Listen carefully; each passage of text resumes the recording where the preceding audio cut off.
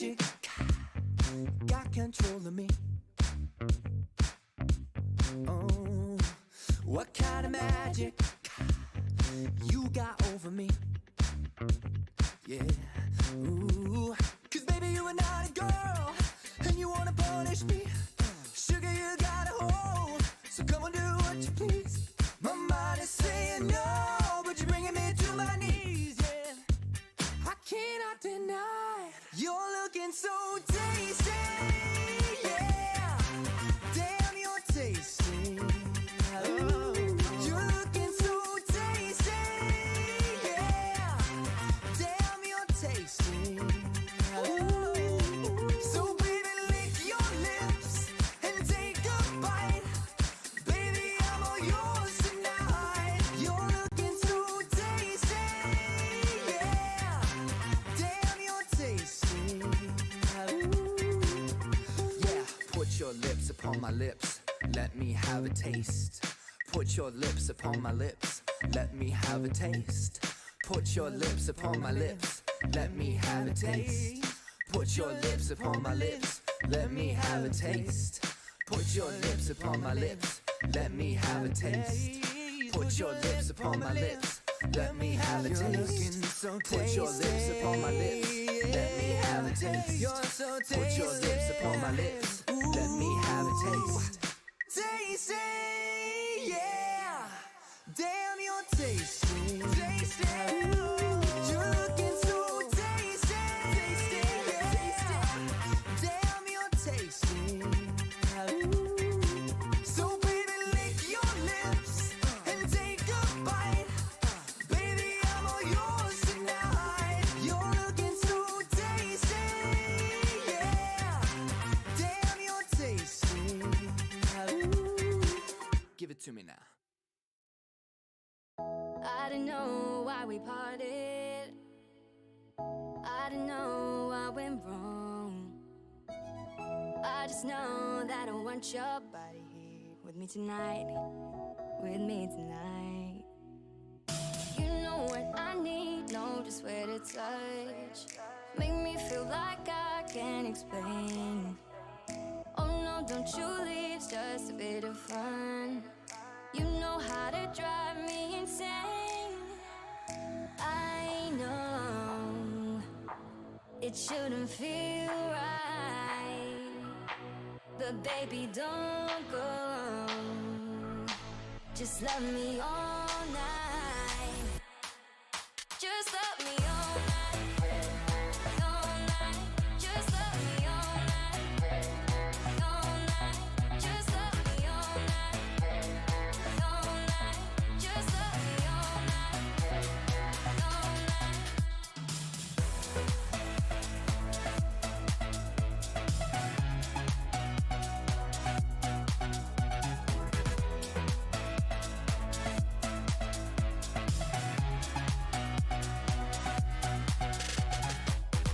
Tell me you want me, baby. Tell me I'm not alone. Tell me you wanna be with me tonight. With me tonight. With me tonight. You know what I need, know just where to touch. Make me feel like I can't explain. Oh no, don't you leave, it's just a bit of fun. You know how to drive me insane. I know it shouldn't feel right, but baby, don't go. Just love me all night. Just love me all night. All night. Just love me all night. All night. Just love me all night. All night. Just love me all night. All night. It shouldn't feel right, but baby, don't go. Just love me all night.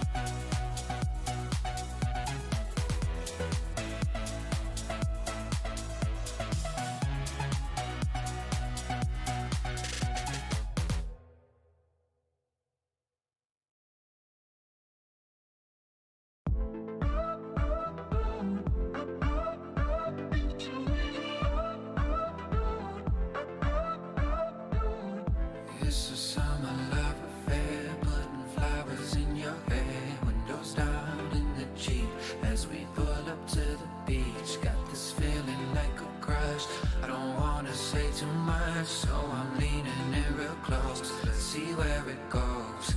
Make a move, oh, it's time to make a move. Feel you touching on my heart, feel you touching on mine. It's a hot, hot, hot situation. It's a hot, hot episode. It's a hot, hot, hot temptation.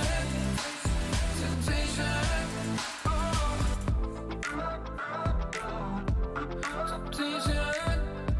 Temptation. Like a diamond in the sun, baby, now we're having fun. Turn the music up real loud. Come and find me in the crowd. Lips so sweet like cherry rose. Close your eyes and start to fall. Got me leaning into close. Let's see where it goes. Make a move, oh, it's time to make a move. Feel you touching on my heart, feel you touching on mine. It's a hot, hot, hot situation.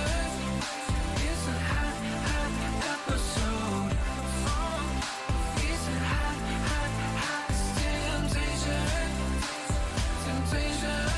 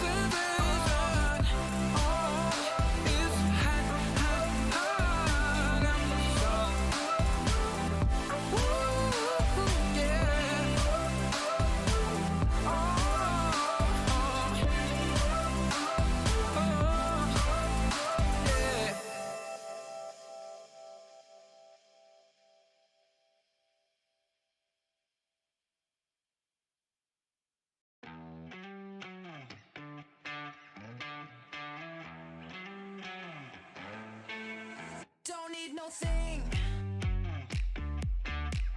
Ain't into bling. Just use enough. You fill me up. I don't care for diamond rings. I just crave the simple things. 'Cause that's what I want. That's what I want. I don't need no fancy car. I'll take you just the way you are. 'Cause that's what I want. That's what I want. That's what I want. Don't need no thing. Ain't into bling. Just use enough. You fill me up. I don't care for diamond rings. I just crave the simple things. 'Cause that's what I want. That's what I want. I don't need no fancy car. I'll take you just the way you are. 'Cause that's what I want. That's what I want. That's what I want. That's what I want. I don't care for diamond rings. I just crave the simple things. 'Cause that's what I want. That's what I want. I don't need no fancy car. I'll take you just the way you are. 'Cause that's what I want. That's what I want. 'Cause that's what I want. That's what I want. That's what I want. That's what I want. That's what I want. That's what I want. That's what I want.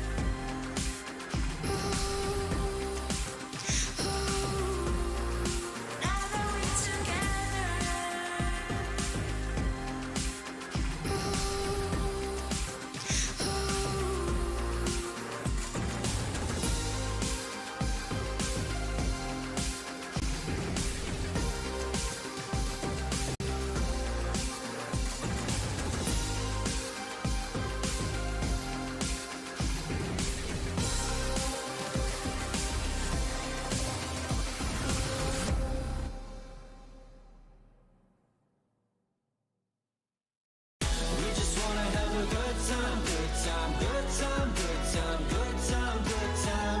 We just wanna have a good time, good time, good time, good time, good time, good time. We just really wanna feel fun, feel fun, feel fun, feel fun, feel fun, feel fun. We just wanna have a good time, good time, good time, good time, good time, good time. I'm a jump from the ship, but I can't swim. I'm a run from the life that I'm living, like a ghost fading into oblivion. Big win, big win. I'm a joke from a rope I'm swinging, just a bloke made of smoke and some thick skin, cauterized by the wound of a vision. A prison, a prison. Tell me it's all or nothing. Tell me I'll have your word. Don't wanna be good for something if my life is a blur. Tell me it's all in my head. I'm a hypochondriac. Don't wanna be left for dead when, even when I have a heart attack. We just wanna have a good time, good time, good time, good time, good time, good time. We just wanna have a good time, good time, good time, good time, good time, good time. We just really wanna feel fun, feel fun, feel fun, feel fun, feel fun, feel fun. We just wanna have a good time, good time, good time, good time, good time, good time. Idolize, idolize, that's a word game. I am sick, get a grip of my thin frame. You can call me my first and my last name. When did I become such an ingrate? Toe to toe, shoe to shoe, I'm a shoelace. I'm a fraud, I'm a zoo in a dark place. Why do I even try to pretend that I can rhyme good? Oh well, I guess. Tell me it's all or nothing. Tell me I'll have your word. Don't wanna be good for something if my life is a blur. Tell me it's all in my head. I'm a hypochondriac. Don't wanna be left for dead when, even when I have a heart attack. We just wanna have a good time, good time, good time, good time, good time, good time. We just wanna have a good time, good time, good time, good time, good time, good time. We just really wanna feel fun, feel fun, feel fun, feel fun, feel fun, feel fun. We just wanna have a good time, good time, good time, good time, good time, good time.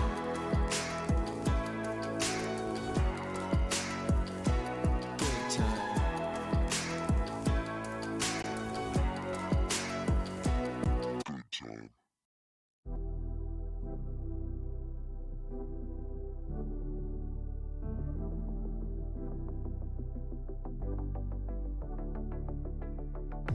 Don't you wanna tell me about the time that we felt fate? Turn your eye on the halo that you give yourself daily. Give me a new ending, cause I'm running free tonight. Don't want that story, wanna love and live my life. Always talking about what will be, gonna move out of the city, spending our time daydreaming, living our life like a movie. I'm the only one who can make me whole, pick me up, I'm the only one. Gonna ride this feeling and write a new beginning. I don't wanna pretend that everything I wanted was gone in the end, and I don't wanna pretend again, and I don't need to pretend I'm living in this moment, I'm living my best, cause I don't need to pretend.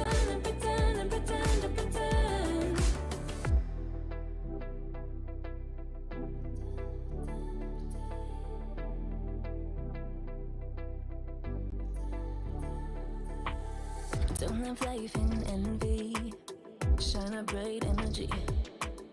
With the waves I'm making, gotta make sure I'm happy. I'm the only one who can make me whole, pick me up, I'm the only one. I'm gonna ride this feeling and write a new beginning. And I don't wanna pretend that everything I wanted was gone in the end, and I don't wanna pretend again, and I don't need to pretend I'm living in this moment,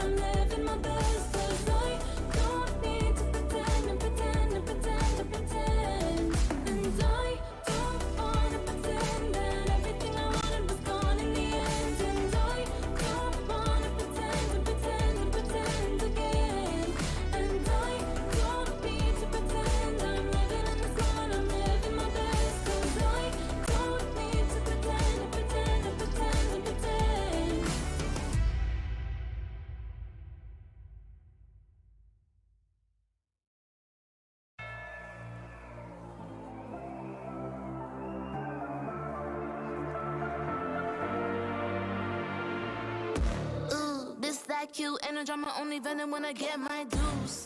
Respect, I'm the next tycoon. Got a pad full of greens, couple M's my soon. Unbeliever, do you see the confidence? Got some people waiting for me on the fence.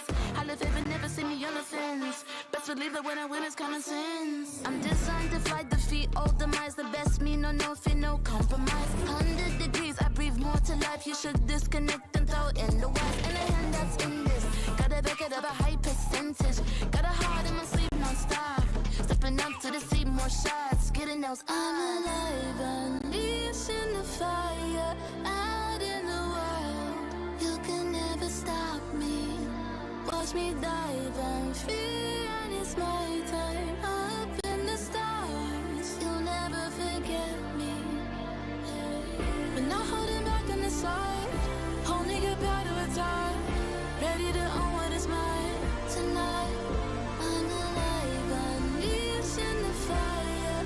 Out in the wild, you can never stop me. Yeah, I never wait up. Flowers say so they coming on the way up. A true fighter's what they always been afraid of. Cards had it close on my circle when I lay up. Switch the game every quarter like a time zone. Aim for the bus, tryna build up to this mind zone. Pave the way with only items that I might own. Imagine what I'm about to do, be an icon. Ain't a problem, just the haters that I might know. It's a night show, the way I'm about to make a movie with these lights. Know the one they be like me, they can try. All gold, everything when I write. Can repeat it, every legend gotta fight. A new world, when I flip, make it tight. Ain't nobody doing minutes how I like. Seat buckled up, going up like a bike. I'm alive, unleashed in the fire. Out in the wild, up in the sky, into the light. Watch me dive and free, and it's my time. Up in the stars, with every stride, our future's bright. Cause I'm on to the next. The way I shape shifts makes them call me a threat. Running on this path, never done, no regrets. There is nothing you can do when the face on the set. You're in front of the best. Different league if you wanna get to me. I give him pedigree. Yeah, I only got a picture on a centerpiece.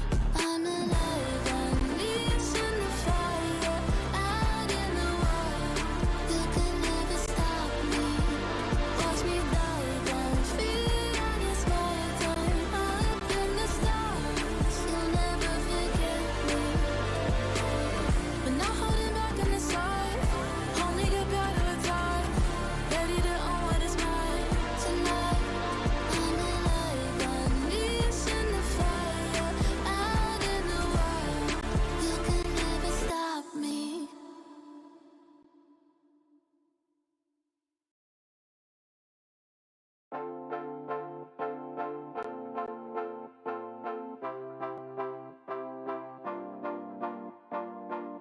One touch from you takes me to paradise, paradise. One look from you and I fall in your arms, in your arms. Baby don't stop, baby don't stop, baby don't stop it. And give me your love, give me your love, give me your loving. Say that you want, say that you want, say that you want it. Cause this is my love, this is my love. Something about you feels like heaven came along. Baby, can you feel it? Can you feel it? Something that you do makes me feel like we belong. Baby, can you feel it? Can you feel it?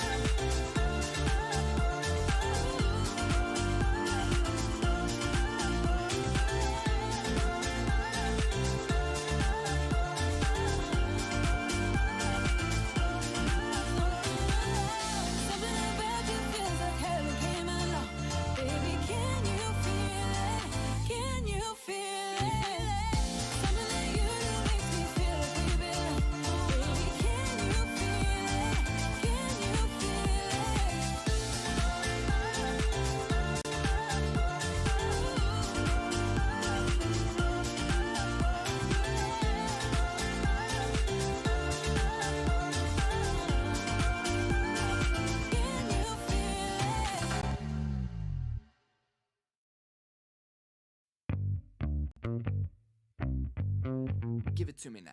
Damn, you're sexy, but you keep controlling my mind. Yeah. I've been thinking of reasons, but I can't deny. Yeah.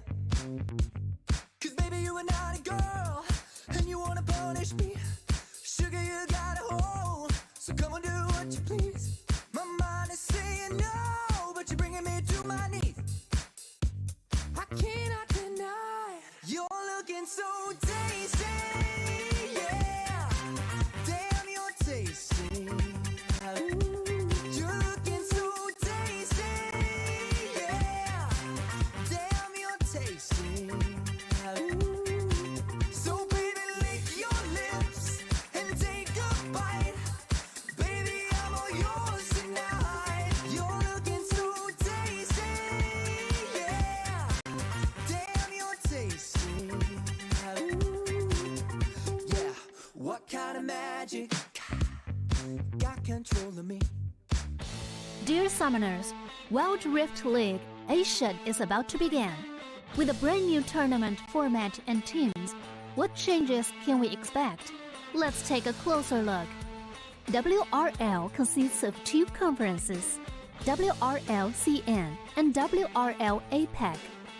12 teams from the WRL CN conference and 8 from the WRL APEC conference will compete through the regular stage, playoffs, and finals to view our ultimate glory. All matches will be played in a BO3 format in the regular stage. The 20 participating teams will compete within and across their conferences. Each team will play a single round robin with every other team within their conference once, and half of the teams from the other conference once. Throughout the regular stage, teams will be ranked based on their points within their conference. The top 8 teams from the WRLCN conference and the top 4 teams from the WRL APEC conference will qualify for the playoffs. The playoffs will also be held separately for each conference, adopting a BO7 double elimination format. Only the top 2 teams from each conference's playoffs will advance to the finals, vying for the championship. Of course, a new tournament brings unique challenges. The Wild Rift League Asia Season 1 WRL A1 Finals will be a 3-day extravaganza. On the first day of the finals, the 4 qualifying teams will play a single round robin in BO1 format. The top-ranked team will advance directly to the grand finals, while the remaining 3 teams will battle it out in a single elimination bracket on the second day to secure a spot in the grand finals on the third day. The 2 teams that make it to the grand finals will face off in the BO7 showdown to claim the championship. Additionally, in both the WRL A1 regular stage and finals, teams will participate in the Fight for Side FFS match before the official games commence. The FFS match will be played in a 1v1 solo mode. Each team will send 1 player to compete. They will ban 2 champions each from the official weekly rotating champions pool, and then select 1 champion each for 1v1 competition.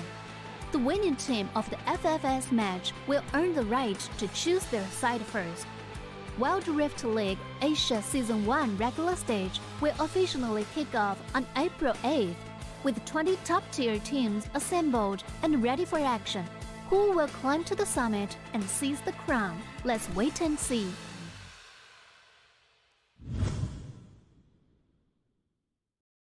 Dear Summoners, welcome to the Wild Rift League Asia 1. With the new season comes a fresh upgrade to our Spectator UI, designed to provide everyone with a better viewing experience. First thing is about the original UI information at the top bar. We make it into a functioning ring design in the upper left corner. The ring not only includes basic information such as team names, match duration, kills, towers, but also displays the gold difference through the red and blue rings. What is a great game without the competition for map resources?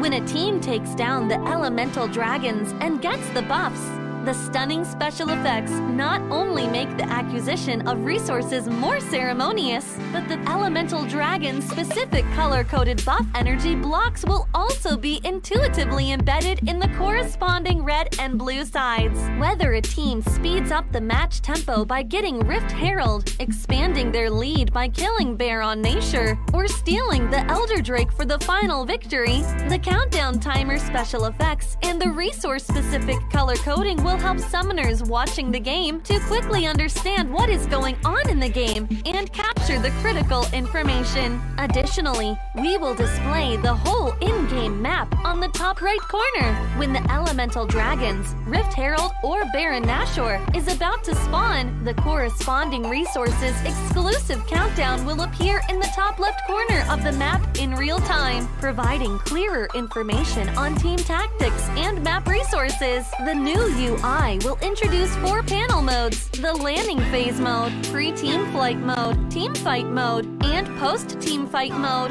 a combination of 4 refined panel modes to ensure that the most important real-time data in the game is presented more intuitively and comprehensively than ever before. In the landing phase mode, in addition to the real-time images of the players, champion selections, summoner spells, and champion experience, we will also supplement real-time gold, KDA, and items during the landing phase. Meanwhile, team stats history will also be displayed based on the progress of the game, allowing summoners watching the game to stay informed of the comprehensive information in real time. In pre-team fight mode, we refine and integrate the information on the gold difference between the matchup to help summoners keep track of the player's items builds in real time through the items column. This makes the state of both teams clearer before the team fight. In the highly anticipated team fight mode, we visualize the damage dealt comparison. The real-time dynamic display of champions' avatars can be more intuitively express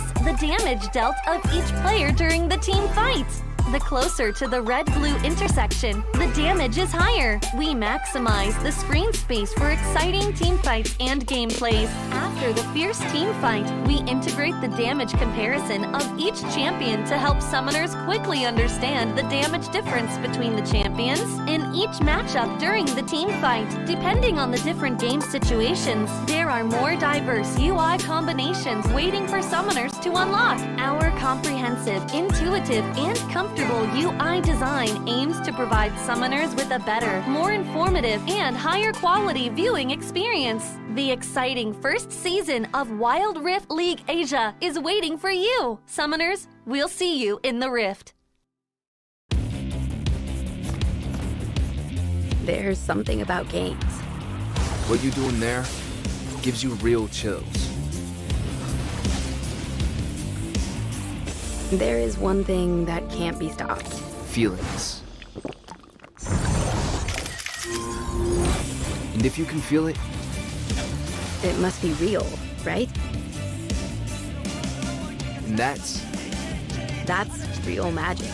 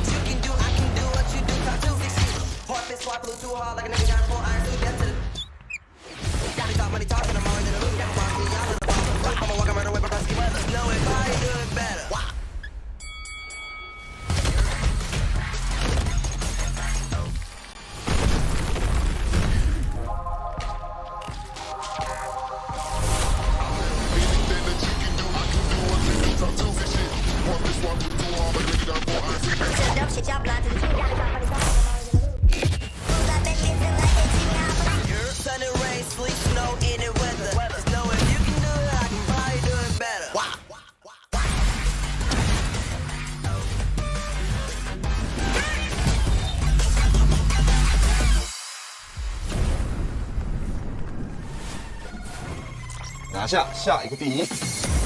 There's go fire. 要比你们都闪耀。 Team mình chỉ cần bé mèo này thôi là đủ quẩy team bạn rồi. 给点新颜色，小小。Let go by。提起他的打野挥发，历经2个赛季的沉浮，终于是完成了自己的归宿。我说过我会回来的。任凭浪起。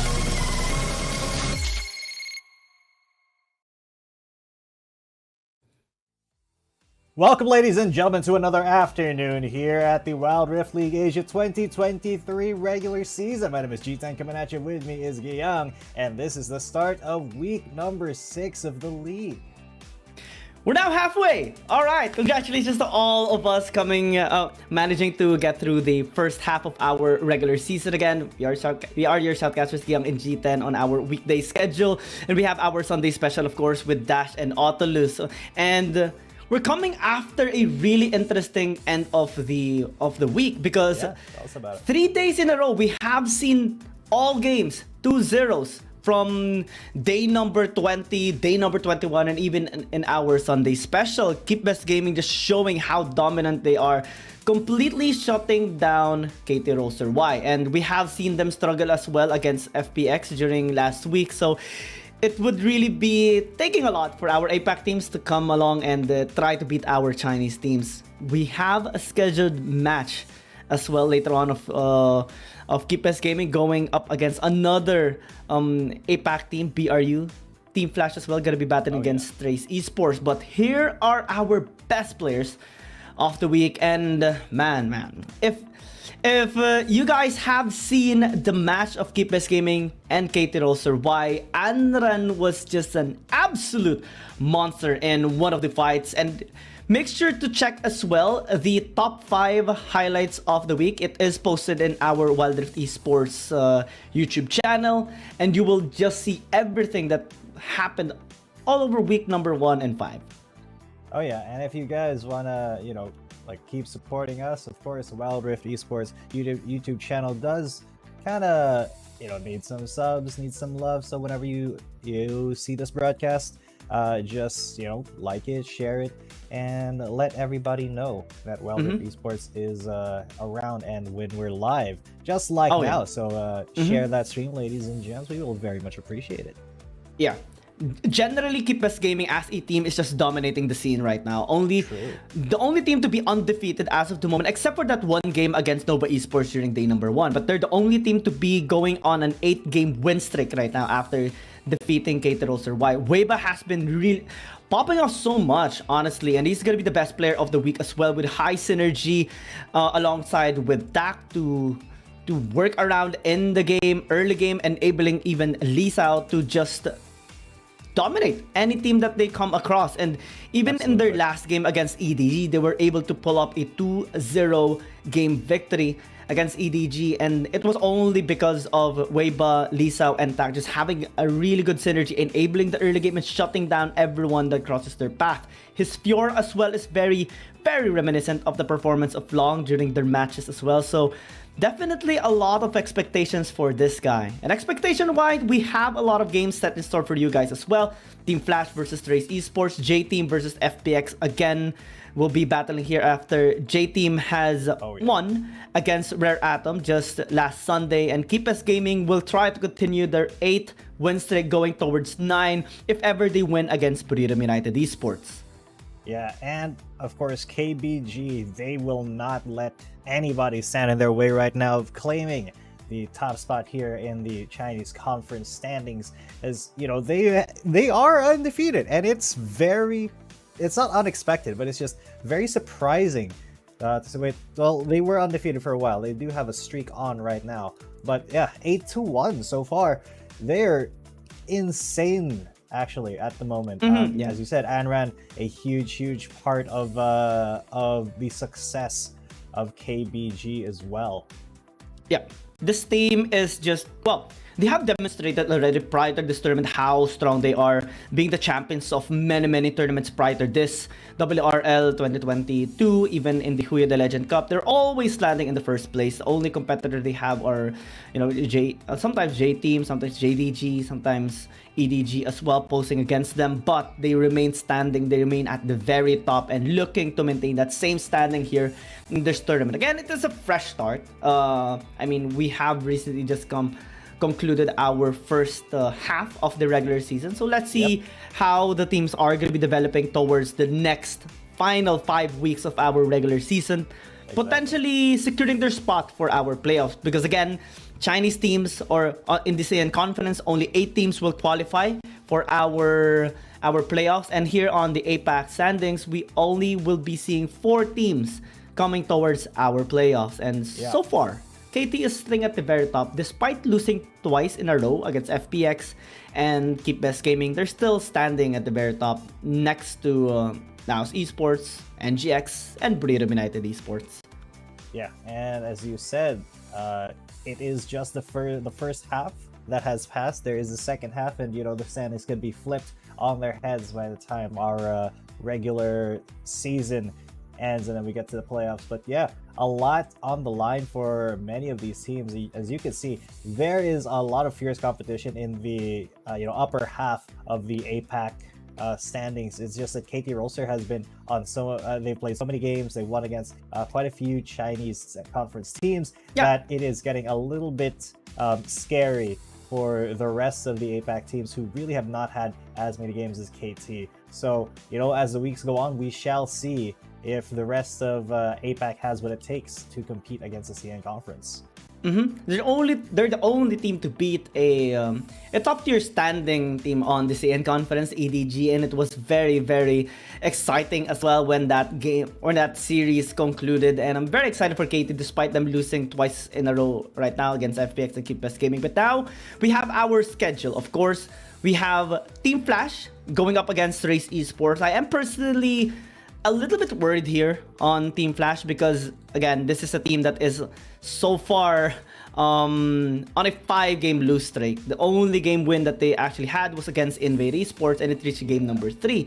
They recently just lost to Novo Esports as well, as anticipated, and they're just generally struggling right now, sitting at the last place in the APAC standing, and coming to go against Race Esports is really worrisome because Race Esports just defeated EDG last Saturday. That is how strong they are. They were able to really pop off. That's why we see Weiba as the best player right now in our last week performance, with high synergy with Tak and enabling Lisa. They're just looking to start dominating right now after recently securing their 6th place. So sitting at 6 out of 12 is really high.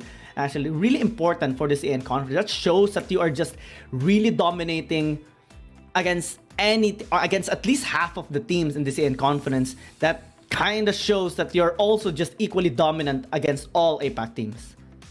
Yeah, and at this point, it's very, very hard to kind of compete against these Chinese teams. If you're an APAC team, it's just a little bit of a skill issue, honestly, for most of the APAC teams. It's just, I don't know, maybe the meta of the Chinese conference has something that really the APAC teams need to work on. But you can see stats-wise, Trace Esports is absolutely far and away crushing their opponents right now, crushing Team Flash, as Team Flash really has not had the best start or really the best run so far here at the WRLA.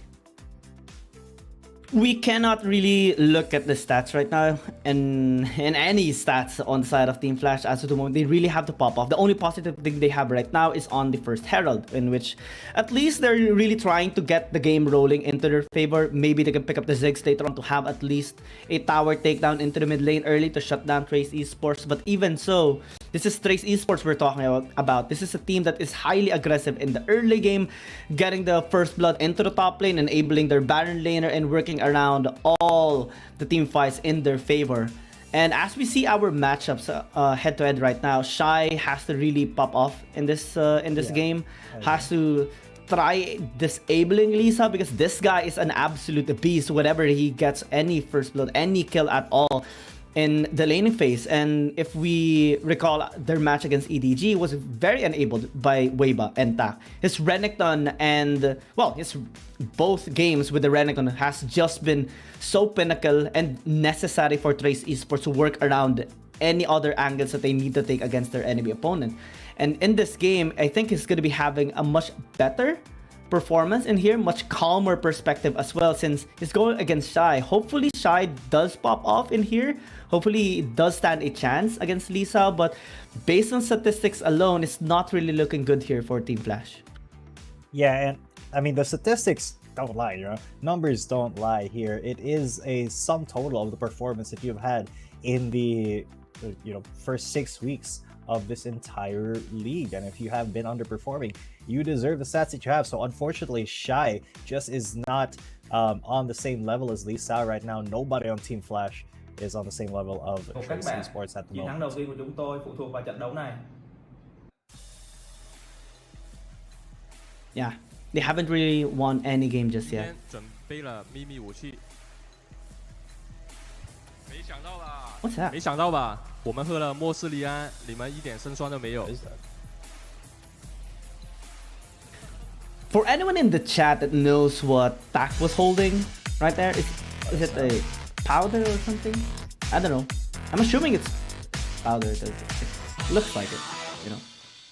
Maybe it was a drink. But yeah, I don't know. I'm not sure. But yeah, well, Team Flash said that this game is going to be very important for them if ever they do get their first win on it, because they haven't really got any wins. All games has been 0-2 as well, except for their match against Invade Esports. So not really the best performing team as of the moment, sitting at 12th place, or rather last place in the APAC team.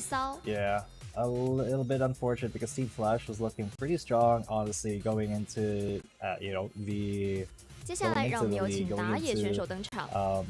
In the jungle, 灰八。 the results from the qualifiers are not the same as the results here, so unfortunately, it is not looking like Team Flash is going to be having a good time. And the main lane, Rose. Yeah, and in general, APAC teams does struggle. The Chinese teams are just on a different dimension, and it would take a lot for us in the APAC region to take them down. We have seen some teams rising up to the challenge. We have seen some close series despite them losing as well. So hopefully the barrier or the distance gets tapered down, gets lowered here in our next 5 weeks incoming in the regular season, because we haven't really seen that much teams rising up to the challenge. Only a couple ones, particularly K team is the only one who has been able to win a game legitimately with the best form of the Chinese teams as well. Now it's Esports as well, but it was against Rare Atom, which is a team that is sitting at the very bottom right now in the Chinese confidence standing. It doesn't really count then, It counts, but not as impactful as KT Rose or Wise win against EDG, and hopefully we do see more. 最后有请辅助选手 and the support him. Here is hoping, because Team Flash, they really do need at least one win here to kind of cement their place as a top-tier APAC team. Otherwise, there's going to be a lot of criticism thrown towards them before the second season comes out. Well, we do see Peggy again as our host there in the live stage, and well, our fight for side is going to be quite interesting because it's Jaja against Shy. For Shy, we haven't really seen him that much, or at least Team Flash. It has been a week or so since their last match, and yeah, it was against Nova Esports. We all know how that went as well. And in the fight for side, Shy is going to be playing once again, in which he has won once before against Mirmo during their match against Naos Esports. Hopefully, this can set up tempo for Team Flash. Here's hoping, because Team Flash, every single thing that they can get right now, they need. Every single little advantage, and even if that comes to side selection, being able to pick what you want to be playing in the pick and ban phase, that is just so important if you want to really be competitive here. And I don't know, Team Flash, if they drop the ball here, that may just become the first grain of a snowball, and then they have absolutely no momentum during the match. Oh yeah, I mean later on, especially in the playoffs, fight for sides are going to be very, very important. especially if you do have a preferred side already, either blue side or red side. And we have seen teams that are just unstoppable in our blue side and the red side. And this, interestingly so, we have another batch of champions here and a lot of marksmen and markswomen. Honestly, every champion is an ADC. So essentially an ADC. Technically Teemo is like range, you know. So maybe we can see that champion, though it has been banned away by Jaja. So I'm looking forward to Azeri. What about you? All right, the theme here, is pretty much range champions. I want to see Draven is banned, so a Vayne matchup would be really cool, really swag. 1v1 Vayne, please. Ooh, okay. But looks like Lucian's being hovered over at the very least. Yeah, I'm sick of Lucian pick. We have seen this a lot already. We've seen it all the time in the mid But lane. Samira is gonna be an interesting one. No, that's so Jaja's gonna be picking it up. Very, very interesting that Judge is gonna pick up that that Samira here, the confidence overflowing. I like it. Oh yeah, and Shy has won a couple of Fight for Sides already. But if he is so far undefeated in the Fight for Side, has won against Dallas Esports Mirmo and has won against Invade Esports Azrael as well in the Riven versus Gragas matchup, and now he's gonna be looking forward to just play it stable here against Trace Esports with a Samira. It is understandable. Team Flash does want to pop off right now, wants to get their first win in our regular season, in which they have been struggling a lot in most, if not all, of their games. So hopefully this can be the tempo that they need to enable themselves in one game at least, because the only game that they have won so far, since all of the games has been 0-2 except for one series, right, was on red side.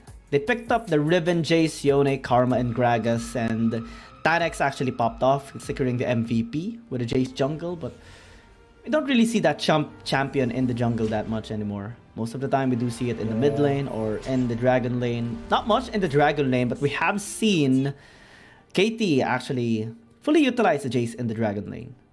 Yeah, absolutely, because Jace is just one of those champions where, you know, you pick him in the champion select, you try to bait your team into trying to counterpick for Jace, and then you counterpick their counterpick, and then you move that Jace over to another spot. That is kind of how it happens a lot of the time, but you can also just play it straight. He does give such great flexibility and amazing, you know, early to late game both control and damage, especially when you get to late game, and then his Hope Steal, you know, quite a lot. Not as much as, say, you know, some of the AP carries out there, but, you know, that accelerated Shock Blast can definitely snipe you out, especially if you're low on health. I just want to comment a little bit on Jaja's Samira skin. This is the Chroma Crash Samira. It looks really good. It looks so techno. Cyberpunk. Yeah. That exactly. And well, I was a big fan of the Project Lucian skin. I also have that on my account, but this design on the Chroma Crash just looks so nice, so clean. And I gave a lot of comments with me not really liking the color purple or violet, but Riot just makes it look really good. Even for a person like me who doesn't really like that color, I'm beginning to appreciate it so much. Starting with the Nova skins and then just here. Speaking of appreciating, we can appreciate that Shy is using a meta champion right now, so he is pretty much dominating this matchup. Look at Jaja not even able to get any poke in at all. Shy just poking him down through the lane with those piercing lights. This is just a very, very difficult match for the Samira. Just outranged, and it's just so hard for Jaja to get in. Oh yeah. As a Samira, you kind of need an enabler to actually work around. You need the crowd control to set up your passive into, you know, an additional auto attack at the very least, or close the distance off and stack your passive up. And you have to also wait for level 5 for your Inferno trigger. So before level 5, Jaja is expected to be having a bit of a hard time. Actually having a nightmare right now. 2 plates picked up by Shy as he goes into the recall. Should give him at least 800, 700 gold lead, considering the minions that he has been denying off Jaja as well. Yeah, and this is why you pick Lucian in a 5-first side. In a 1v1, it is very difficult to beat the range and damage of a Lucian. He can just poke you out from so far away, surprisingly as well. Even if, as long as you are, you know, within your minions or near your minions, he can just go for it. Jaja incredibly low. Shy looking like he wants to go for something here, maybe a culling angle as he is level 5, but he's lacking the mana for it. Jaja now has that level 5 as well, so has to stack up that combo meter, get it to S, and then go for the ultimate. Can Jaja actually accomplish this with the mana that he has? I'm actually looking forward to seeing what item Jaja is going to be picking up. Will he go with a lethality? Will he try to go with you know, crit damage here, the standard ADC items? Because some players actually pick up the Black Cleaver for, you know, maximizing the armor penetration with the Inferno Trigger, but in this case we don't really see that much success with this item. So now it does pick up the Bloodthirster, which is the AD item that we have been talking about. Let's see if it will work against Lucian. You do have more shield to work around, you have some sort of sustain as well, but in terms of the poke, in terms of the burst, we do still see, you know, Shy having the better end. Also picked up the Executioner's Calling for the anti-heal, so now the whole item is kind of being negated here on Jaja. Exactly, so this is a little bit of a rough situation then once Shy gets in, you know, and challenges Jaja in a 1v1 in an engagement. Because yeah, Jaja goes in first though, and he already gets Shy down. He goes for the ult, pops it, and that is a lot of damage onto Shy. You have to respect the burst potential of a Samira, but Shy is not done yet. A lot of proc on the crit as well, so that gave him the advantage, especially the position that he had prior to the 1v1. Gonna be flashing in. That's gonna be first blood. Jaja, wow, okay. Okay, it's working against Lucian. All right, that is pretty good. That is pretty good. First blood coming in for Jaja. Of course, the Lucian does not really burst as hard as a Samira. Not a lot of champions quite do. So this is going to be a very interesting fight now, because technically it still should be Shy who is ahead in gold. Yeah, he is ahead in gold. He's got the Storm Razor now full of it. And Jaja does have that shield though, so who's able to come in first is Jaja once again coming in, putting everything on the line, and takes him down. That's gonna be Shy out and Jaja in. Dove under the tower, got the kill, got out. This is why I love the Samira, and I have been looking forward to seeing this champion be used in the 5 versus 5 as well. Because the Inferno Trigger is just obnoxiously strong, man. Even in the late PC, right? There has been some time that this champion has been clearly a big meta in tournaments, and we have seen a lot of pentacles with the champions as well. If you don't respect the burst and you don't keep your distance away from the Samira, he's just gonna be gunning you down a lot of times. And we have seen Shy just get obliterated by the Inferno Trigger of Jaja, and will be experiencing his first loss as well in the fight for side. That will give Trace Esports the side selection priority as well. And I'm just so happy to see a Samira.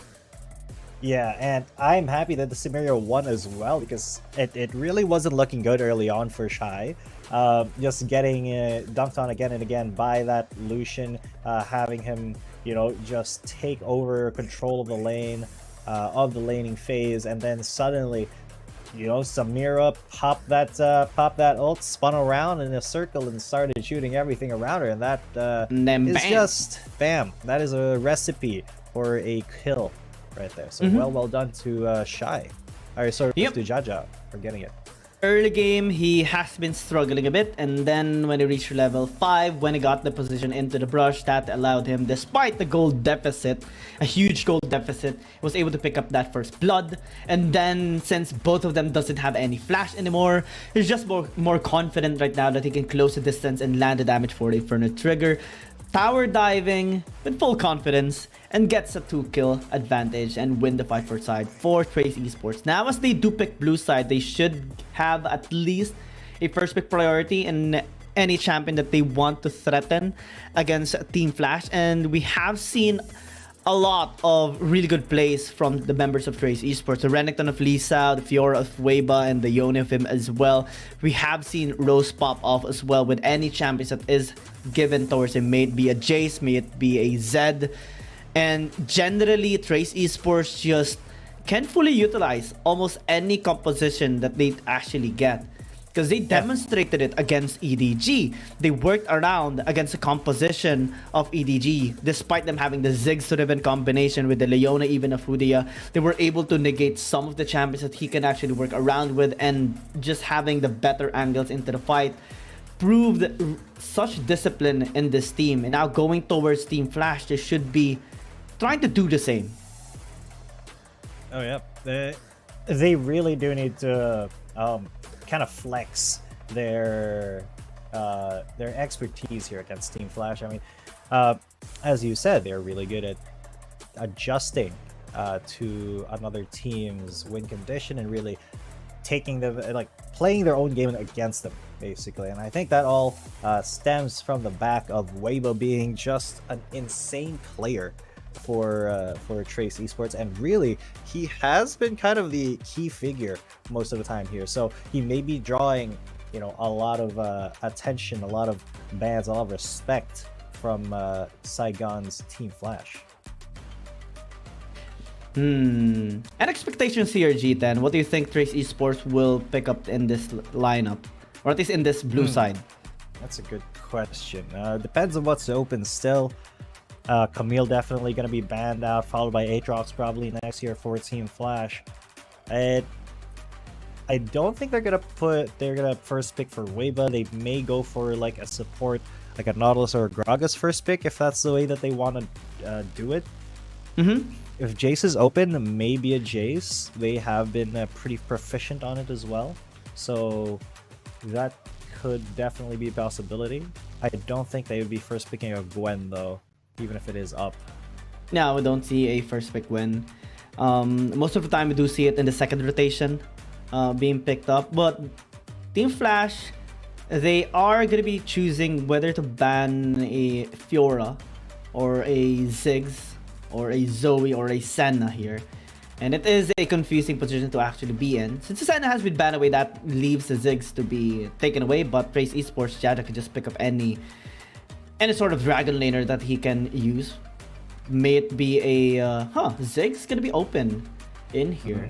I actually thought that Team Flash would be banning away the Ziggs instead, but that leaves a Jace honestly here for Rose. He had performed extremely well during their match against EDG, and is gonna be looking to perform similarly, if not better, towards this game.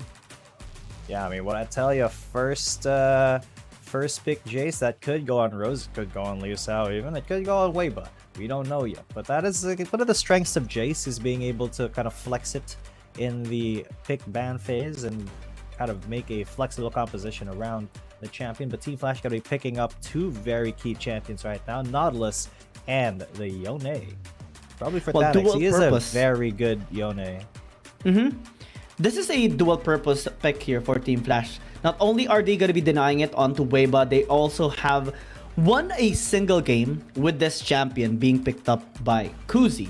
Used it in the mid lane and performed relatively well against Invade Esports. So naturally they are trying to get that kind of lineup once again. The only thing that has worked so far by Team Flash. And now Trace Esports going to be getting the Gragas, going to be getting the Ziggs as well. A lot of AoE damage, a lot of poke as well. We can safely anticipate that they'll be getting the, or at least they are going to be trying to get the Ribbon or the Garen as well here for their front line. Yeah, I kind of expected. Once you're picking up a damaged jungler, you do. Just so fun to see, right? I would love it if somebody picked him up, but it won't be. It's going to be a karma here for Team Flash. But yeah, if you pick a damaged jungler, you do need to pick champions that will enable it, that will support him. A tank top laner or mid laner in a Garen maybe. But this karma is also a really good start. The shields, the utility from her are just too much. She's such a strong dragon laner, because she can provide so many things to her team while still being able to do damage with her, her Qs and her mantra Qs especially. I can only recall one tournament that I have seen a Teemo being picked up, and it was in the Baron lane as well. It was just a small community tournament here in the Philippines. It's just so fun to see, especially when I first saw the tumble or the roll of the team, which just looks so cute. This Riot makes one of the most hated champions in the PC version of this be so adorable, and it's all because of Riot. And now back into the game, Garen and Fiora gonna be Riot. banned away. Jax as well gonna be denied. Looks like Trace Esports doesn't want some frontline threat coming in from Team Flash. So far, the Riven hasn't been banned away by Team Flash, but they can actually pose into getting it at the very least. The Corki is a natural assumption to be banned away as well, given the Jace pick-off of Trace Esports. But I love this composition that Team Flash is building right now, because they have a lot of frontline. They have a good amount of early game to work around as well, and disengage wise, since they do have the Transcendent Embrace, they can actually pose against Trace Esports now. Yeah, this looks really good for Team Flash, yeah. But Trace Esports, they still have a very damage-forward build. Wow. Right? Yeah, the Wukong gonna get picked up here, maybe. Looking like it will be, and it's... Then the Riven. Now, that does, yeah, the Riven should be coming out next. But yeah, this melee-focused damage-forward build is going to be a huge problem for Team Flash to kind of deal with if they're not careful, because there's some kind of backline access here in the form of, you know, Riven being able to get there. Oh, the Xin Shao, that... Wow, Wait, okay. So this does mean that if Xin Shao's in, that's not X's Xin Shao, that's going to be Kuzi on the Yone then.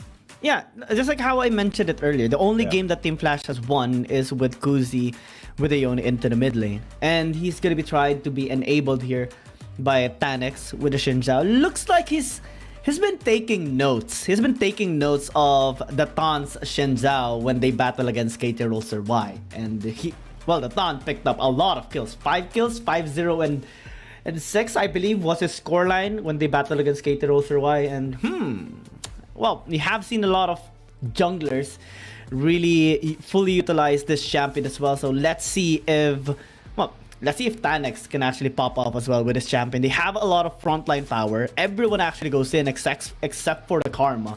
But they have the Transcendent Embrace to provide protection for Team Flash. And now Trace Esports, they do have a lot of tools to work around as well. Mega Inferno Bomb, the Shock Blast, the Cask as well from the Gragas. They have team fighting and poke control as well. So early game, they just have to tempo themselves, because I am going to be giving Baron lane with support a lot better for Team Flash, since they have the Renekton and the Nautilus. It's so difficult to challenge them in the Baron lane, and they do have more kill threat against a Riven and a Gragas. But if Trace Esports finds an angle into countering them, well, that's going to be a bit of an oopsie here for Team Flash. Exactly. So let's get into the first game of the day, ladies and gentlemen. Team Flash versus Trace Esports. We kind of analyzed how we thought this would go, but now we're going to see how it's actually going to go on the Summoner's Rift. Wild Rift, if you will. But yeah, Team Flash, they have not yet won a single game, or well, a single match. They won a single game, but not a match. So a lot of pressure is on them to perform here, but Trace Esports kind of has a little bit of a streak going for themselves as well, especially because Weiba has just been absolutely dominating, and Kuzi's getting dominated by Rose there as well. But yeah, let's see. Yeah, Kuzi take a lot of damage there from Rose, and we do see the range advantage of the Jace.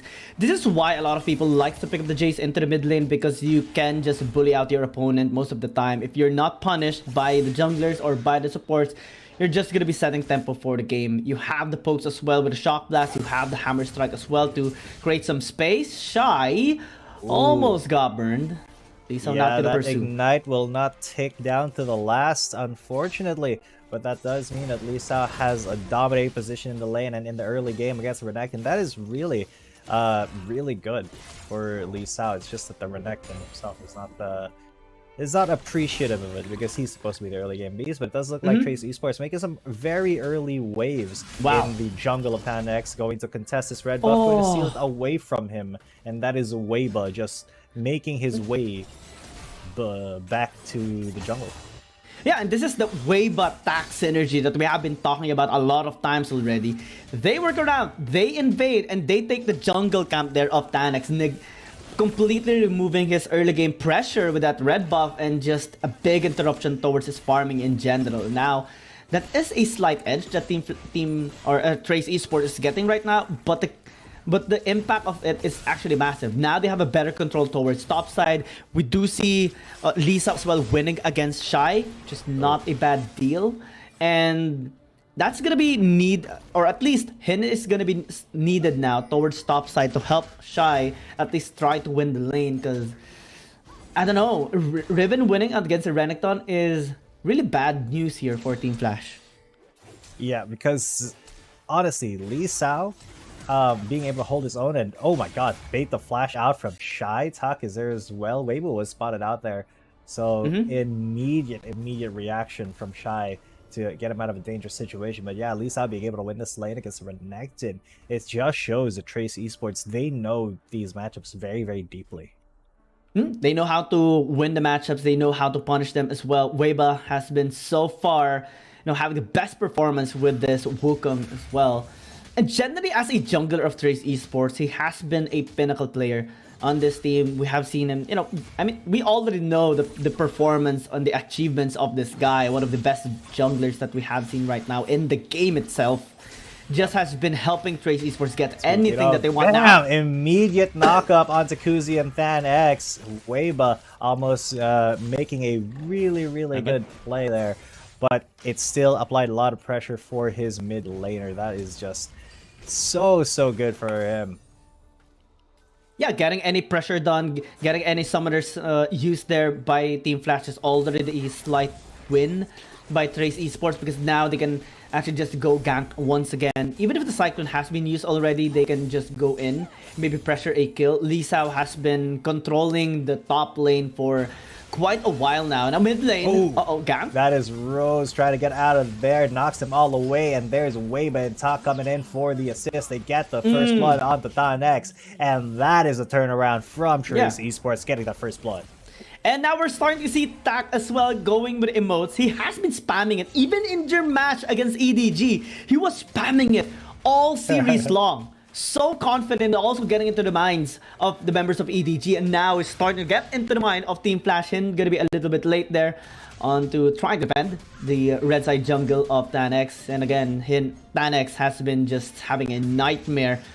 Never has he picked up his red buff just yet, or at least in 2 occasions now. Now Lee Sao could be in trouble. Yeah, because he's getting ganked. He got dredge line. That X is on the way there as well, but he's going to be able to flash out before the rest of Team Flash can really do anything about it. And that means Trace Esports are just kind of running around the attempts of Team Flash at the moment. Now they have the leverage, gold advantage, 2.5k gold lead, and a good damage towards the tower as well. If they get the RH, they should get this tier 1 tower, but also they can also post into the bot side river, in which Tanek is trying to set up vision, maybe gank Rose as well. Speaking of ganking Rose, yeah, he went for the Fate Seal, and there's Rose. Not going to be able to do all too much about that. It is going to be Tanex who takes that kill, as it is fed over to him, and then he goes immediately over to the Dragon. Trace Esports, not really a lot to say about this one, although they already did get they haven't gotten the Rift, sorry. I was just looking at the wrong side of the map. Weiba cancelled his engage towards the RH. They want to contest this Dragon first and get 2 objectives. Cast. Oh, yes. Yeah, there is Hin getting very, very low. There's a double Cyclone onto 2 members. Yeah, it's a double, but there is Thanek getting very, very low, taken out by the the Riven. But there is revenge from Shy. He's still in there like swimwear, but he gets knocked up. He almost got talked, but not quite. As that Garag is able to get out of there, Rose and Weiba are able to come out to the Dragon, contest that against that Yone. Ellie really not doing all too much here, but Will gets spotted out by Rose, tries to flash away. Rose flashes forward, and TE get another one. Kuzi now trying to maybe make a hero play here, but he doesn't have the tools to do it. Hint should be there as Trace Esports get out of there. Not just talk. Wave was gonna be in there, and he's going to pay for it with his life. But that is one for Drake. Yeah, they got the dragon, they got a couple of kills, they got some casualties as well, but we do see Lisa now trying to get this RH against Shy. The goal of Trace Esports now is to delay the taking of the RH because they lost their jungler Weiba after that short mishap, and now Team Flash will deny that tier 1 tower takedown just because of that small mistake. As they get the RH, they should be the one to use this into the mid lane, threatening a push into Trace Esports tier 1, and completely at least shut down this Ziggs pick, at least for the first few minutes. Because again, the goal of the Ziggs composition is to try to get that tier 1 tower into the mid lane as fast as possible, rotate towards top side or bot side, get a lot of towers, and try to take all outer turrets within 10 minutes. So far, bottom lane has been secured since Rose was there. But let's check out the replay and how it actually happened. A lot of utilities has been used by Trace Esports. Mega Inferno Bomb zones the rest of Team Flash's away. But the position of Team Flash actually was a little good. Since Shy was here, numbers advantage were secured. Weibo was forced to flash away. And that gave them the edge actually in finishing up that later fight. But they still got the kill onto Shy. So that is good for Trace Esports. At the end of that, we saw Weiba getting the dragon and then him getting caught under the dragon pit since he didn't have any flash anymore. So that gave Team Flash the leverage to get the RH. Yeah, and with that, Team Flash put themselves not in the lead, but at least in a better position than they were if they just gave the RH without really contesting it, or if they mitigated the loss. Had a little bit. Yeah, they mitigated the loss. They did lose quite a bit during that dragon fight, but at least they got some back for it. And that does keep them in the game. It is a 5,000 gold lead already, but that is not that is not small, biggest. man. Yeah, it's not small, but it's not the biggest that we've seen. They just need to kind of work through it, not let Trace Esports lengthen this lead anymore, and maybe stall it out to the late game. But that is very difficult in this situation. Yeah, so challenging. Danex, he doesn't know where to put the RH right now because, well, we normally see the RH being used on the most damaged tower, sometimes being used more into the mid lane despite it being heavily or healthy. But since Jaja is into the mid lane, Tak is also there, they couldn't really just put the RH recklessly because they can get engaged on. We do see Lisa now heading towards the mid lane as well, recall by Rose just to position themselves in a better angle against Team Flash. They're really doing a really good job in protecting. Body slam into the cask. Oh, big stuff. Alex caught out and he's gonna go down. Big play by TE. Trace Esports now have a way to get into this tower fight. There's Mega Inferno Bomb. Oh, Ellie going down to 30%, but that gives so much macro advantage, so much tempo to Trace Esports, because now look at this, they can run around the map, do whatever they like. Tak is there harassing in the jungle. Kuzi has gotten onto Weiba a little bit, but Weiba is not afraid whatsoever. Team Flash have to try to find a way to stop the bleeding, because they are just bleeding from every single orifice right now. Lee Sao trying to get a little spicy onto Shy there, but Ellie gotta get spiced on here. The exhaust will not do all too much, but at least the Flash will get him away. Yeah, tower is going to be taken down though by Trace Esports, which is decided to lead. Red line not going to be connecting on to Rose as well. And that's all outer turrets now. Right on schedule, honestly. 10 minutes, 3 towers. And Trace Esports, they did it without an RH. Now, that same objective is going to be used into the mid lane, but we can expect it not actually getting into the tower or reaching towards the tower because, well, Danex couldn't really go really close to that objective. Let's check out how this replay actually happened as they got Weiba caught out. Despite him being in the brush, the position was already compromised the moment that Kuzi landed that Fate Seal into the depth charge as well by him. And now they are just trying to get some vision around this bot side river, since Team Flash really wants to get their dragons. Trace Esports has been doing a really good job as well, denying those objectives away, especially after the big shutdown onto Tanex on the red buff. Now Lee Sao has to be very careful. That's engaged by Tan. He has to be careful, but that doesn't mean he can't be aggressive here. But that does mean that they have to stop this aggression before the rest of Team Flash comes in. But Hin hits a minion, and Tak is separated from Lee Sao. But he can still make this happen. He's still alive. He goes Golden Roses there to help. But Lee Sao gets taken low. Tak is low as well. But they're going to be under the tower. They re-engage the Flash. Lee Sao comes in. The Mega Inferno Bomb takes that kill. Stops them from escaping. Hin goes down. And now there's Weibo with the Cyclone knocking him up. Ellie goes down too. That's a 4 for absolutely nothing. Trace Esports. They were getting pushed in. But then they said, no, we're going to chase you. And they took 4 kills. Tak's invading the jungle. They get the Drake as well. Everything is looking to Trace Esports. Yeah, everything's so clean for Trace Esports. The way that Tak was able to deny that kill intent towards him as well was genius. The Sace's play was necessarily made there by this support of Trace Esports. And then everyone just followed up. We saw Weibo getting double kills as well. And every ability of Team Flash was actually used towards his Gragas. But look at how he was just able to stall things out for the rest of Trace Esports to just collapse and respond. Lee Sao flashing in despite being very low in HP. The Mega Inferno Bomb just for the fadeaway punch there. Onto the damage, and then the cleanup by Weibo is just genius. Stanex couldn't join the fight anymore because he was just so far away. And then another dragon picked up by Trace Esports. Now they find themselves in an 11,000 gold lead against Team Flash at 12-13 minutes. This... well, we can just say it right now. This has been a one-sided beatdown, and normally this is a GG go next angle.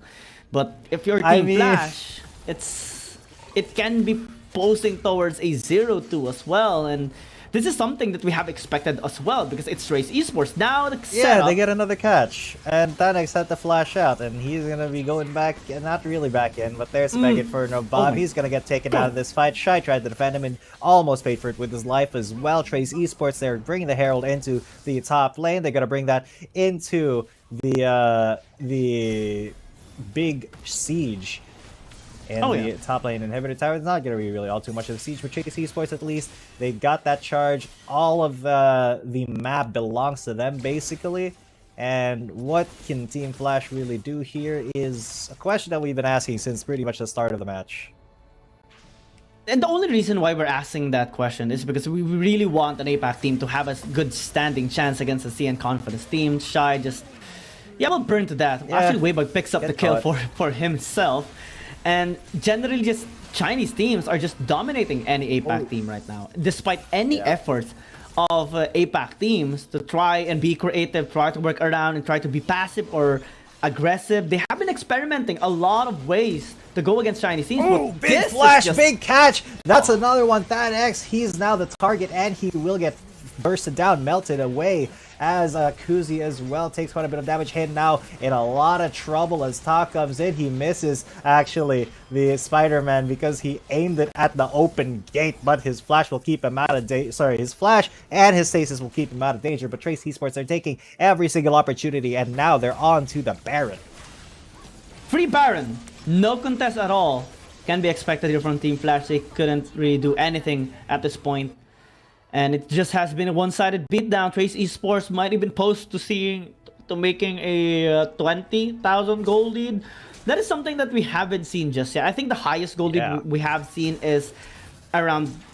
oh no, never mind. We have seen a 20,000 gold lead already. And it was a Chinese versus APAC team as well. So I guess that is the goal lead to beat. Tak just outplaying everyone.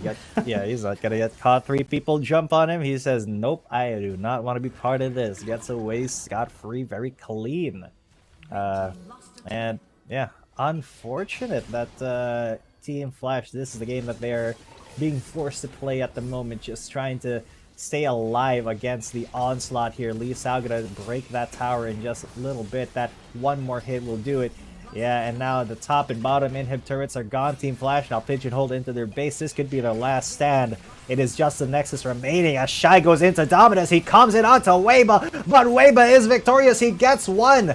But there is that X coming in. He gets taken out. Kuzi's with the Fate Sealed will get absolutely nothing. The Nexus will fall as 2-for-1 in the final fight. And Team Flash lose to Trace Esports.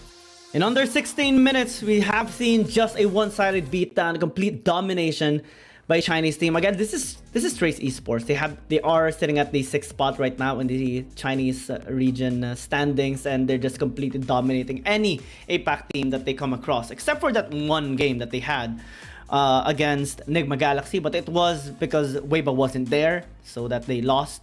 But any other APAC team that they come across has been just a dominating win.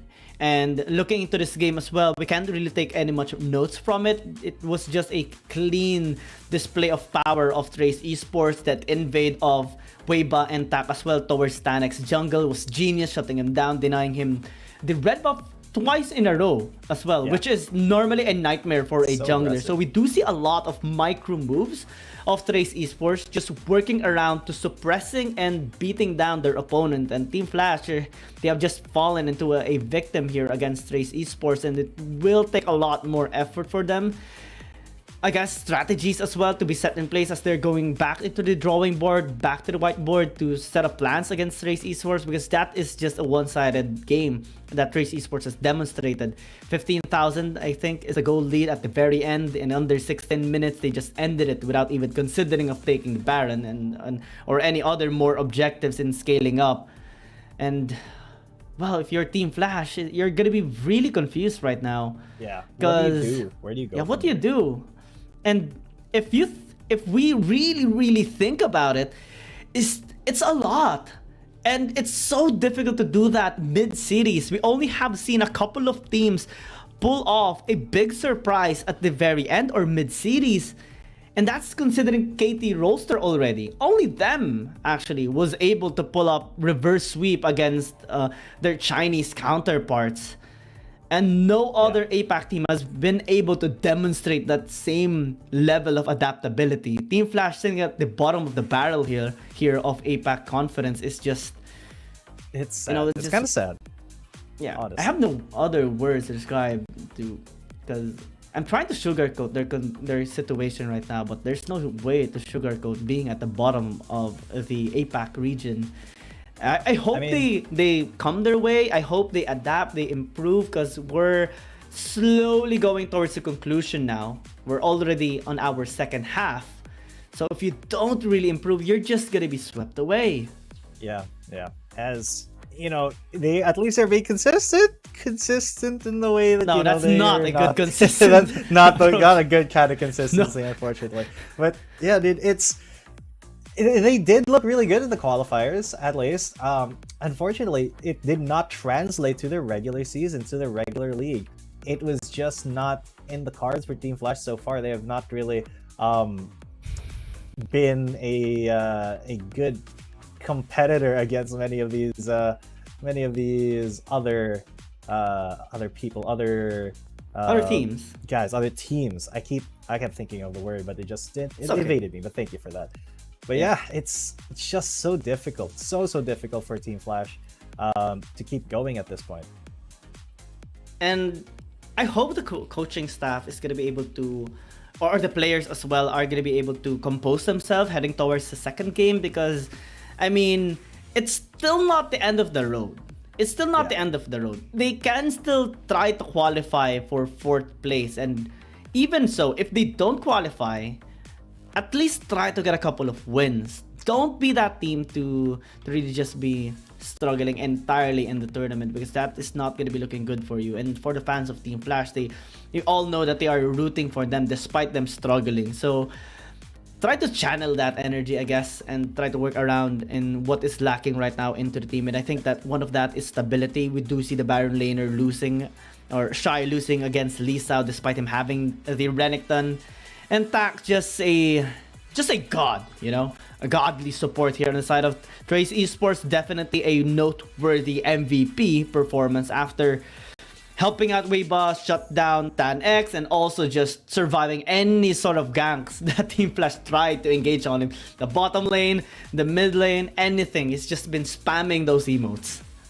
Exactly, and I absolutely love the emote spam. It is one of the things that gives these players a little bit of character. But yeah, that is the first game done here in our first match of the day, ladies and gents. So far, Team Flash looking consistent in the wrong way, unfortunately. But Trace Esports looking very, very good, very consistent in the right way. So join us for the next game, where we will see if Team Flash is able to overcome this and bring us to game number 3, or will Trace Esports come away with an easy victory. Stay tuned. Dear Summoners, Wild Rift League Asia is about to begin. With a brand new tournament format and teams, what changes can we expect? Let's take a closer look. WRL consists of 2 conferences, WRL CN and WRL APEC. 12 teams from the WRL CN conference and 8 from the WRL APEC conference will compete through the regular stage, playoffs, and finals to view our ultimate glory. All matches will be played in the BO3 format in the regular stage. The 20 participating teams will compete within and across their conferences. Each team will play a single round robin with every other team within their conference once, and half of the teams from the other conference once. Throughout the regular stage, teams will be ranked based on their points within their conference. The top 8 teams from the WRL CN conference and the top 4 teams from the WRL APEC conference will qualify for the playoffs. The playoffs will also be held separately for each conference, adopting a BO7 double elimination format. Only the top 2 teams from each conference's playoffs will advance to the finals, vying for the championship. Of course, a new tournament brings unique challenges. The Wild Rift League Asia Season 1 WRL A1 Finals will be a 3-day extravaganza. On the first day of the finals, the 4 qualifying teams will play a single round robin in BO1 format. The top-ranked team will advance directly to the grand finals, while the remaining 3 teams will battle it out in a single elimination bracket on the second day to secure a spot in the grand finals on the third day. The 2 teams that make it to the grand finals will face off in the BO7 showdown to claim the championship. Additionally, in both the WRL A1 regular stage and finals, teams will participate in the Fight for Side FFS match before the official games commence. The FFS match will be played in a 1v1 solo mode. Each team will send 1 player to compete. They will ban 2 champions each from the official weekly rotating champions pool, and then select 1 champion each for 1v1 competition. The winning team of the FFS match will earn the right to choose their side first. Wild Rift League Asia Season 1 regular stage will officially kick off on April 8th, with 20 top-tier teams assembled and ready for action. Who will climb to the summit and seize the crown? Let's wait and see.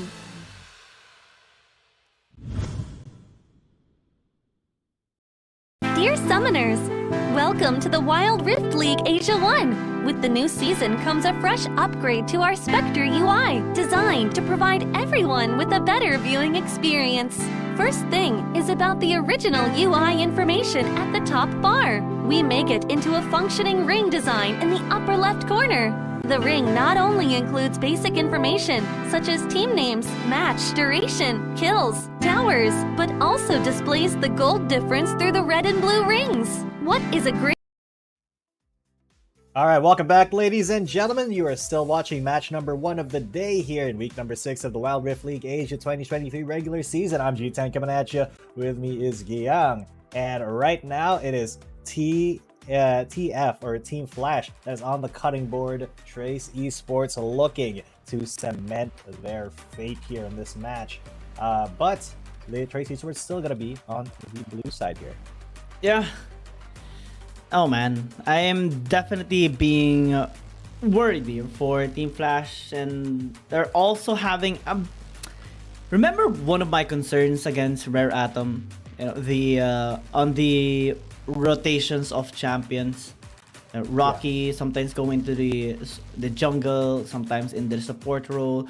Same is happening here as well on Team Flash. Now we do see Ellie from the support going back into the Dragon lane, and Hen being the one in the support role. So yeah, sometimes you do see some changes. Sometimes it's good for a team, but in this case for Team Flash, it is going to be a little bit concerning. Ellie has been performing as a Dragon laner for quite some time already, but since there are some changes sometimes being placed into the support and then being back into the Dragon lane, I think can be a little challenging or can be bad here for Team Flash, because normally you would want to concentrate on one role, right, and try to master it. But if you're being forced to change it from time to time, even if that is your initial primary role, it can still be bad for you. And Team Flash is going to be trying to go with the same route that they did in game number 1. Nautilus and Yoni going to be picked up.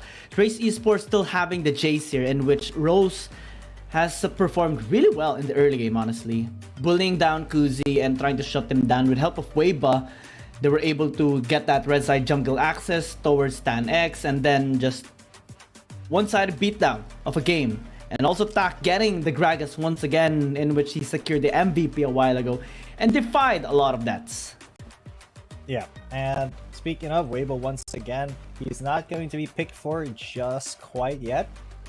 It will be a Varus here, a little bit different on the side of Trace Esports with Jaja picking up the Varus, but you know, that does leave the Ziggs open here for Team Flash, which they will happily accept, because Ziggs plus Nautilus, very oppressive, very deadly in the mid to late game when the sieging starts. Oh yeah. I am still worried here for Team Flash. Yeah, you did pick up the Ziggs, but when you engage, there is going to be the chain of corruption coming in from Jaja to just disable their whole intent. And if they are going to be trying the same composition that they had a while ago with the Renekton, with the Shinzao, I don't think it's going to be positive here for Team Flash. Maybe they can pick up these. Well, since they did pick up the Ziggs, maybe they can pick up the Riven as well, which has a relatively high synergy with this lineup. But maybe Trace Esports wants to deny that as well. Force Shy to pick up the Renekton again and just try to disable him. Let's see how Trace Esports is gonna be approaching them this time. Yeah, let's take a look, because of course Team Flash going to be batting out that Jax Reno and that Fiora, while Trace Esports were to take the Garen away. They do not want Team Flash to Corki. Never mind. Any tanks, but yeah, there will not be a Corki ban yet. It might be the Corki, since Jace is there. Oh no, looks like they are gonna be confident that Team Flash won't pick up the Corki, since Kuzi picked up the Yoni a while ago. They have the Ziggs already, and too much magic damage will be there for Team Flash if ever. Renekton instead of a Riven is interesting for Shy, since normally we do see the Riven being picked up when there is a Ziggs. Yeah, I think that should be the way to go, but Trace Esports would get their hands on the Renekton. Or, well, no.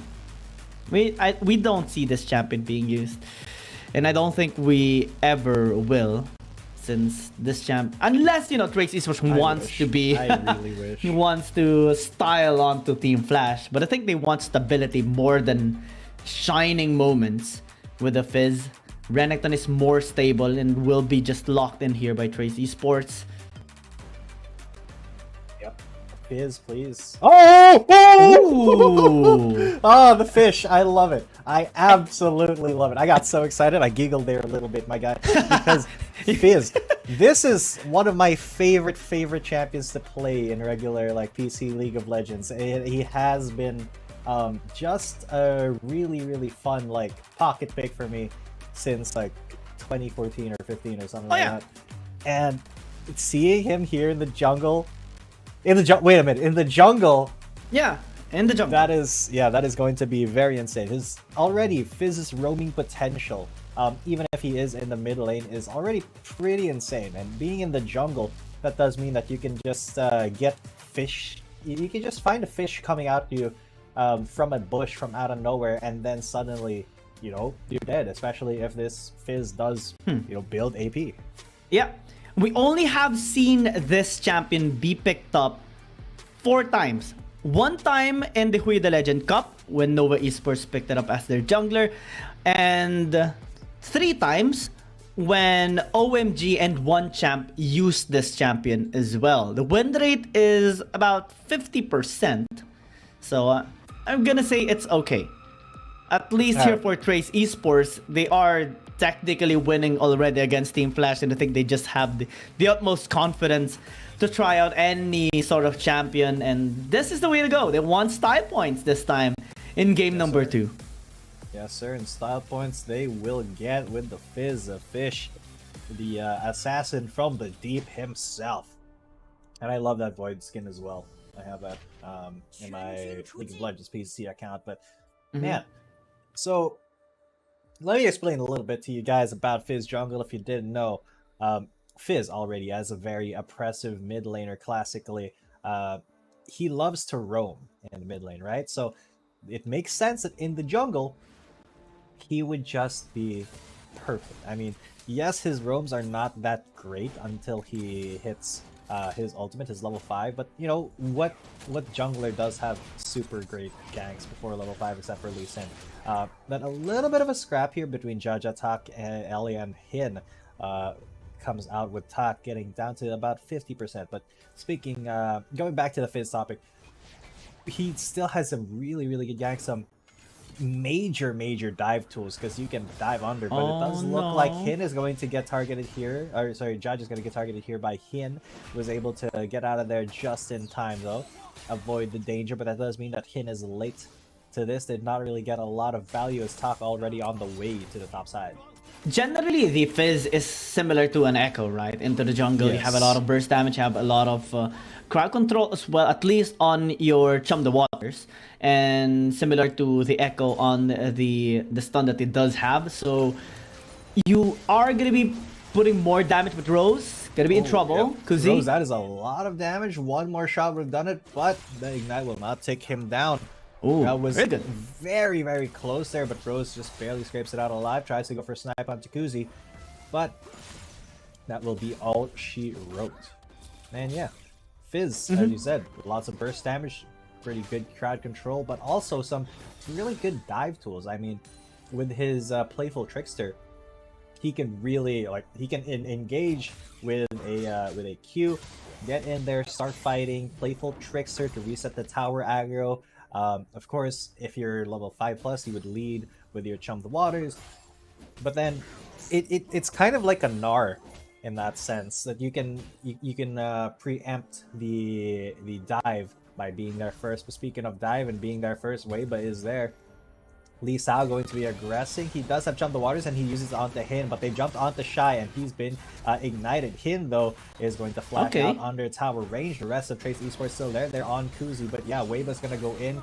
Hin is there. He's gonna Playful Trickster out. No, he doesn't even have to. He just walks away, and that is the dive potential of the Fizz. And they knew it. Team Flash knew it, and now they know that it's going to be Kuzi who's going to get aggressed on. There's the Dominus once again, and there's the Culling trying to get him out of this situation. They're going too deep. Bomb. Lee Sao almost at 100 HP here. Will have to slice out of there. Shy will not be around to be of much help. So Trace Esports looking pretty good.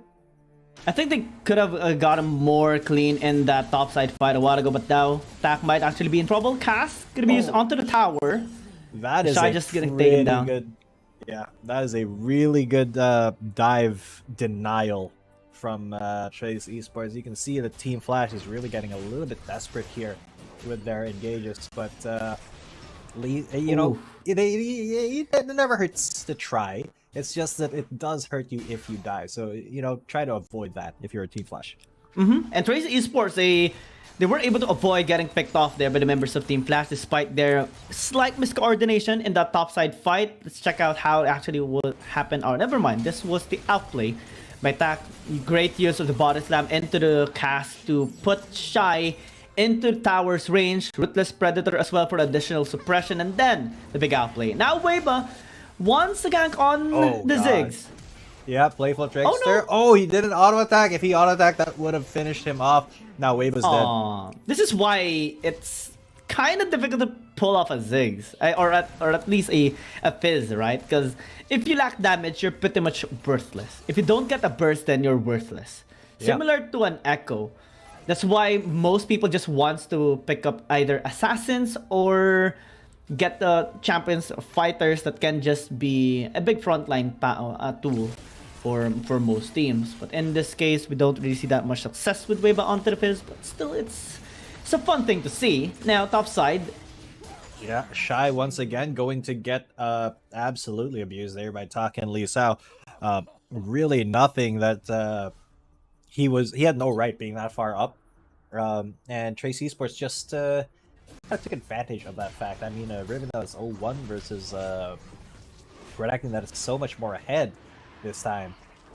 It is very difficult to kind of have that conversation if you are the Riven. So it will be Trace Esports who have preempted this Rift Herald. Hin and Shy are going to be there, but they're not going to stop this by any way, shape, or form, unless they want to try here onto the Red Active. They've already Mega Inferno bombed him. Lee Sao is going to go down. Just absolutely gets melted, but there's one, there's two there for Trace Esports. 2 kills for them. Ellie is not going to be able to contest this, and they keep going on the Rift Herald. At least Weiba does. Sanex at least is going to get the response here in the Dragon Pit, unless Top wants to go for a steal. He attempted it, it's not going to happen, but that is a 2-for-1 as well as a trade of macro objectives here.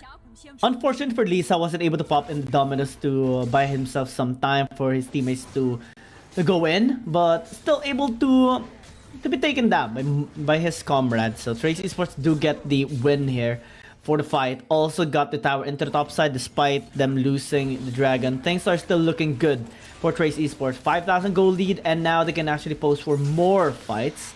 Just have to be a little worried there for Weiba on the Fizz, because he's struggling so far a bit.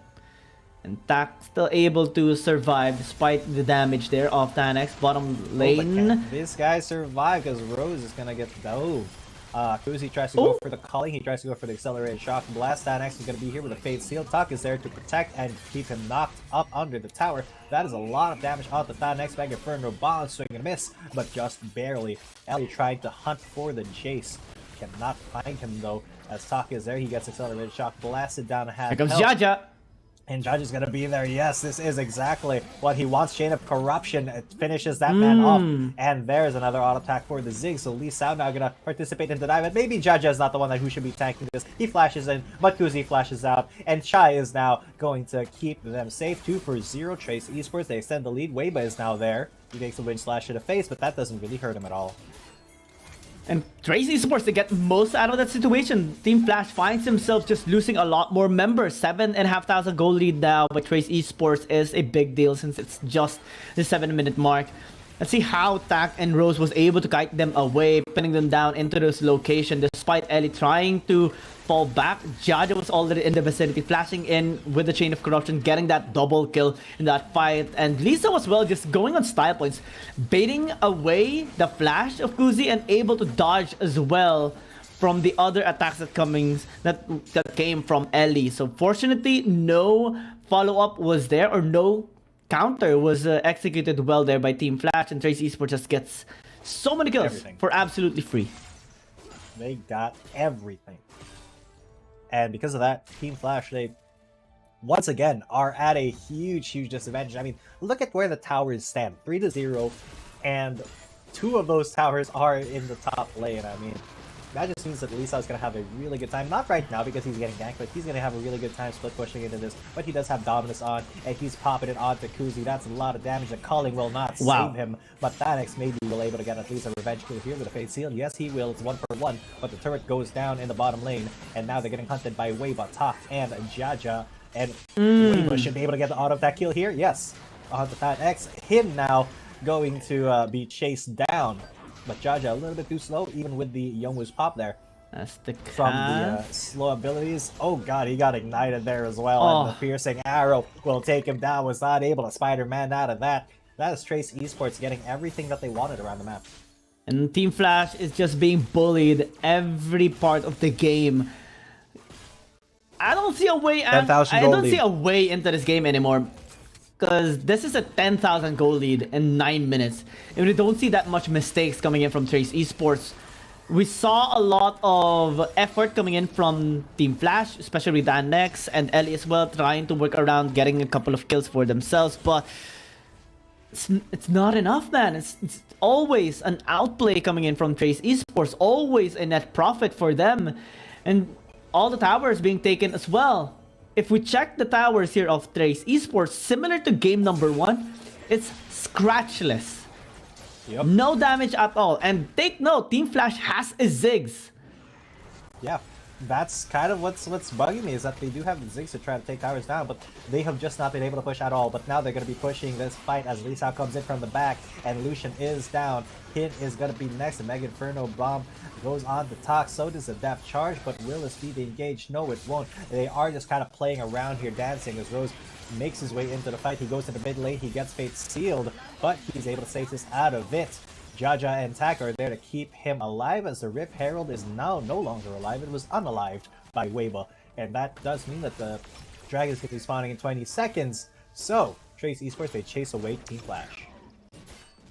Oh man, this is so sad for Team Flash. This is something that we have expected already, but it's just so sad to see when it is being materialized, you know, as APAC teams generally just struggle against Chinese teams. Team Flash just completely being decimated here by Trace Esports, and now they're posting, they want a Death Brush. Hin gonna go in. God. This could be the end of Hin as we know it. He's going to go golden, but look at that damage from the Fizz. Just obliterates the Riven. That's 3 kills already for Team Flash. Now Phoenix is on the tower. He's gonna go down. So does the Ziggs. Oh, they just man. pile drive, dogpiled on everybody. Team Flash has been obliterated. Trace Esports will be winning this 2-0. Oh, the Jace. The Jace was the one who got that final kill too.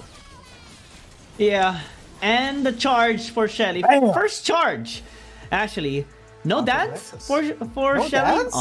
That is Does kinda Shelly not sad to dance see. in Wild Rift? Oh, that is sad. Well, he was excited to unlucky. charge into the Nexus, but wasn't able to dance anymore. And no dance here for Team Flash as well, as Trace Esports just completely annihilates this team in 2 swift games, 16 minutes, and just another fast one as well towards his second game. It's so sad to see Team Flash right now just being dominated by any team that they come across, but we can't help but feel happy as well for Trace Esports. They have been growing exponentially, being led by Weibo and the rest of the members here of Trace Esports, performing at their peak level condition to match the enemies that they have every single game, and to match as well the top tier standing teams in the same conference. Yeah, exactly. They have just kind of stepped up. They've transformed from that kind of pushover team they were in week 1 to a really, you know, formidable Chinese conference team. They're just a little bit too, well, they're not a little bit too oppressive, but definitely a little bit too good for the APAC conference right now. I do believe that I think only KT would be able to beat Trace Esports at the moment, but hopefully the other APAC teams will give us a little bit more of a fight. Yeah, Team Flash is gonna be back into the drawing board once again. There's no difference to their performance during day number 17 when they battled against Nova Esports, and Trace Esports just ate them as a whole in the series. No sign whatsoever of coming back, and just a sad game for Team Flash. Hopefully they are going to be able to pick up the slack again on their next series, but this one is a swift domination. 11 minutes and 13 seconds. If we combine both games that they had, it's under 30 minutes. That's how fast this series has gone by, and Trace Esports just absolutely annihilating Team Flash here, and no resistance at all. Look at the damage of Shy here in this game. 2,160. He got shut down hard. Very, very hard. I mean, that is not a lot of damage for the champion that you're using. It's not good. But Weibo though, on that Fizz, 4-1-5, still managed to make the fish work, even though it's not meta at the moment, and that is going to be the first, probably only Fizz we'll be seeing here in the Wild Rift League Asia 2023 regular season. It's good that we actually saw it. I was super excited to see Fizz actually come out and in the jungler spot as well. So big props to Weiba for making it happen. Weibo is just so comfortable with using almost any champions. He loves assassins as well. Likes to be the hero maker of Trace Esports. In this game, we have seen him use the Fizz, pop off a little bit, though he did struggle in some instances. Got taken out as well by Ellie at one point when he ganked bottom lane. But generally, since it's Trace Esports, they just annihilated Team Flash as a whole. Top lane was winning. Lisa was dominating Shy. Rose as well beat down Kuzi, and everyone else just beating everyone on the side of Team Flash. Hopefully, the Team Flash is going to be able to pick up the slack in their next game, because I believe their next match is going to be against a Chinese team once again. And if you're a fan of Team Flash, this is not going to be good news for you. Painful. It is, because their next match is going to be up against OMG. And again, this is a team that is, well, sitting at the lower half echelon of the standings of Chinese teams. But with the performance of Team Flash, we can still feel worried for them. And Tak again securing another MVP, this time with more kills. 5-0-6 in his KDA, and an absolute dominating performance with this Gragas. Definitely a sight to see whenever he picks this champion up. And Trace Esports just having a good time right now in this game. Yeah. They had so many kills that game that they gave 5 of them to the Gragas of all people. I mean, Tak really did do a really good job there. It shows, man. It shows in the way that he was able to be very wide and be a huge obstacle that was really tough for Team Flash to go through. The way that he was able to just become, you know, the widest Gragas is something that that Team Flash needs to kind of study and see how they can do the same. Yeah, and let's see if what will happen to Trace Esports and Team Flash. Definitely a big growth for Trace Esports. Team Flash going to be back on the drawing board. And next series, we will be having J-Team versus FPX. Definitely a sight to see. Yeah, so don't go anywhere, ladies and gentlemen. We'll be back after a very short break for match number 2. I'm G10. Coming at you with me is Giyang. And don't go anywhere.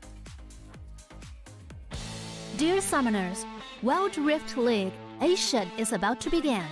With a brand new tournament format and teams, what changes can we expect? Let's take a closer look. WRL consists of 2 conferences, WRL CN and WRL APEC. 12 teams from the WRL CN conference and 8 from the WRL APEC conference will compete through the regular stage, playoffs, and finals to view our ultimate glory. All matches will be played in the BO3 format in the regular stage. The 20 participating teams will compete within and across their conferences. Each team will play a single round robin with every other team within their conference once, and half of the teams from the other conference once.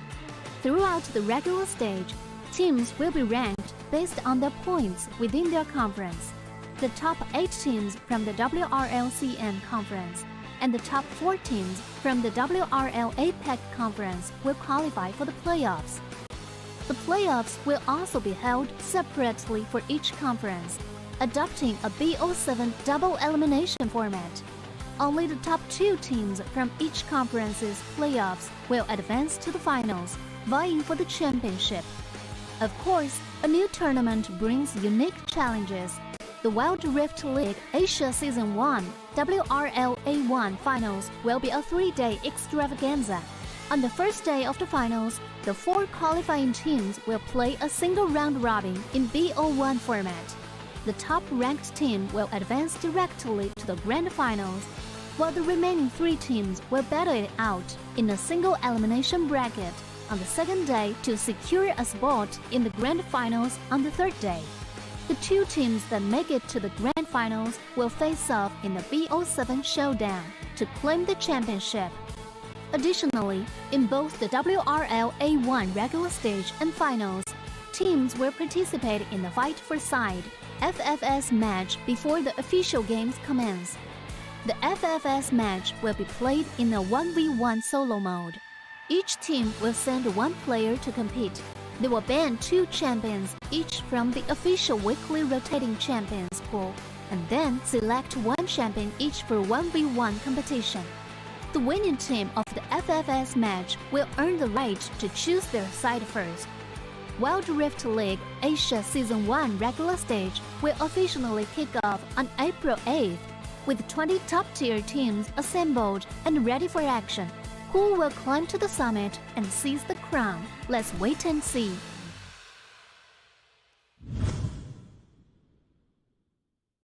Dear Summoners, welcome to the Wild Rift League Asia 1. With the new season comes a fresh upgrade to our Spectator UI, designed to provide everyone with a better viewing experience.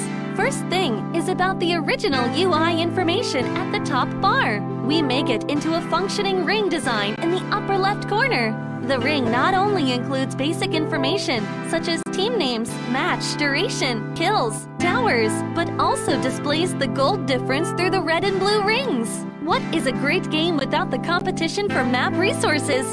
When a team takes down the elemental dragons and gets the buffs, the stunning special effects not only make the acquisition of resources more ceremonious, but the elemental dragon's specific color-coded buff energy blocks will also be intuitively embedded in the corresponding red and blue sides. Whether a team speeds up the match tempo by getting Rift Herald, expanding their lead by killing Baron Nashor, or stealing the Elder Drake for the final victory, the countdown timer special effects and the resource-specific color coding will help summoners watching the game to quickly understand what is going on in the game and capture the critical information. Additionally, we will display the whole in-game map on the top right corner. When the elemental dragons, Rift Herald, or Baron Nashor is about to spawn, the corresponding resources exclusive countdown will appear in the top left corner of the map in real time, providing clearer information on team tactics and map resources. The new UI will introduce 4 panel modes: the landing phase mode, pre-team flight mode, team fight mode, and post-team fight mode. A combination of 4 refined panel modes to ensure that the most important real-time data in the game is presented more intuitively and comprehensively than ever before. In the landing phase mode, in addition to the real-time images of the players,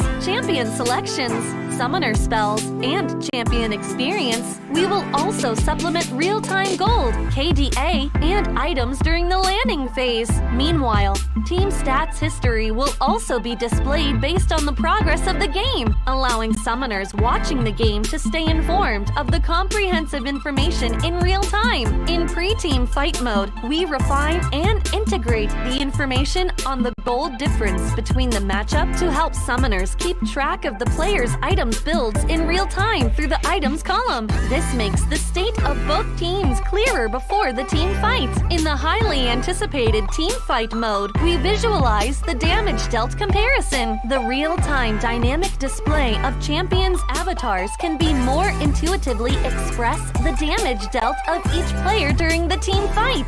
The closer to the red-blue intersection, the damage is higher. We maximize the screen space for exciting team fights and gameplays. After the fierce team fight, we integrate the damage comparison of each champion to help summoners quickly understand the damage difference between the champions in each matchup during the team fight. Depending on the different game situations, there are more diverse UI combinations waiting for summoners to unlock. Our comprehensive, intuitive, and comfortable UI design aims to provide summoners with a better, more informative, and higher quality viewing experience. The exciting first season of Wild Rift League Asia is waiting for you. Summoners, we'll see you in the Rift. Dear Summoners, Wild Rift League Asia is about to begin. With a brand new tournament format and teams, what changes can we expect? Let's take a closer look. WRL consists of 2 conferences, WRL CN and WRL APEC. 12 teams from the WRL CN conference and 8 from the WRL APEC conference will compete through the regular stage, playoffs, and finals to view our ultimate glory. all matches will be played in a BO3 format in the regular stage. The 20 participating teams will compete within and across their conferences. Each team will play a single round robin with every other team within their conference once, and half of the teams from the other conference once. Throughout the regular stage, teams will be ranked based on their points within their conference. The top 8 teams from the WRL CN conference and the top 4 teams from the WRL APEC conference will qualify for the playoffs. The playoffs will also be held separately for each conference, adopting a BO7 double elimination format. Only the top 2 teams from each conference's playoffs will advance to the finals, vying for the championship. Of course, a new tournament brings unique challenges. The Wild Rift League Asia Season 1 WRL A1 Finals will be a 3-day extravaganza. On the first day of the finals, the 4 qualifying teams will play a single round robin in BO1 format. The top-ranked team will advance directly to the grand finals, while the remaining 3 teams will battle it out in a single elimination bracket on the second day to secure a spot in the grand finals on the third day. The 2 teams that make it to the grand finals will face off in the BO7 showdown to claim the championship. Additionally, in both the WRL A1 regular stage and finals, teams will participate in the Fight for Side FFS match before the official games commence. The FFS match will be played in a 1v1 solo mode. Each team will send 1 player to compete. They will ban 2 champions each from the official weekly rotating champions pool, and then select 1 champion each for 1v1 competition. The winning team of the FFS match will earn the right to choose their side first. Wild Rift League Asia Season 1 regular stage will officially kick off on April 8th, with 20 top-tier teams assembled and ready for action. Who will climb to the summit and seize the crown? Let's wait and see.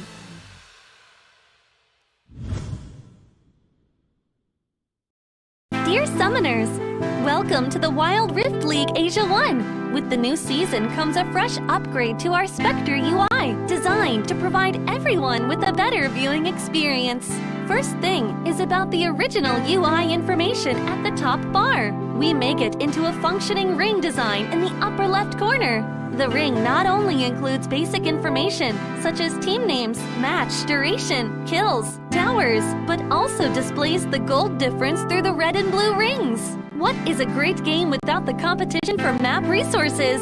When a team takes down the elemental dragons and gets the buffs, the stunning special effects not only make the acquisition of resources more ceremonious, but the elemental dragon's specific color-coded buff energy blocks will also be intuitively embedded in the corresponding red and blue sides. Whether a team speeds up the match tempo by getting Rift Herald, expanding their lead by killing Baron Nashor, or stealing the Elder Drake for the final victory, the countdown timer special effects and the resource-specific color coding will help summoners watching the game to quickly understand what is going on in the game and capture the critical information. Additionally, we will display the whole in-game map on the top right corner. When the elemental dragons, Rift Herald or Baron Nashor is about to spawn, the corresponding resources exclusive countdown will appear in the top left corner of the map in real time, providing clearer information on team tactics and map resources.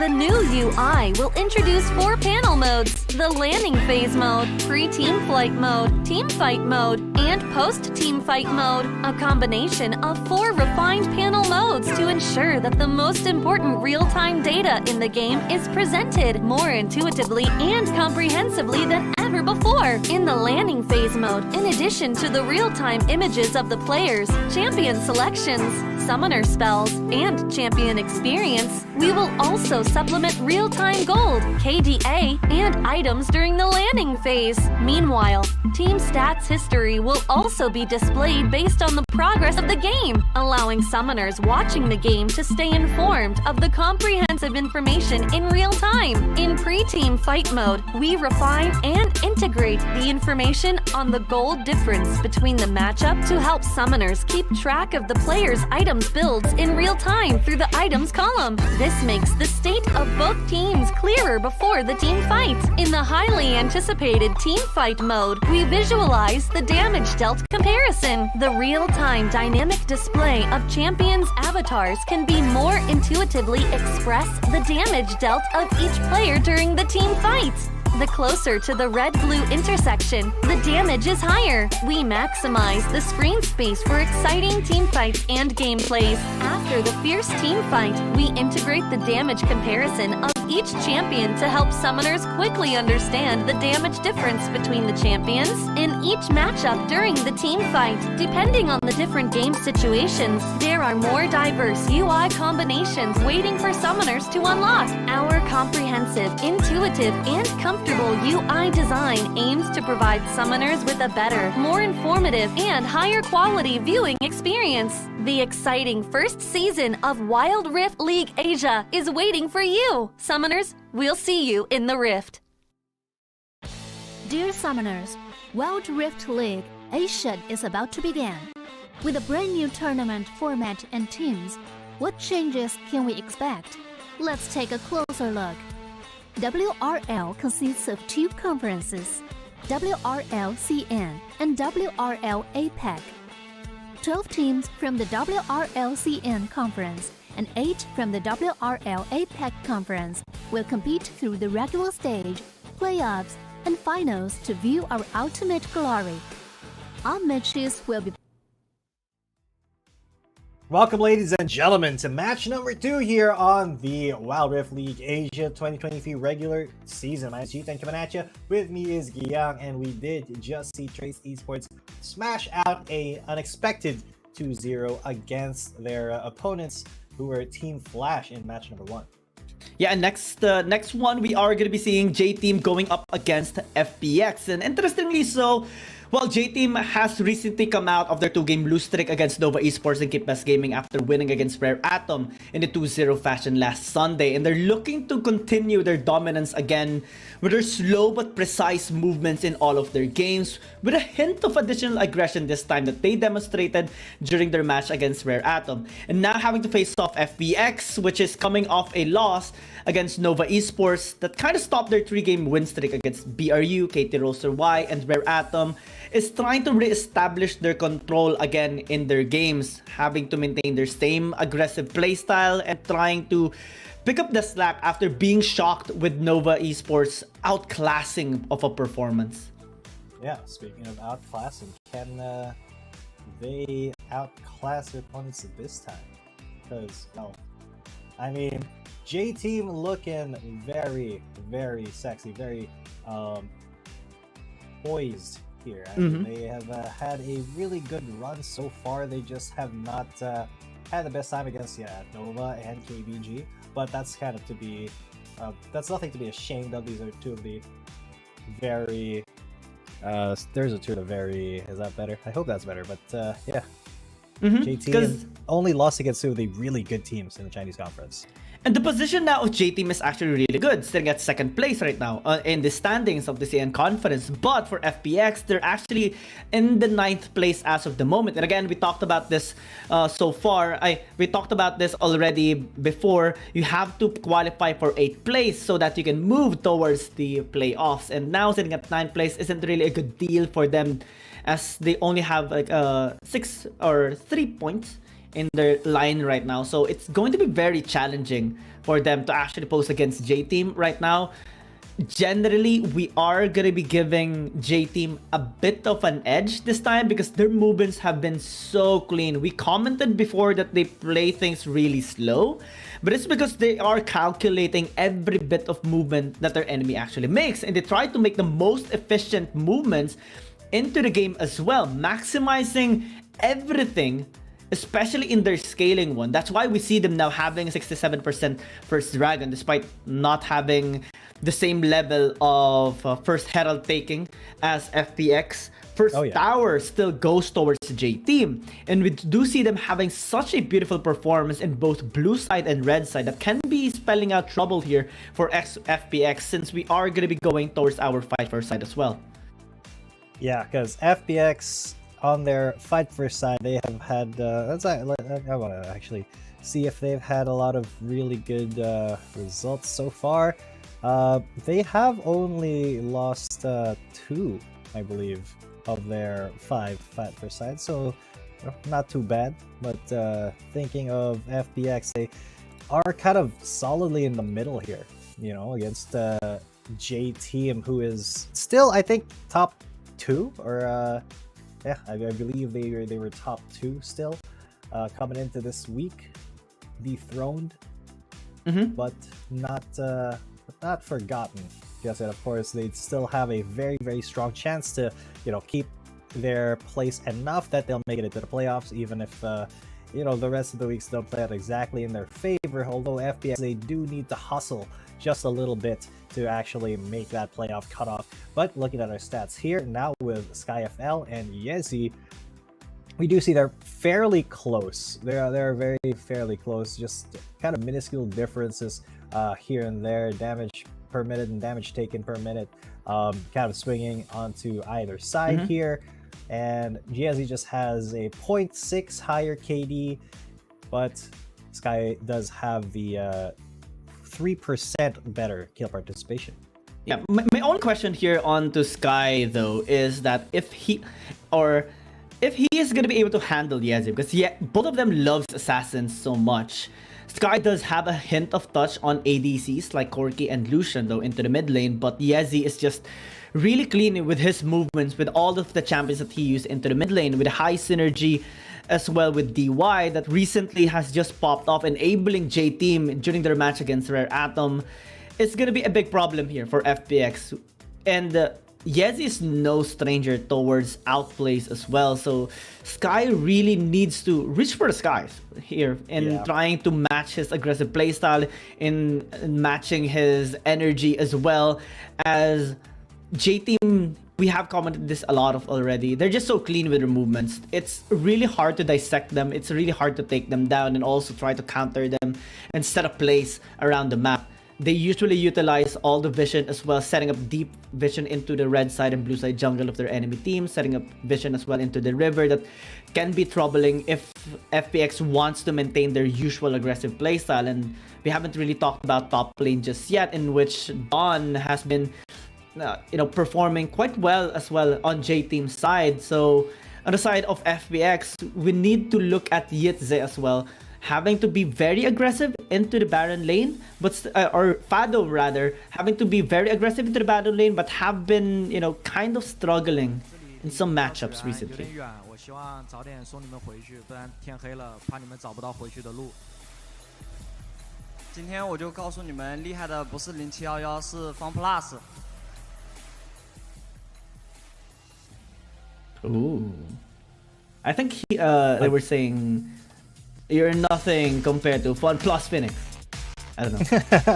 I love it if that were the actual translation. I mean, we can't understand what they're saying. The only thing we can do right now is speculate. Unless there's someone from the comment section that can actually explain what they're saying.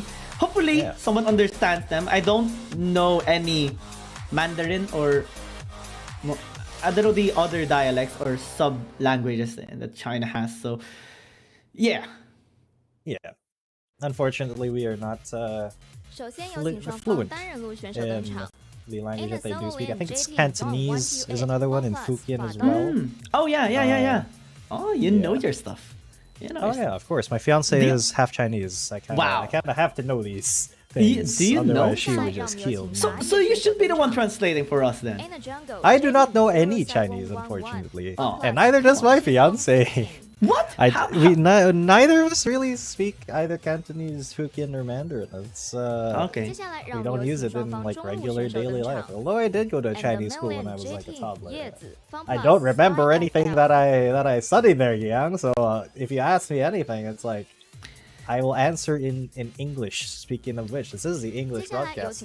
But again, we hope that we could, one day get a translator for these guys, so we can explain their trash talk to you. Yeah. They have, I'm sure they have said a lot of witty comments onto each other. A13 on the side of FPX has been one of the positive changes on their side, but we have seen a bit of problem with him recently during their match against Nova Esports. Being forced away from the Ziggs is actually a big deal for FPX, as he tried the virus. He tried the virus twice, but we didn't really see that much potential with him compared to when he was using the Ziggs. So hopefully he's able to now patch up the problem and maybe perform equally good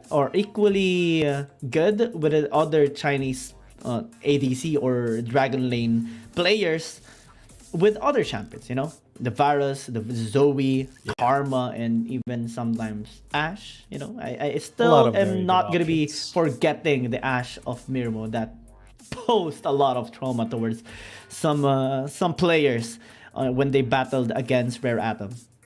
Oh yeah, the Ashe was very, very impressive, very good indeed, and we do have quite a few talented Ashe players in this competition. But I don't think any of them are going to be picking up Ashe here. Barry and A13 here for the fight for side. Of course, more Samira, please. More Samira, please. Yeah. I want to see a edition. And Draven too. Draven, yeah. I would love to see a Draven. That would be absolutely amazing. What else would be fun to see? Akshan. Akshan could be a pretty fun option.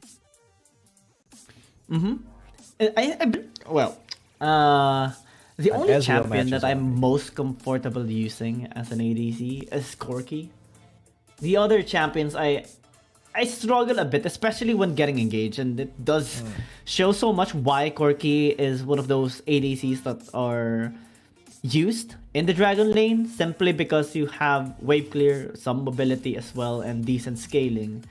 And we can understand as well why APCs matter more in our 5v5 games, simply because they have better wave clear and can dish out damage in the easiest way. Megan, Inferno Bomb, Battle Stars. Well, Zoes are a different level, I would say, because it's really hard to use a Zoe. I tried using Zoe in some of my matches in my games, and I landed absolutely no Battle Stars.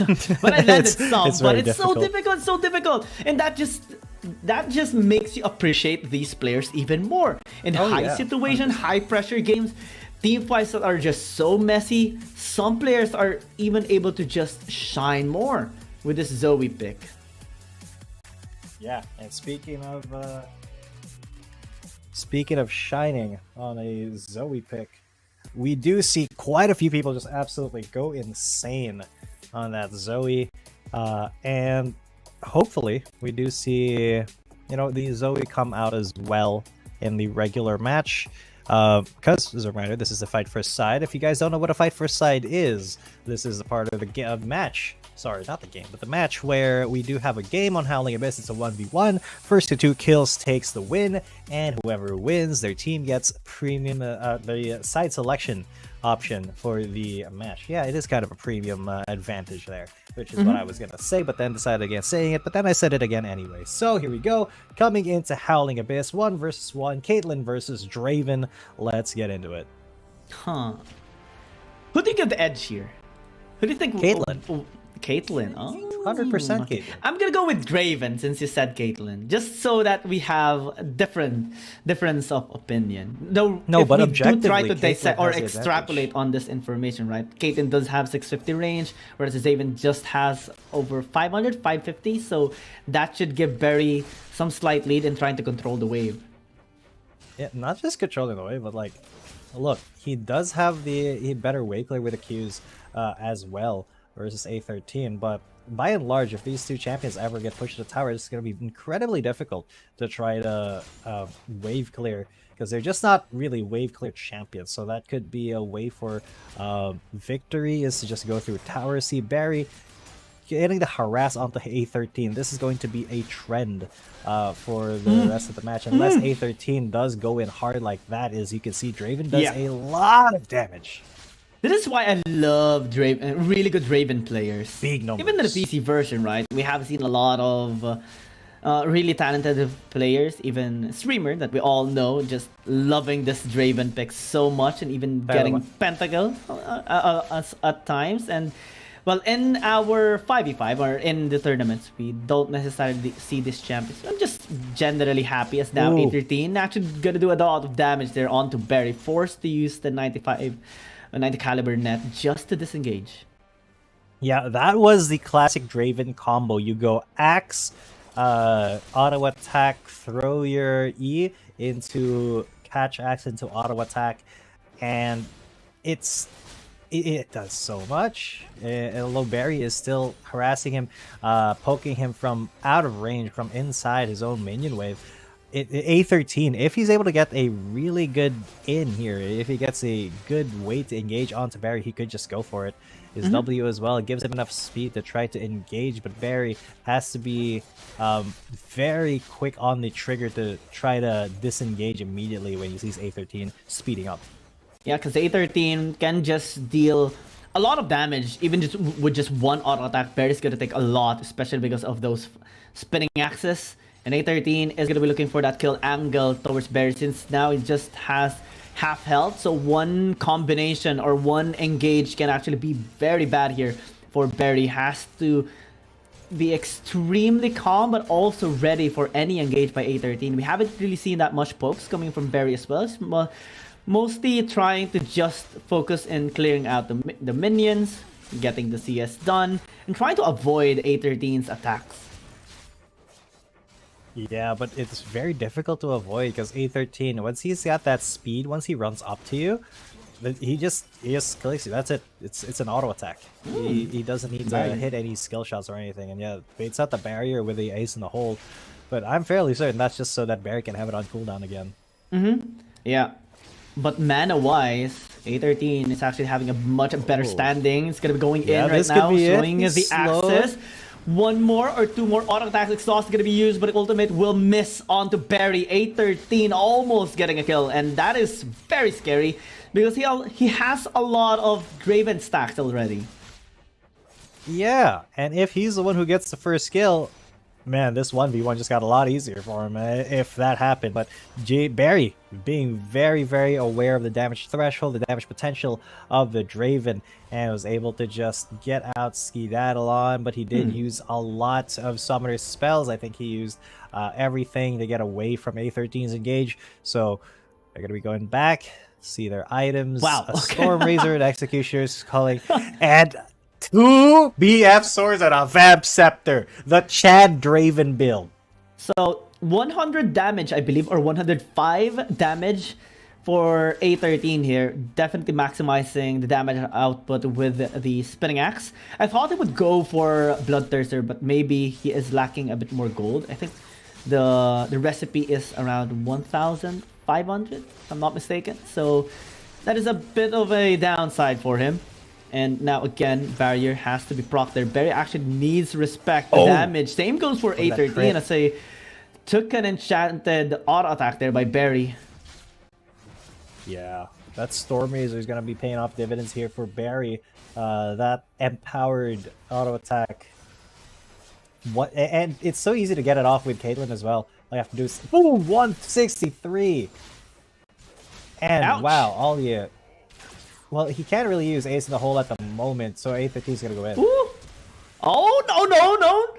Almost. Fortunately, Barry was able to flash away from that ultimate of Draven. Now A13 is going to get a bit of a leverage here into the mid lane, able to clear out the waves much faster than Barry and maybe pick up his item already, because the Bloodthirster is going to help him so much into the sustain. Also, the shield will provide him some damage negation towards Barry's ultimate. Yeah, but with the Executioner's Calling, that does kind of make the Bloodthirster a little bit less effective, but that really doesn't matter all too much here. No! It's going for he doesn't damage. Care! This guy wants to throw not just axes, but BF swords onto Barry. Down. Yeah. Down is what he wants to throw. He wants to throw down against Barry because look at that. He just wants to stat. Look at the swords that Barry has. He has like a katana. He's got a small long sword. He's got no. This guy has 3 swords that are all as big as your own body. So if he catches you, if he's able to get 1 auto attack on you, expect to feel it. 1 bar every auto attack. And well, fortunately for Barry, A13 doesn't have any crit item just yet, but the damage is really high. Oh my gosh. Ultimate is going to be coming in. Barrier just to negate that damage, but A13 does have angle here into the healing one. So, all he has wow, that is a lot of damage onto the tower. 2 plates? Man, okay. A13 still staying. Yeah, Barry can't leave now. This is unfortunate because Barry, he has to stay. He has to clear the wave. He has to clear it really quickly, or else A13, once he gets on the tower, he's going to go for tower win instead, or he can just run at Barry under the tower. So with A13 backing, that does give them a little bit of breathing room to just go back. No kills as of yet, and we are level 8. We should be going into the sudden death soon. The circle should be coming. Yes, it is there. You can already see it on the edges of your screen. God. Wait, no, that wasn't that. I thought that was a circle. No, they were just torches at the very bottom. My bad. But it should be there soon, and Infinity Edge already picked up by the Draven now. Ooh. That is a big punch. Additional damage towards A13. The IE does a lot in the single target damage. Barry has to really keep his distance. Nice combination. Even the first skill landing. That should give him the kill angle. But the trap actually is bad for A13. And Barry will get an outplay. You stepped on the cupcake! Oh my lord! A13, that was almost super good, but the cupcake trap just snapped on his leg. If he was able to chase just 1 more auto attack onto Barry, that would have been it. That would have been the win for Draven. That would have been the kill. But no, he flashes onto a cupcake trap. And that gives Barry the first blood. And now Barry is 1 more kill away. However, A13, you can see he still has a really, really huge gold lead. Well, in a 1v1 at least. Adoration stacks would have been so good for A13 if ever he did get a kill onto Barry. But now is in the deficit. Or at least the damage is going really high here for Barry. A13 took a lot there. And Barry even has his ultimate to proc it up before the circle gets in there. Oh, once again, exhaust gonna be used here by both members. Ulti not gonna be connecting there onto Barry. It's the second one. Oh, that's gonna be the ace in the hole. And Barry wins the fight for side here for J-Team. They will have side selection priority, in which we talked about J-Team having more when they are on blue side. 11 wins, I believe, out of 14 games. So naturally, we can assume that maybe they would want to get the blue side here for them. I just gotta say, that was really, really sick coming in from Barry. I mean, you saw how patient he was and how ready he was on that fight. And the combos, the Caitlyn combinations that he was able to pull off, very, very sick. Very well done. I really gotta give my commendations to Barry for just being a very good player. A very good player, pun intended. And A13 definitely got outplayed there. Twice in a row. The trap is definitely a big nuisance. And this is why we just love the Caitlyn, even in our games, right? Even in our ranked games, Caitlyn can pose a lot in objective fights, in laning phase. The trap is just so irritating to work around in the laning phase as well. But in 5v5s, it's not the case. You know, APCs are still the main thing. And that is going to be the path here towards J-Team and FPX. And hopefully FPX does have a good chance here on J-Team. Because again, we have talked about how clean J-Team operates in all of their games. Slow movements, but everything is calculated. Maximizing everything that they can get. And also maximizing what they can deny towards their opponent. Yeah, so what can they really deny here? Since J-Team is picking blue side, they are going to be threatening some very high priority champions in the pick and bans against FPX. But that does mean that FPX, they will get, you know, they get that 2 champion priority. They have that chance to solidify a core part of their team upon seeing the first pick of J-Team. So, you know, it is still J-Team who is a little bit more comfortable here, a little bit more ready for their pick and bans here. But FPX, they're not known for backing down. Whatever they pick, or whatever team comp they form is going to be very, very aggressive. J-Team on the blue side means they can, you know, get the proper bans or get the target bans onto the members of FPX. Fiora and Shen gonna be banned away. Very, very famous bans. Yep. After we have seen a jungle Fiora as well. And naturally, J-Team would want to give Don 128 some good position in there, since he likes using the Wukong, sometimes the Jax and the Renekton as well. FPX are posed to ban away the Aatrox at the very end. They banned the Corki, which is interesting. Maybe they do want to pick up the Jace here.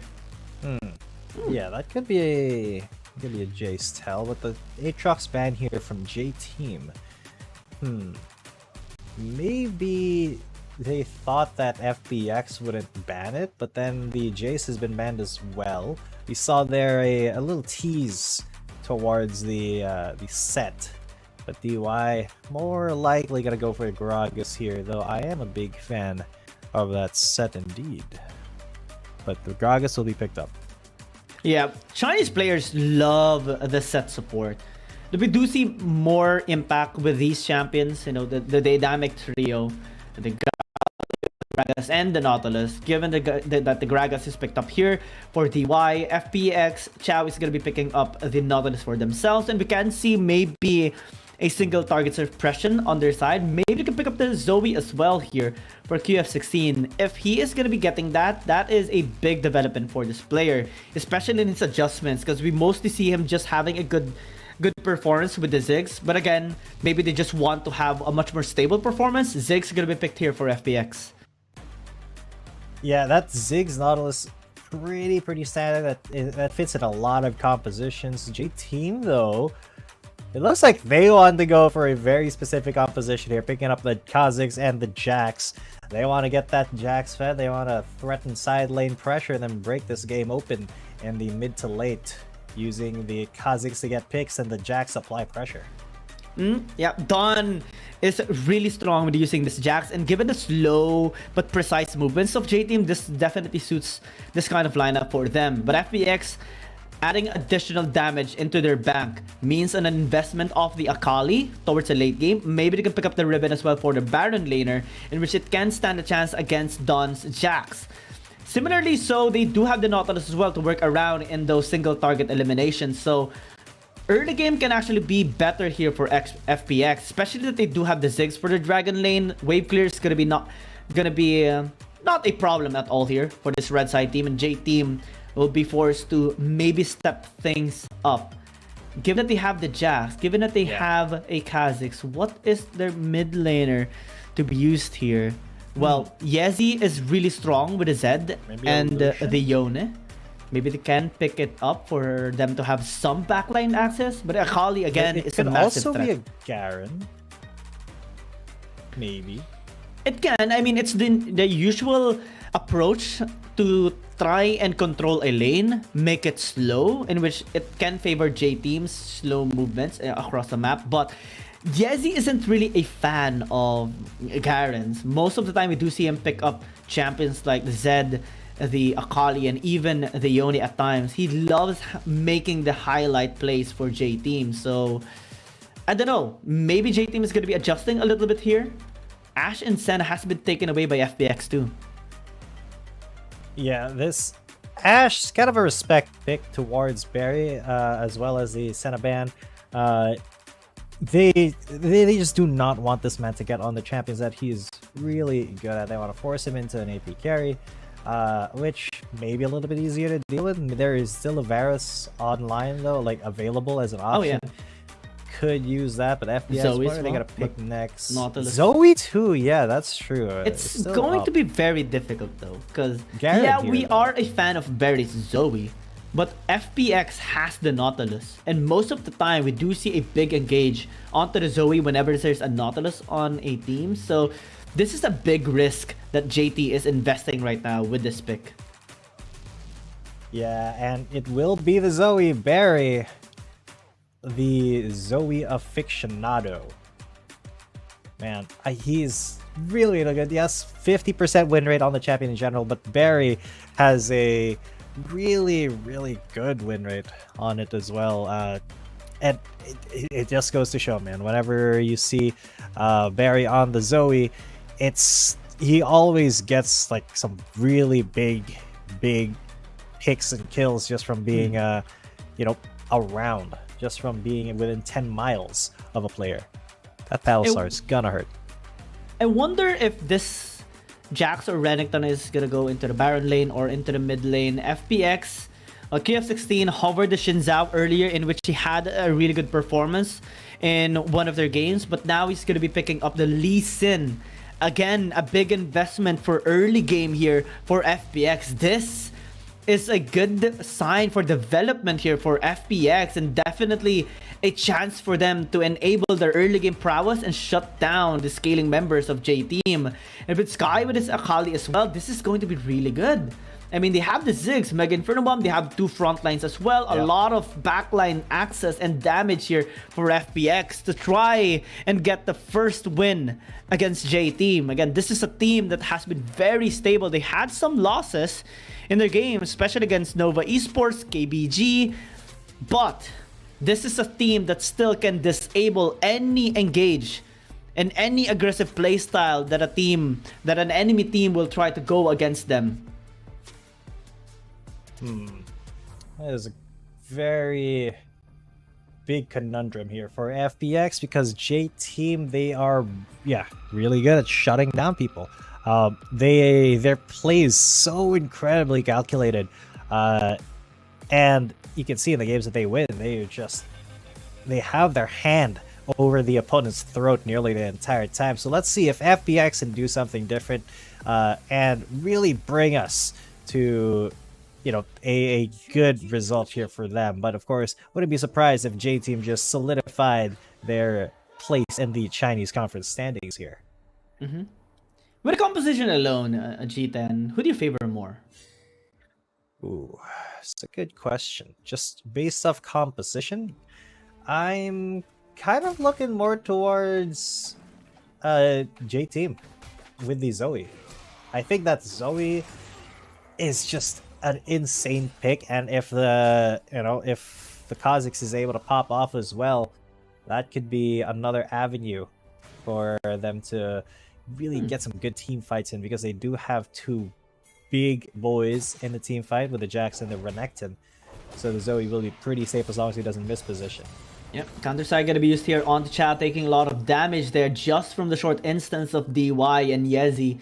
And he's gonna be forced to disengage, go back to the base in the meantime. That provides DY a chance to maybe sneak onto the jungle camp of QF16 just to interrupt a bit. Got a few gold away from him as well. Wow, so cheeky. Very cheeky indeed. Very, very cheeky indeed. And that's just kind of how J-Team rolls. So let's see if they can roll with the punches here. Let's see. As both supports are going to be coming in. Fado, a little bit low DY is there. So is Chow. Are they going to engage onto the Garen? No, they're not.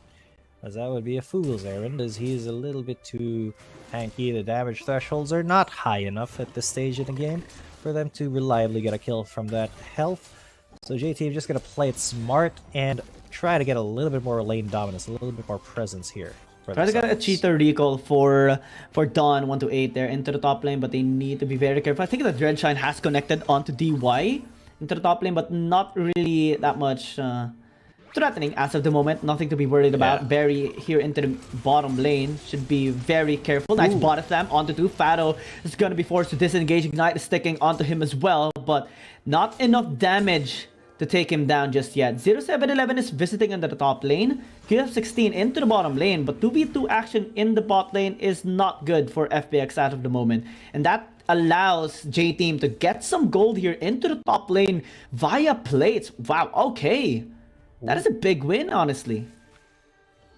Yeah, that is a pretty decent amount of gold for J-Team just from plays, just from being able to dominate their lane. They may be biting off a little bit more than they can chew here as... yeah, perfect execution gonna be used. DY is gonna get taken down by Sky. Big punish by FPX into their overextension. Yeah, very, very big overextend there. That does mean that FPX, that Akali will start getting a little bit fed. Very, very nice. 7 first bloods here for FPX compared to 12 for J-Team. Just a little bit of a fun fact there. This actually might be better for Yezi. Garen versus Jax matchup is an okay angle. Again, any melee opponents that won't be able to kite him or spam some spells on him is going to be good. Chow going to be casting that depth charge onto Yezi, but good preemptive disengage just to provide some space on that. And again, DY does have a really good performance with this Gragas. 100% win rate with 6 games in total and is threatening against FPX now. Yeah, speaking of a little bit threatening towards FPX, they are just running around the jungle, around the river of FPX, and they clearly unafraid here is J-Team. But so far, you know, it has BQF16 who has had more impact across the map. A little bit unfortunate here that it has not been J-Team who have been more proactive, at least in the early game. But we do see a Youmuu's Ghostblade already there, but we do see an engage here onto Fado. Dawn almost completing his Blade of the Ruined King. When he gets his item completed, maybe a Black Cleaver as well, he will be able to deal a lot of damage towards the Garen. And that will kind of negate the whole Garen experience that FPX wanted to have in side lane pushes. And they have to really rely on Sky here, in which a while ago did get a kill onto DY, I believe, after that one slight disrespect that they were imposing into the top lane. J-Team still having a bit of a good time in this early game. Despite being down 5,000 gold due to that short mishap, we still see them trying to control everything. Yeah, just still a lot of very, very clean play. Some very good control coming in from J-Team. They know what to do when they're behind, and that's kind of, you know, kind of been something that they've had to learn. Because in a couple of their games, you know, it was when they were put behind early on, they did have to learn or read how to get back into it. And that's how they're going to get back into it so far with 0711 and Dawn 128 pushing down that top lane turret quite a bit, getting a lot of those plates. RH gonna be used into the mid lane as well, but 0711 has to be very careful because Chow is here. Still able to get a couple of playthings. KF16 gonna go with a kick here onto the Zoe, but not really the best angle to work around with. Now his position has been compromised, but still able to get some of the resources there away from 0711 as they are just wanting to maybe get a single target pick off onto J-Team. Yeah, that was kind of weird, if I'm being honest, but 0711. Yeah, A13 gonna try to throw in the bomb here onto him, as now A13 is actually in trouble. That's a kill onto the Nautilus Berry as well, gonna get taken down, as that leaves only DY a little bit late on the cask. Still, a little bit of a lead there by FPX, I would say. Yeah, very, very unlucky that that happened to 0711 so early on. He just kind of fell through as, you know, as it happened. Let's take a look, because he was trying to get a kill on the child, at least get some damage, but then the instant response, the Mega Inferno bomb at the start of the fight, just hit him, and that was all he needed. Still 1-for-1 support for, well, no, sorry, 1-for-2 actually. No, wait, no. 1-for-1. My bad. Yeah. DY did get out. DY did get out. 0711 didn't die, so it was a 1-for-1, but it was Barry who died instead of a support. Also, the last hits were better for FPX. DY got the kill, and I believe it was KF16 that got the kill a while ago onto Barry, so that will help him have additional damage with just the kill gold as well. Early game wise, J-Team is actually doing a really good job despite being down a single kill compared to FPX. As long as this game goes by, it's going to be okay for them because the Lee Sin kind of falls off into the late game, and it's going to be a bit of a challenging feat for TF16 to actually initiate anything for FPX when the Jax becomes incredibly strong. The only way they can actually win some fights in the late game is if KF16 is going to be able to shut down 0711, in which it's going to be very difficult given the positions that he has been working on for quite a while now. Except for that one team fight into the bottom lane of River a while ago. DY get caught with the depth charge, forced to use a stasis quite early, but Sky will just use the perfect execution. J-Team is trying to collapse 0711. That was a cheeky engage. I don't think he has to be engaging that recklessly, as now Dawn actually gonna be popping off the Dominus, but able to still disengage. FPX being so clean in this early game now. Yeah, FPX, this is looking really good for them.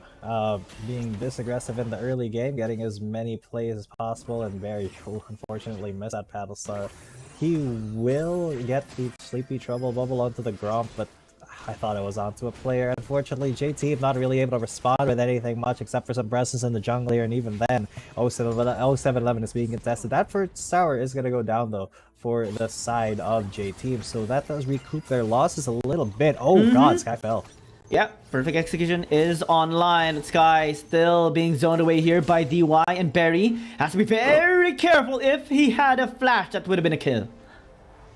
That was so close. He doesn't actually have flash in his summoner spells rotating around his body, so unfortunately that won't be a kill, but this may not be one either. Fado is a little tanky as a Garen, and Don knows that, so he's not gonna try for it.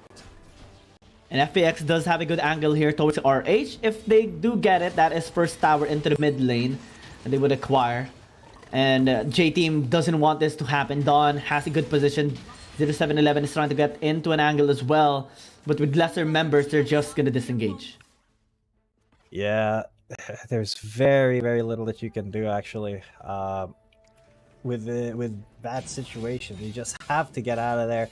And if you go too hard, if you go too aggressive, you can just run into your opponent, coming back and getting the cooldowns off, and then re-engaging onto you, and that just will not be good. For either side to risk that. So you just get away from that engagement altogether. Drag it up in 5 seconds. This could be what they're fighting for. DY in the bush get chased by Fado here. Yeah, DY taking a bit of damage there, and yeah, FPX does want to get the second dragon for themselves. They have been very proactive, able to get a lot of objectives against J-Team as well. RH gonna be spawned into the bottom lane. Yezi might actually be in trouble. Sky is also here. Dragon's Rage into Yezi, but not much damage actually taken here by the Jax. Now has to disengage. Perfect execution is online. Shuriken Toss has connected as well, but on the other side, the Garen will fall down. Dawn has done it. Double body slam as well by DY. Here comes Sky. Here comes QF16. But 0711 has a good flank in by Dawn into the slice and dice into the kill onto the Ziggs. And now Sky is in trouble. Able to dodge a couple of projectiles, but is in a bit of a bad spot, and that will just be a kill by the Zoe. J-Team wins the fight and will get position for this dragon. What a series of events there. It's not over yet. DY kind of putting himself between towers there, but that tower will be going down as well. J-Team, they got everything there. They've turned the momentum of the game around. 3 for 0, a tower, 2 towers even, and a dragon. There is very big things done from just a small engage there. So let's take a look at that again, because initially, mind you, it was Fado who was aggressing onto DY, but then because DY gets caught here a little bit and a little bit of a miscommunication happens there between FPX, they didn't all commit. That gave J-Team the opportunity to go for a big catch onto the Renekton there. And then, FPX, they were a little bit greedy here. They were already kind of low from whatever engagement is happening there on the bottom side, and then look at this, the flashes, the summoner spells galore, and FPX just getting chased down. They know not to over chase, but to just get the bird in the hand, which was unfortunately the Akali. Fado getting caught out very early led to the demise of FPX. They didn't have any front line anymore, and they tried to just get a couple of kills given that they do have a lot of damage to work around with still. but was read by J Team. Again, this team is just so cheeky. They know how to kite their opponents, and even Barry a while ago was able to dodge some of the attacks there of Sky. Now Depth Charge is going to be used Cask as a re-engaged tool. Again, a response by DY, but only to a single target. Now comes the flank of Dawn 128. Stasis is going to be used here for the Nautilus to try to survive, but Sky is going to be here. Stasis by the Renekton as well. But FPX, they should be backing away now. Perfect execution is a little bit questionable. Gets caught by the Sleepy Trouble Bubble. Tries to stasis away. Tries to fall back. Able to at least get away from the members of J Team after a questionable play. Unfortunate. That was a very questionable play indeed. As, yeah, J Team, they know exactly how to pounce on you if you do make something... if you make a little bit of an oopsie. So... oopsie will be made, they'll get pounced on, and J Team, they tried to go for a start of the Baron, maybe try to sneak it, but weren't really as sneaky as they thought they were gonna be, so just gonna get out of there. Now as the game goes by, J Team should have leverage. Yezi is starting to pop off, able to pick up a couple of items, and able to handle Fato's Garen into the side lane. That requires now FPX to send a couple of reinforcements as Chao is here into the bottom lane. Maybe if they can try to shut him down and get a tower for FPX. But again, top side is being initiated here by Dawn as well, and that gave the advantage now for J Team to just get this 1-3-1 setup into the map, and it's so difficult for FPX to work around now. 0711 gonna be trying to assassinate KF16, forced to use the kick as well, but a flash into the cast here by DY separates the members of FPX. They still get the blue buff, but 0711 has to flash away. Able to at least get something there in that fight. Actually, 813 got the blue buff here. Yeah, well, at least he was able to get the blue buff for his own team, but look at J Team. So aggressively going into the jungle. They don't care at all who they trample over here. They just want to be in there, man. They do not care about FPX trying to get back in the game. No, they just want to strangle them and make them feel like, you know, there is no way to win.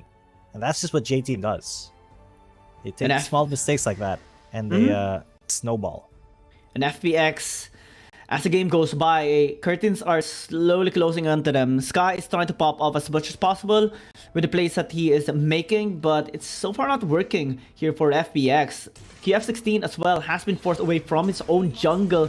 And that gives J Team the leverage into this game now. Good position for Sky, but immediate flash by Yezi means two people is in bot, and J Team can work around top.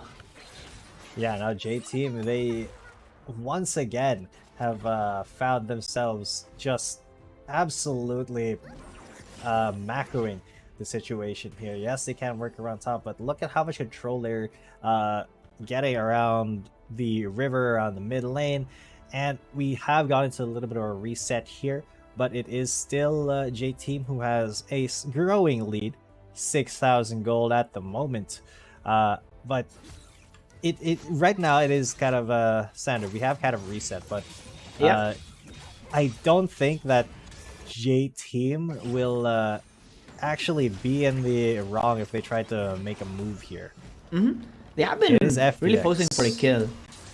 Death Brush is initiated. 1-3-1 still is the setup here for J Team. Now posting here onto the Infernal Dragon, in which 0711 has started a bit, but he's all alone and has to pay respect towards the members here of FPX, especially with the depth charge, but still able to get a couple of towers here. Again, the side lane control is huge. Cass gonna be used into the bottom stand. Barry deals a lot of damage onto the Ziggs. Now KF16 trying to chase him down. The kick gonna be invested. The Sky will pick up the kill, but now 0711 stasis all alone, but here comes Dawn as well with the flag as Yezi is pushing into the top lane. J Team just cleaning up the members of FPX. Sky is alone here into the mid lane, but nothing can he do to survive. Tries to stasis, but it won't be enough. Yezi bashing the tower down to the top lane. There's nothing that Pato can do. A clean victory in the team fight, and they can just go for the end. What happened there? J Team, they got 4 kills all of a sudden, and they're challenging Nexus. They're on the Nexus. Fado's not really gonna be able to do much here. He's gonna try. He gets 1 kill onto the Gragas. They don't have any minions he to look actually around. saves it. Yeah. No minions for J-Team means that the Nexus is gonna be more difficult to take down. Anti-backdoor here by Riot. And Fado gonna be successful in defending, but that clash is still, so devastating for FPX. And now we're seeing a 10,000 goal lead by J-Team. Yeah, that just happened. J-Team, they do have a 10,000 goal lead, but they just kind of fumbled that end. There's still so much pressure onto FPX now, but this Drake is up and they are going to fight for it now. TF16 going to be coming in. Kick, getting for the bomb, gonna be invested already here by FPX, but the front line has been breached, and FPX has to disengage. 0711 eyeing for blood, eyeing for kills. The kick gonna come through by KF16, but actually goes too deep here into the members of J-Team. Now, Don Wait is in charge of 4 people of FPX, not scared at all. DY serving the front as well. Fado trying to disengage rather. Cass not gonna be connecting onto him, but a Sleepy Trouble Bubble will. Not enough for him to get taken down though, as J-Team leaves them be. They're already got the dragon, and they can just get the resources. Yeah, and the resources will be got there. J-Team once again making it clear that they are in possession of this game. I mean, look at how the map is. They've only lost 1 tower, and FPX has lost nearly everything, only the 2. Oh god, and even the life of KF16. Yeah, they've lost KF16 as well. And bottom lane, well, Yezi is alone here into the bottom lane, but with 4 people in here from FPX, that means free Baron for J-Team. Yeah, they got 1 pick. It's a 1-for-1, but then J-Team got Baron, so now they can siege, and that is not good if you're FPX, because the only thing that is keeping them in the game at the moment is the fact that A13 can be an anti-siege by clearing. Oh my god, he's gone though. Yep. Instant reset, instant deletion there with Kazakh Spec as 0711. Really nice. Likes assassinating the members here of FPX.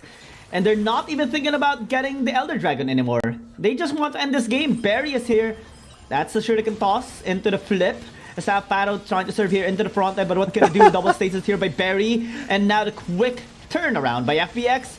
Kick also onto 0711. He's all alone with the stasis, tries to escape, tries to jump away. Slow is here to slow them down, but now Don has other plans. DY as well now is in a flank as Yezi joins the fight. It's J-Team just ending the mystery of FPX.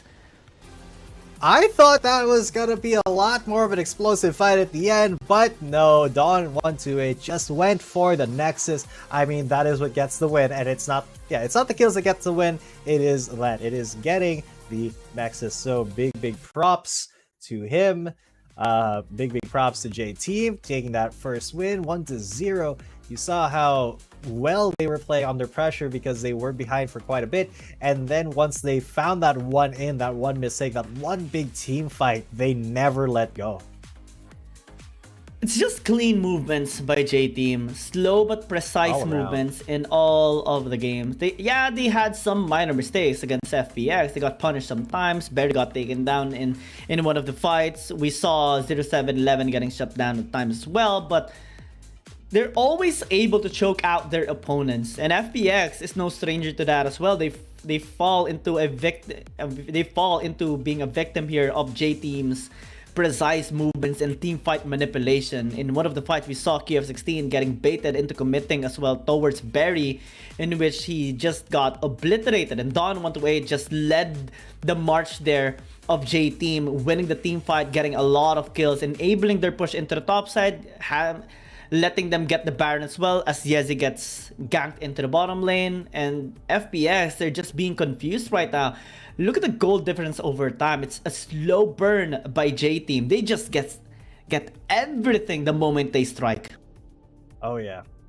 Like it jumped, man. It basically jumped. The gold lead went from one side to the other incredibly quickly. 20 minutes and 007 on that game time, but 0711 3-0-8, 23,000 damage as the Kazakhs. He was definitely feasting. He was doing a lot of work.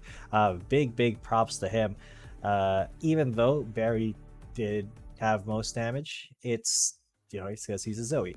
But the Kha'Zix, really good pickup, and that's one of the times where Kha'Zix really performs, is when you're able to use him to the full potential with your team comp, and that was one of those times, and good job, JT.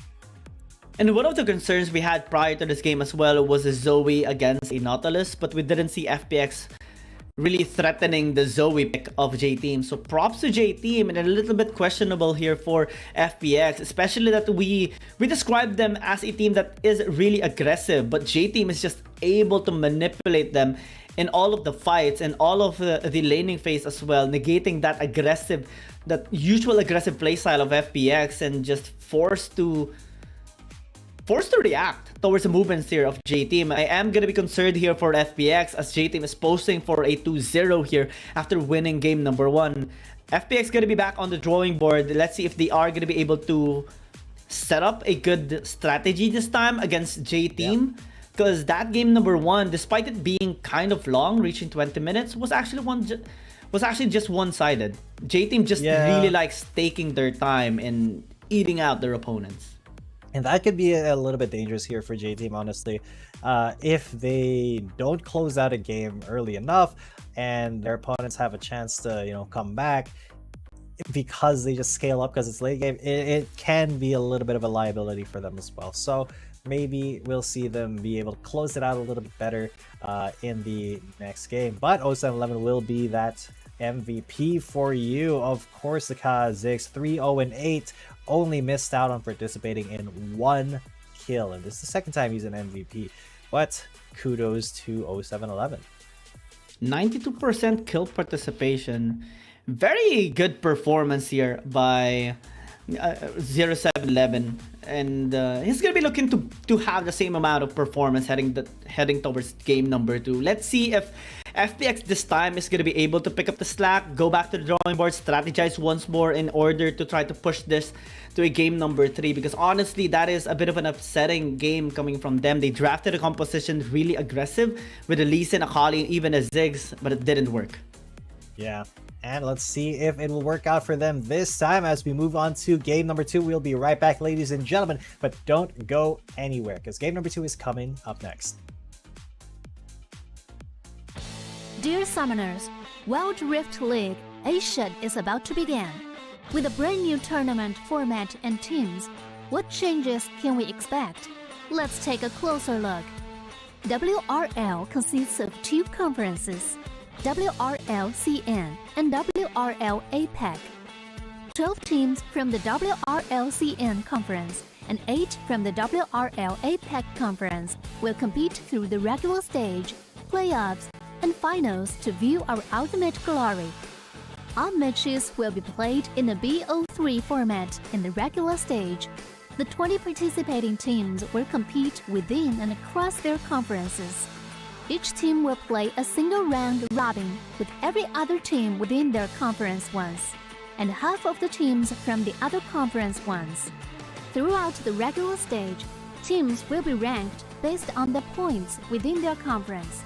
The top 8 teams from the WRLCN conference and the top 4 teams from the WRL APEC conference will qualify for the playoffs.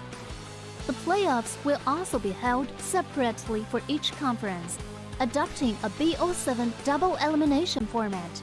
Only the top 2 teams from each conference's playoffs will advance to the finals, vying for the championship. Of course, a new tournament brings unique challenges. The Wild Rift League Asia Season 1 WRL A1 Finals will be a 3-day extravaganza. On the first day of the finals, the 4 qualifying teams will play a single round robin in BO1 format. The top-ranked team will advance directly to the grand finals, while the remaining 3 teams will battle it out in a single elimination bracket on the second day to secure a spot in the grand finals on the third day. The 2 teams that make it to the grand finals will face off in the BO7 showdown to claim the championship. Additionally, in both the WRL A1 regular stage and finals, teams will participate in the Fight for Side FFS match before the official games commence. The FFS match will be played in a 1v1 solo mode. Each team will send 1 player to compete.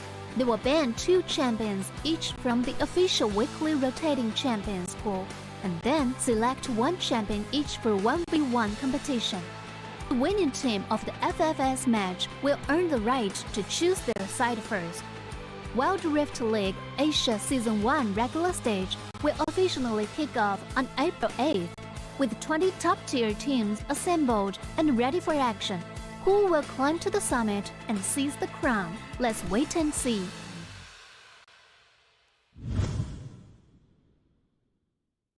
Dear Summoners, welcome to the Wild Rift League Asia 1! With the new season comes a fresh upgrade to our Spectator UI, designed to provide everyone with a better viewing experience. First thing is about the original UI information at the top bar. We make it into a functioning ring design in the upper left corner. The ring not only includes basic information such as team names, match duration, kills, towers, but also displays the gold difference through the red and blue rings. What is a great... Welcome back, ladies and gentlemen, to game number 2 here in this match of the Wild Rift League Asia 2023 regular season. It is FPX versus J-Team, and I am G10. Coming at you with me is Giyang, and we will be your shoutcasters here. FPX gonna be picking up blue side this time. Let's see if it's gonna work out for them, because, well, we saw the win rates. We saw the win rates of both teams a while ago. 4 out of 7 on blue side for FPX, and 2 out of 6 for FPX on red side. And, well, it recently has turned out to be 2-7 after that loss against J-Team. Let's see if this time they can have a better performance, especially that J-Team just really likes playing it slow and slowly burning their opponent as long as the game goes by. And I think FPX really needs to unlock early game. If they can set tempo against J-Team, maybe, just maybe, they can push this to a game number 3. Yeah, it is a big maybe, though, is the thing. Because with the momentum that J-Team has right now, they can just take this and run with it. I mean, yeah, FPX, they are going to be on blue side now, but that does mean that J-Team, they're the ones who want now the 2 champion priority, and that can be a little scary, because that does put a lot of pressure on your bans. Because looking at the bans, speaking of, J-Team did take out Camille, no Fiora either. Camille is so strong that she is just mostly banned out. Nobody really wants to play against her. FPX, though, on the other side, Corki and Jace will be taken out of the picture here, which, you know, a lot of the range capabilities for many of these players. Senna as well, not gonna come out, but that does mean that there are a lot of champions that are still up, like Shen, Aatrox. Yeah, Akali's gonna be banned out here. Okay, Akali gonna be banned by J-Team. That gives the opportunity for FPX to get this Aatrox for QF16. And the last time we have seen him use the Aatrox was on blue side as well against Rare Atom. He got the MVP as well and was an absolute monster in that game. Yeah. And J-Team having to give this away means something. Maybe they're trying to say now that they can actually have an answer against this. Again, an investment on Jax and the Gragas here for both Yezi and DY, unless Dawn is going to be the one to pick up this Jax for themselves. Let's see how J-Team is going to be responding. But FPX are hovering the Gwen as well. And it's a big investment, again, towards late game scaling. But I think it's also necessary for them to have some sort of disengage tool. The Varus is a big pick for A13.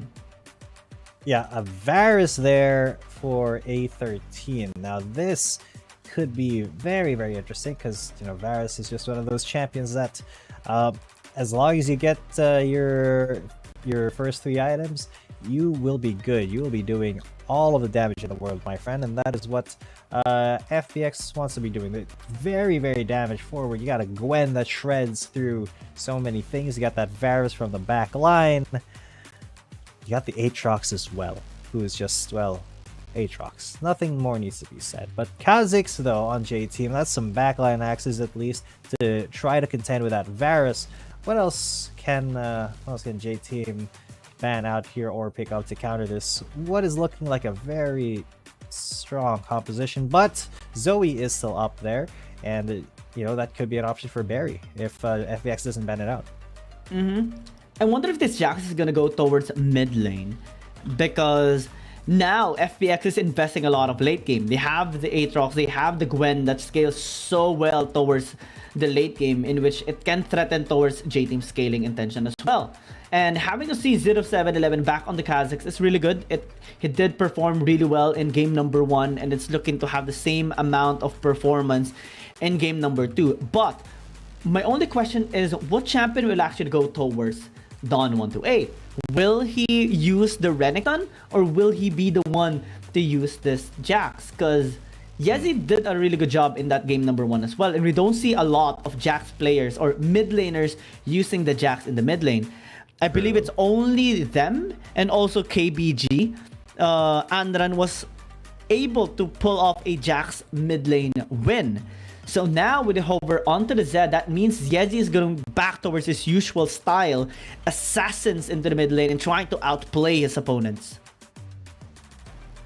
Yeah, and assassination is the name of the game, and it has been for a while. And Yezi, he is one of the people who really has a good handle on how to assassinate from the mid lane. It's just that he's going to be going up against somebody who doesn't like being assassinated in Garen. As that does mean that Yezi doesn't have a lot of targets here in terms of assassination, unless Chow does pick up the Lulu. But basically, it's just a Varus. It is just the Varus that you can, you know, hold on to here if you're Yezi. So he's gonna have to find a different way to be useful.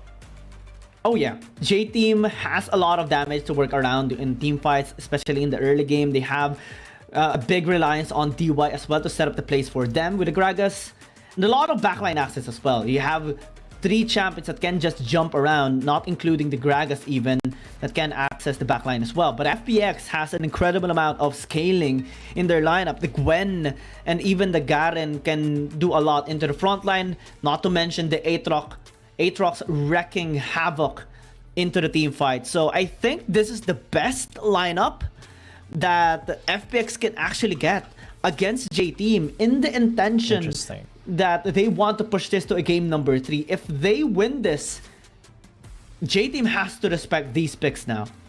Yes, 100%.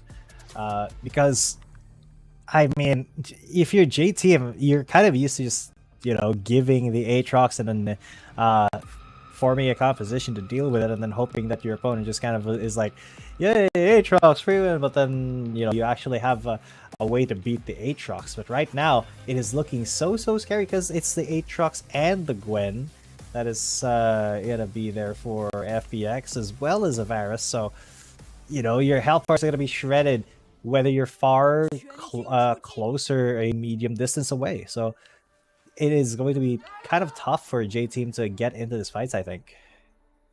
Well, the Gwen and the Aatrox can take some time to scale up, and that can be the angle here of J-Team, trying to shut them down. Again, assassins are a big deal here in Wild Rift, and DY is just so talented in setting up plays here for J-Team. So that can be the angle here from J-Team, especially in trying to shut down Fado onto the Gwen, and QF16 as well into the jungle, because him just getting this champion means that they're really banking a lot here in this game. And we have seen how QF16 just operates with this Aatrox pick, able to get that MVP during their match against Rare Atom, and having a lot of kills as well, being that undying champion, undying demon, wrecking havoc into the team fight. And Gwen is usually the champion that is just so irritating when you have a lot of frontline champions, because the snip of the Gwen deals such an obnoxious damage no matter how tanky you are. And the more squishy you are as well, then the more this Gwen can actually be effective if you're not able to burst him down.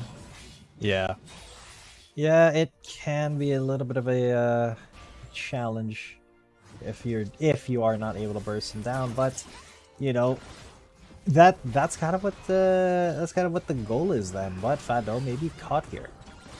Yeah, trying to escape right now, and that is the way to go here for J-Team. Try to shut him down early, and then try to just bully him entirely. When Don 128 gets 2-3 kills onto him, then that's already a done lane. And they can just try to threaten waves, try to threaten towers, tower dives even, just like this on what happened to Barry. All alone, tries to flash away into the satchel charge. But KF16 is still going to be investing the flash to get that kill. Now he's stuck alone here under the tower. Actually, FPX is investing quite a lot, but this is too deep. KF16 is very low in HP. No World Ender. Might actually be in trouble. Yezi almost got taken out. One more auto attack should do the trick as A13 gets that kill. Oh my God. And now FPX actually, despite being deep, already able to take a lot of kills. But Don will get his second, and that is a big deal for J-Team as well. That is actually a lot of kills to have given up there. On the side of J-Team while they were, you know, on that side. However, they did come out on top at the very least, but it was still like 2 kills, I believe, that they gave up there.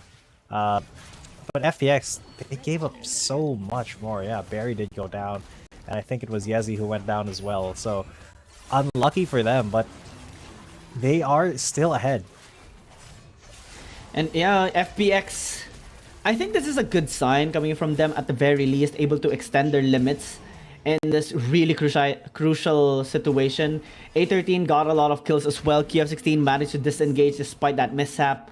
And J-Team just trying to work around what is possible for them. 2 kills for Don means that he should be winning against Fado this time. And DY just always visiting here. Needs to be very careful though from Chow, as can do a lot, especially with the auto-attack base champions here of FPX. The concussive blows is a massive ability here of the Brom that can just interfere with any combination here of J-Team. Yeah, it can be oppressive, but honestly, like, the activation criteria for the concussive blows is still a little bit wonky, having to auto-attack it. But this could be a big play. 0711's there.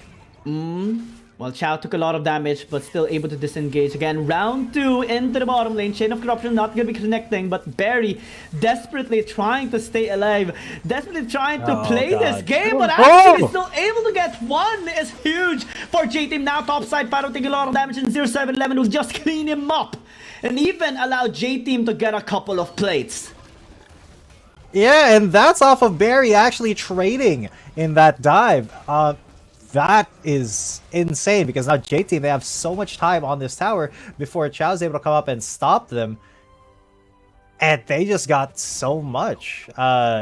Look at that lead. It is only a little bit of a lead right now. 1.8k at the moment compared to, you know, at well, let's check again, because at 8 minutes in the last game, I think they had they were still behind. They were very behind. And then they were able to come out on top after that one mistake by FPX. But and right now, now J-Team is taking control of this game as well. Barry, despite all of the investment sphere of FPX, was still able to get 1 kill, a trade-off. And now DY actually might be in trouble. That's the Glacial Fisher. Invested a kill onto the Gragas. But what will DY do on the other side? Because top side is almost going to get taken out. FPX is trying to get this Infernal Dragon for themselves. Don't want to wait in 0711 trying to pose. Maybe 0711 can actually get a steal. The jump around. No steal this time. Aatrox still able to get that objective for themselves. It's done. Will be disengaging. No kills, but FPX get an objective. Yeah, that's actually really huge for FPX, because getting that dragon and making J-Team waste time actually means that they can try to contest for this Rift Herald and try to get the double objective start, which is exactly what they're going to try to do. Fado is already there and waiting. 0711 is there with DY as well, though. RH not initiated by J-Team just yet. This is actually huge. FPX can now pose for this angle. They have vision established in this topside river. And J-Team, they're trying to attract them into going towards the side lanes. Yezi and Don bashing the towers down, but that gives at least a chance for them to secure this objective. I mean, the RH is a big thing. Maybe they can unlock mid lane or top lane. But the mid lane though, oh, Yezi almost got taken out. Able to still disengage. And the RH was actually taken there with 0711. So now they can actually use it into the mid lane. But FPX actually doing a lot here into the tower, able to get a plate and able to reset the waves as well in other lanes. Yeah, and that reset actually will make it so that FPX will have some breathing room coming into whatever is next here, because they have fought back that lead from JT and they have reset it back to neutral basically. Just a tidy... Actually, they have gotten the lead themselves, FPX, so well done to them. Because of that proactiveness and the objectives that they are able to get, they have made their way in and they're going to dive onto Dawn. Dawn gonna be in trouble. Counter-Strike away. 4 people diving under that tower means he should be falling down as the sword gets on his head. And now FPX gonna be disengaging. DY doesn't have any mana, and that means J-Team can't force this team fight anymore. It's gonna be too risky for them to do it. And that's a bit of a lead here, a bit of a win by FPX. Looks like they're going to be going in. A big chain of corruption here onto the Ziggs. And that means second kill for FPX. Not respectful here for J-Team. As now they're using the RH now into the mid lane to crash down onto the tower, but not enough to actually take it down. Yeah, that was just a little bit miscalculated for J-Team. They stayed so long. They got a little bit sloppy, a little bit cocky there. Or a little bit desperate. That could also be a thing because they are slowly losing their grip on this game. A little bit of a lead right now. It's a 1,000-goal lead in the hands of FPX, but that is a pretty decently sized lead already. That is because we've only had a lead as big as 1.8k this entire match, or this entire game. So, you know, any sort of lead is pretty significant at this point. Especially with the scaling lineup here of FPX. Any objective that they do get, any objective that they deny on the J-Team is an accumulation of a lead for them. Look at the position right now of all the players. Look at their situation. Everything is either even or a little bit ahead by FPX, and that means a lot. That is a lot of stacking power that they are getting right now into the mid lane. As the stasis is going to be used, DY still able to escape. Cast going to be used here for the isolation play. Stasis by the Braum, but it's not going to be able to disengage anymore. KF16 has to back off as well. And that is a minor win for J-Team. Yeah, but they'll take what they can get. No satchel there for Barry, so he won't be able to take the tower just yet. But at least J-Team are also able to get the tower in the top lane as well. So Dawn slowly scaling up that Jax. Could be the way for J-Team to get back in. They do have more kills still, but that doesn't really matter all too much. But FPX have the goal lead and the objective lead at the moment. So, you know, the goal lead has to be very significant for it to really matter. Kiev's now going to chase down Dawn, and Dawn has the flash. It is kind of like Jaws here. He flashes after. There's a knock-up. There's the counter-strike. He won't be able to stun. There's the barrier, though. But SkyFL runs and leaps at him. Yeah, big kill. Well, that's just one kill. But J-Team, what that implies is that J-Team is starting to feel the pressure here against FPX. They're starting to lose their grip into the side lane control, in which they have invested quite a lot into this game. Unable to pick up the tower into the mid lane as well is huge here for J-Team in order to get that access onto their jungle. But since FPX is still able to defend it, that means a big loss for them now. For Barry as he gets caught with a chain of corruption. But good use of the gas now for the isolation play. 0711 dealing a lot of damage. 813 gonna get obliterated into the back line as Yezi deals that blow with a death mark. Now DY just going with the body slam, able to zone the members of FPX away just in time for this dragon. That means J-Team gonna be able to scale up a little bit. Yeah, this does give J-Team, you know, that one small opening, that one mistake that they needed FPX to commit for them to get back into this game. That may have just been it, because that does mean J-Team, they get this dragon for free. They get to defend mid as well. They get to run around the map. And even though KF16 is going to take that Herald, it really doesn't matter to them. They're going to die Fado.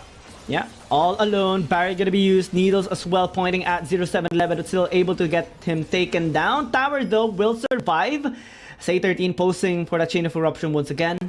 J-Team able to disengage. Deathmark gonna be used. Chain of corruption gonna be used as well for the disengage, but unable to land onto Yezi means he's gonna be able to stay alive.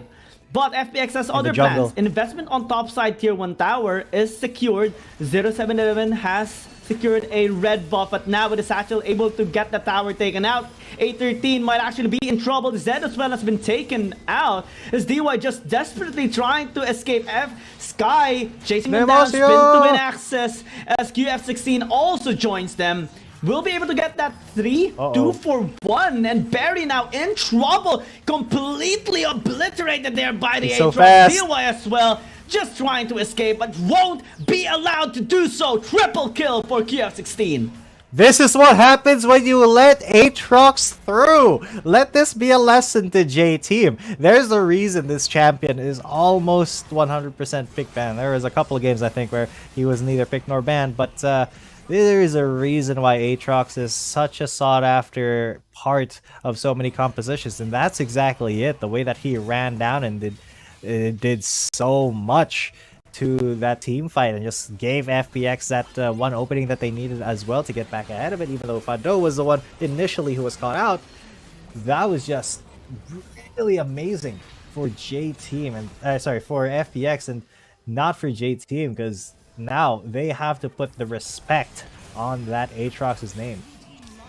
We saw that burst coming in from Yezi. Good intention, but again, as they get isolated due to the fact that all of the members of FPX are just so strong when they are together, despite them being able to take that tower down, we saw the isolation play by Sky taking Yezi early into the fight.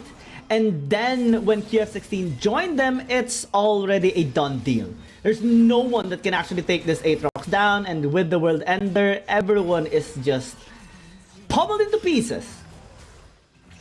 Yeah, he's so fast. Just look at that. Look at how quick he was. He ran up, buffered the Q, and then flashed just to get Barry at almost tip range. That's absolutely beautiful. That gave FPX so much, and they actually were able to run it down to that inhibitor tower there in the bottom lanes at some point. And now they're 2,000 gold up, which is as big a lead as we've seen in this game. Oh yeah. Well, it's not large as of the moment, not the same as J-Team during game number 1, but given the scaling composition here of FPX, it is a big value that FPX has. The position they are in is very good for themselves, especially that the Aatrox KF16 has a really good scoreline, 5-1-4. The Garen as well, 4-1-2. And even if the Gwen here of Fado is having a bit of a hard time in the Baron lane, this is still a late game scaling champion. Later on, he's going to be doing a lot of damage towards a member of Barry, towards a member of J-Team, and Barry even is struggling, always getting caught by the chain of corruption here of A13. So we see now a big development, especially by this player of FPX. And initially, we were concerned about him being having to use other champions aside from Ziggs, but this time around, we do see him just popping off with this Varus pick. Yeah, and that Varus pick, very, very deadly. Incredibly at this point. A13 is just raining pain down on J-Team. If he's able to... yeah, if Barry stepped up a little bit there, he would have taken like a third of his health in damage. Just from one piercing arrow. A13 looking really slick. But it's still not impossible, honestly, for J-Team to get out of this dump. They are not really all that too behind. Just 1.3k at this point. Yeah, that is basically even. If it's this late into the game, 15 minutes into the game, that is basically even. And the reason why J-Team is able to keep up despite FPX winning the team fights or all of the team fights right now is because of their side lane control. The way they're also fully utilizing the Ziggs and clearing up the minions has been on point so far, allowing them to mitigate the lead that FPX has into the game and denying them from having access into their jungle as well. And that allows them to keep up with the gold right now. Again, isolation plays can still be good here for J-Team as long as they keep their distance onto the members of FPX. Fado, again, is a little bit behind as well towards Dawn, so that can be an angle here towards J-Team and trying to crush them. But now DY actually is going to get caught, forced to use his stasis. But the chain of corruption has been invested already, and that's a big deal if you are J-Team. Now, they are trying to post here onto this bot side river because, again, the third dragon is equally important as the other objectives here in this game. Yeah, this is going to be a pretty decently sized fight if, you know, if they're able to set up for it well. but so far FPX, they have pretty much dominance here in this side of the map, although SkyFL inviting Yezi to just take a little bit of a gander at him. Just look at him a little bit. That Deathmark not really going to do all too much to Garrett, but QF16 has already started this Drake, and J-Team is being dared to go to defend it. Yep. Since they have invested the death mark already, there's no backline access now. Chain of Corruption going to be used here by A13 to zone everyone away. But KF16 is actually very low. J-Team now has a good position to actually strike. KF16 trying to sustain himself and immediately pops off. Now 1 versus 3 as he gets one in exchange for 1. Can he actually survive? Can he get the outplay? Yes, he does. As now Fado joins the fight. Dawn is all alone. And what can he do? Winner Jackson is alone here in this fight. Nothing. Fado, even the lowest member here on the side of FPX, is doing a really good job in this fight. It was taken down, but that still is a positive win here for FPX because they got the Dragon, they got a couple of kills, and now they're able to at least reset the waves again. Yeah, was that not a 2 for 2? I think it was a 2 for 2. And this is looking to be one of the bloodier fights of the entire league. 25 kills total already. Usually you don't see a bloodbath like this, you know, except in local leagues most of the time. But right now, between these two Chinese conference teams, it is looking so bloody, and the lead is tiny, very small. At this point, just about 400 gold, and that does mean that you know, J-Team, some of their champions have kind of fallen off at this point. It's pretty late into the game, 18 minutes. 0711 is level 14. Unfortunately, QF16 is level 15 and his Guardian Angel, so this undying Aatrox is going to die even less in fights. He's going to be able to come back. And with 6, 1, and 5, the gold, like, the gold distribution is... a lot of it is on QF16, and 0711 just not very useful at the moment. Fado again onto the top lane. He has been struggling for quite a while now, but the other members are doing really good into this game. Barry has been struggling at times as well, being breached always into the back line. And Don just trying to collect himself, trying to make a way into this match against FPX. Side lane control is still difficult for J-Team to manage, simply because some of the champions are already falling off, especially for Yezi. The only way he's able to use his death mark is now for disengage, for isolation onto the Garen whenever he gets engaged here by Sky. And he has no way to reach a backline, no way to reach A13. He has been trying a lot of times already, but it's simply not successful. And they're not even able to burst down the Aatrox, as QF16 always survives. Even with a sliver of health, he still has the confidence to go in, has the courage, and also the trust on his comrades that they will back him up. And he will shine the most time that FPX needs him. Yeah, and FPX definitely needs him now. And at this moment, J-Team, they do need to find a really good way in. They need to find a way to fight for this Elder Drake without losing themselves in the sauce, if you will, because they could take this. Actually, there are 4 of them here versus 3, and they will. Isolation play. Yeah, QF16 is in a bit of a trouble. 0711 trying to get that kill, but Chow is doing a good job protecting him, preventing that isolation damage by this Kha'Zix. Now piercing arrow gonna cut towards his health. Barry just trying to get this blue buff for himself so that he can keep spamming onto the members here of FPX, but now they are completely being zoned away from this Elder Dragon. Also, Fado is doing a really good job into the top lane, then negating Dawn as well. But now teleport incoming for the Jax. Might be in trouble. Backline access is now good, at least in some of the damage instance. But A13 still able to survive. Yeah, 0711's alive as well. So is Barry and so is DY. So they're going to be going on to this Elder Drake. But Dawn going to be up there in the top lane. Here we go. Yeah, flash by Sky, but not able to reach the backline. 0711 posting here for a proper steal. Can he actually do so? He has a good angle. Fado gonna be initiating this dragon once again. They do see 0711 with the spikes that he is throwing. Dawn as well, trying to isolate them. Megate for the bomb, doing a lot here into the front. And now 0711 has a good access into this Elder Dragon. Can J-Team actually steal this away from them? They're being able to isolate the members of FPX just with that positioning. And now this Elder Dragon is going to be in their hands. How is this even possible? J-Team just outplayed them without the team fight even happening. I don't know. Nobody died. Nobody died. The Jackson Gwen stayed top lane. And somehow FPX just gave up the dragon. This is similar to their game against Rare Atom. It's just obnoxiously long. Now the Yezi is going to be doing a lot of damage onto A13, but yeah. Chain of Corruption is a big problem still for this Zed, so Yezi has to fall back. But again, Elder Dragon now on the hands of J-Team.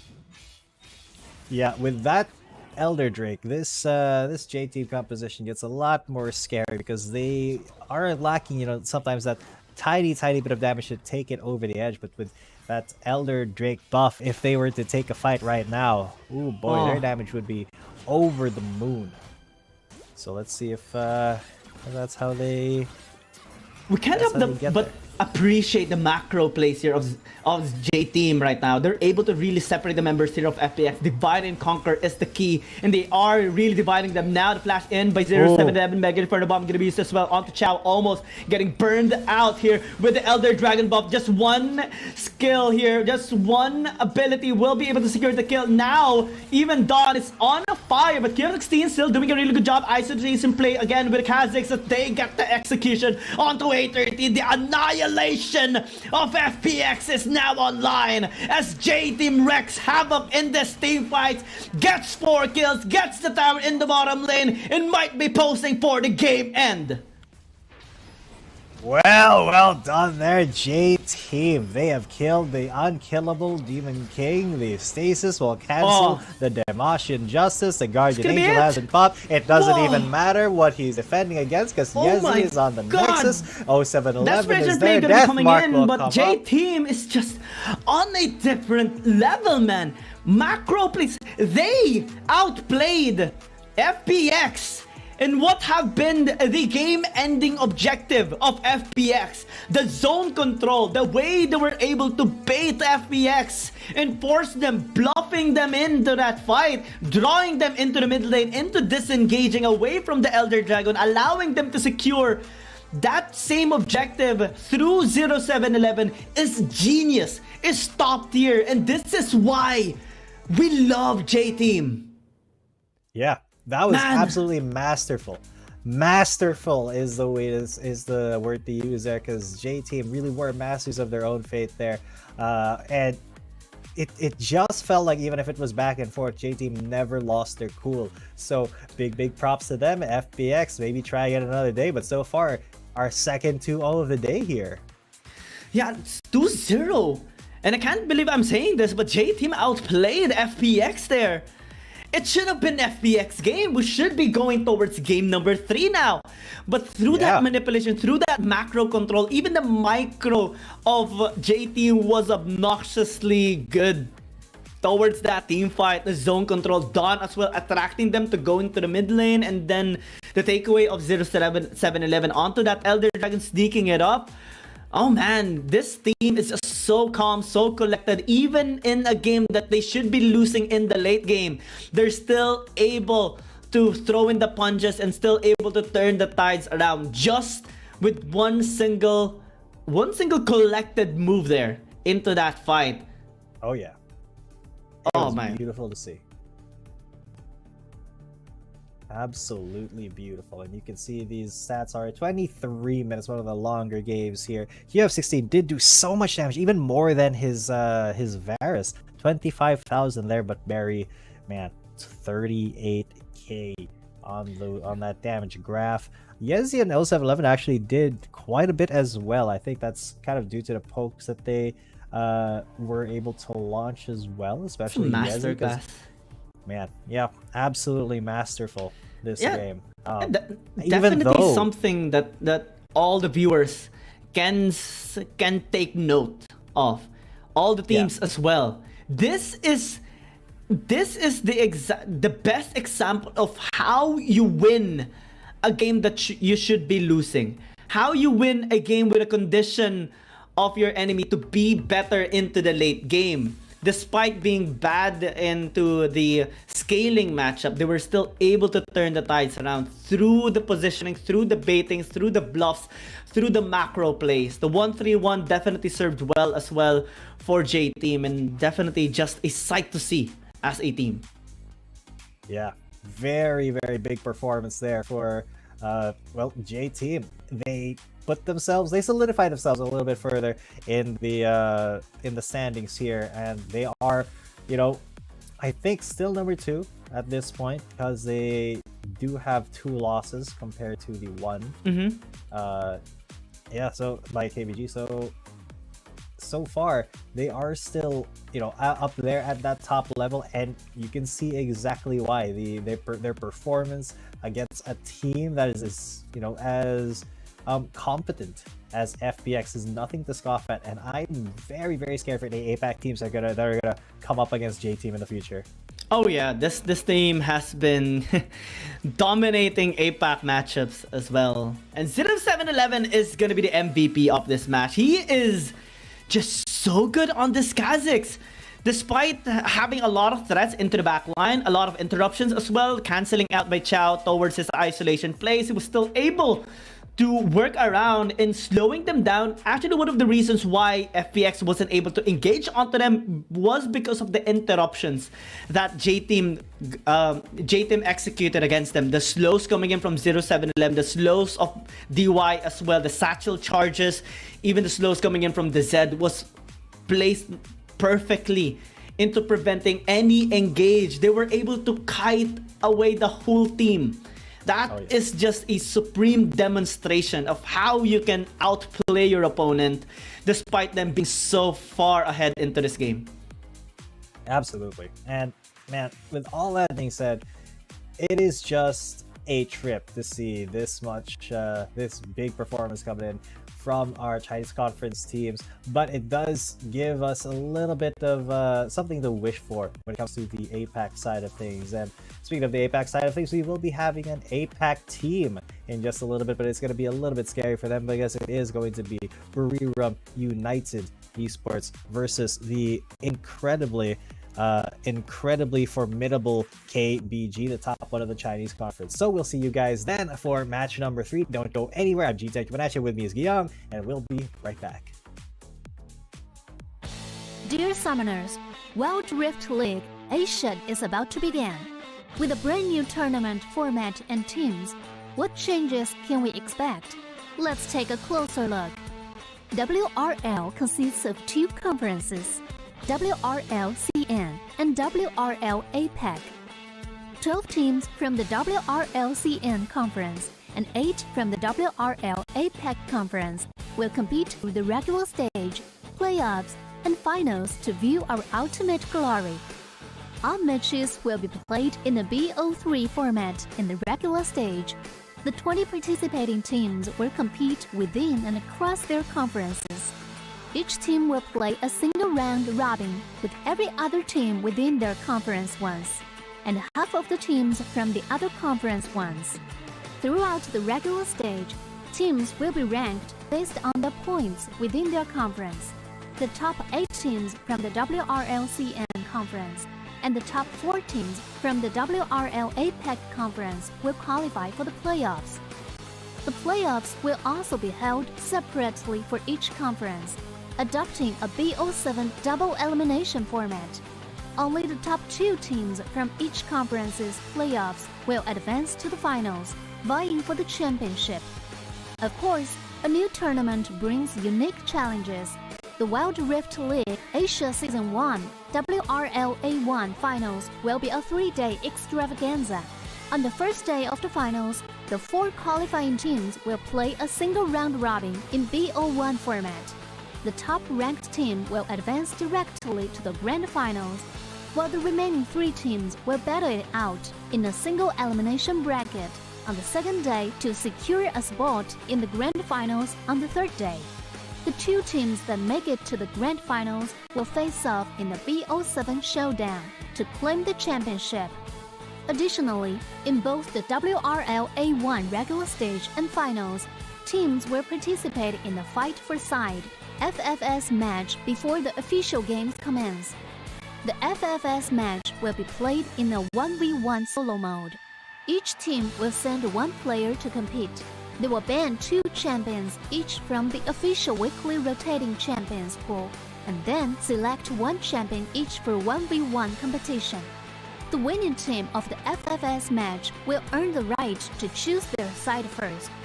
Wild Rift League Asia Season 1 regular stage will officially kick off on April 8th, with 20 top-tier teams assembled and ready for action. Who will climb to the summit and seize the crown? Let's wait and see.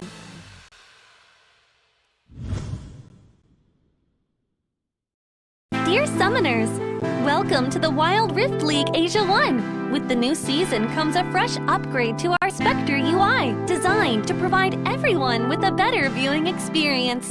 First thing is about the original UI information at the top bar. We make it into a functioning ring design in the upper left corner. The ring not only includes basic information such as team names, match duration, kills, towers, but also displays the gold difference through the red and blue rings. What is a great game without the competition for map resources? When a team takes down the elemental dragons and gets the buffs, the stunning special effects not only make the acquisition of resources more ceremonious, but the elemental dragon-specific color-coded buff energy blocks will also be intuitively embedded in the corresponding red and blue sides. Whether a team speeds up the match tempo by getting Rift Herald, expanding their lead by killing Baron Nashor, or stealing the Elder Drake for the final victory, the countdown timer special effects and the resource-specific color coding will help summoners watching the game to quickly understand what is going on in the game and capture the critical information. Additionally, we will display the whole in-game map on the top right corner. When the elemental dragons, Rift Herald or Baron Nashor is about to spawn, the corresponding resources exclusive countdown will appear in the top left corner of the map in real time, providing clearer information on team tactics and map resources. The new UI will introduce 4 panel modes: the landing phase mode, pre-team flight mode, team fight mode, and post-team fight mode, a combination of 4 refined panel modes to ensure that the most important real-time data in the game is presented more intuitively and comprehensively than ever before. In the landing phase mode, in addition to the real-time images of the players, champion selections, summoner spells, and champion experience, we will also supplement real-time gold, KDA, and items during the landing phase. Meanwhile, team stats history will also be displayed based on the progress of the game, allowing summoners watching the game to stay informed of the comprehensive information in real time. In pre-team fight mode, we refine and integrate the information on the gold difference between the matchup to help summoners keep track of the players' items builds in real time through the items column. This makes the state of both teams clearer before the team fight. In the highly anticipated team fight mode, we visualize the damage dealt comparison. The real-time dynamic display of champions' avatars can be more intuitively express the damage dealt of each player during the team fight.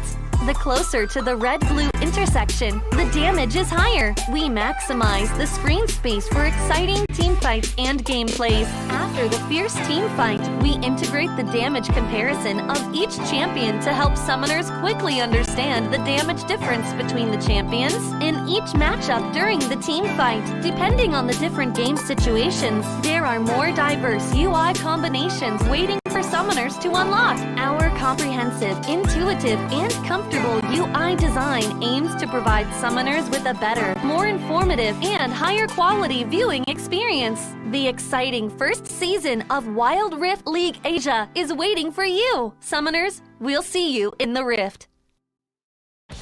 Dear Summoners, Wild Rift League Asia is about to begin. With a brand new tournament format and teams, what changes can we expect? Let's take a closer look. WRL consists of 2 conferences, WRL CN and WRL APEC. 12 teams from the WRL CN conference and 8 from the WRL APEC Conference will compete through the regular stage, playoffs, and finals to view our ultimate glory. All matches will be played in the BO3 format in the regular stage. The 20 participating teams will compete within and across their conferences. Each team will play a single round robin with every other team within their conference once, and half of the teams from the other conference once. Throughout the regular stage, teams will be ranked based on their points within their conference. The top 8 teams from the WRLCN conference and the top 4 teams from the WRL APEC conference will qualify for the playoffs. The playoffs will also be held separately for each conference, adopting a BO7 double elimination format. Only the top 2 teams from each conference's playoffs will advance to the finals, vying for the championship. Of course, a new tournament brings unique challenges. The Wild Rift League Asia Season 1 WRL A1 Finals will be a 3-day extravaganza. On the first day of the finals, the 4 qualifying teams will play a single round robin in BO1 format. The top-ranked team will advance directly to the grand finals, while the remaining 3 teams will battle it out in a single elimination bracket on the second day to secure a spot in the grand finals on the third day. The 2 teams that make it to the grand finals will face off in the BO7 showdown to claim the championship. Additionally, in both the WRL A1 regular stage and finals, teams will participate in the Fight for Side FFS match before the official games commence. The FFS match will be played in a 1v1 solo mode. Each team will send 1 player to compete. They will ban 2 champions each from the official weekly rotating champions pool, and then select 1 champion each for 1v1 competition. The winning team of the FFS match will earn the right to choose their side first. Wild Rift League Asia Season 1 regular stage will officially kick off on April 8th, with 20 top-tier teams assembled and ready for action. Who will climb to the summit and seize the crown? Let's wait and see.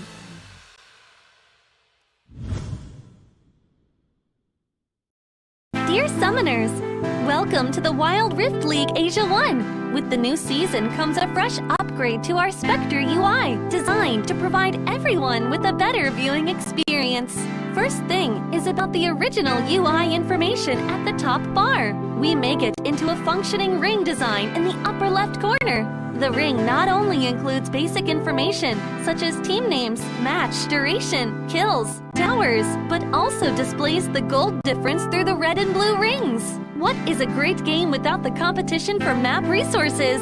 When a team takes down the elemental dragons and gets the buffs, the stunning special effects not only make the acquisition of resources more ceremonious, but the elemental dragon's specific color-coded buff energy blocks will also be intuitively embedded in the corresponding red and blue sides. Whether a team speeds up the match tempo by getting Rift Herald, expanding their lead by killing Baron Nashor, or stealing the Elder Drake for the final victory, the countdown timer special effects and the resource-specific color coding will help summoners watching the game to quickly understand what is going on in the game and capture the critical information. Additionally, we will display the whole in-game map on the top right corner. When the elemental dragons, Rift Herald, or Baron Nashor is about to spawn, the corresponding resources exclusive countdown will appear in the top left corner of the map in real time, providing clearer information on team tactics and map resources. The new UI will introduce 4 panel modes: the landing phase mode, pre-team flight mode, team fight mode,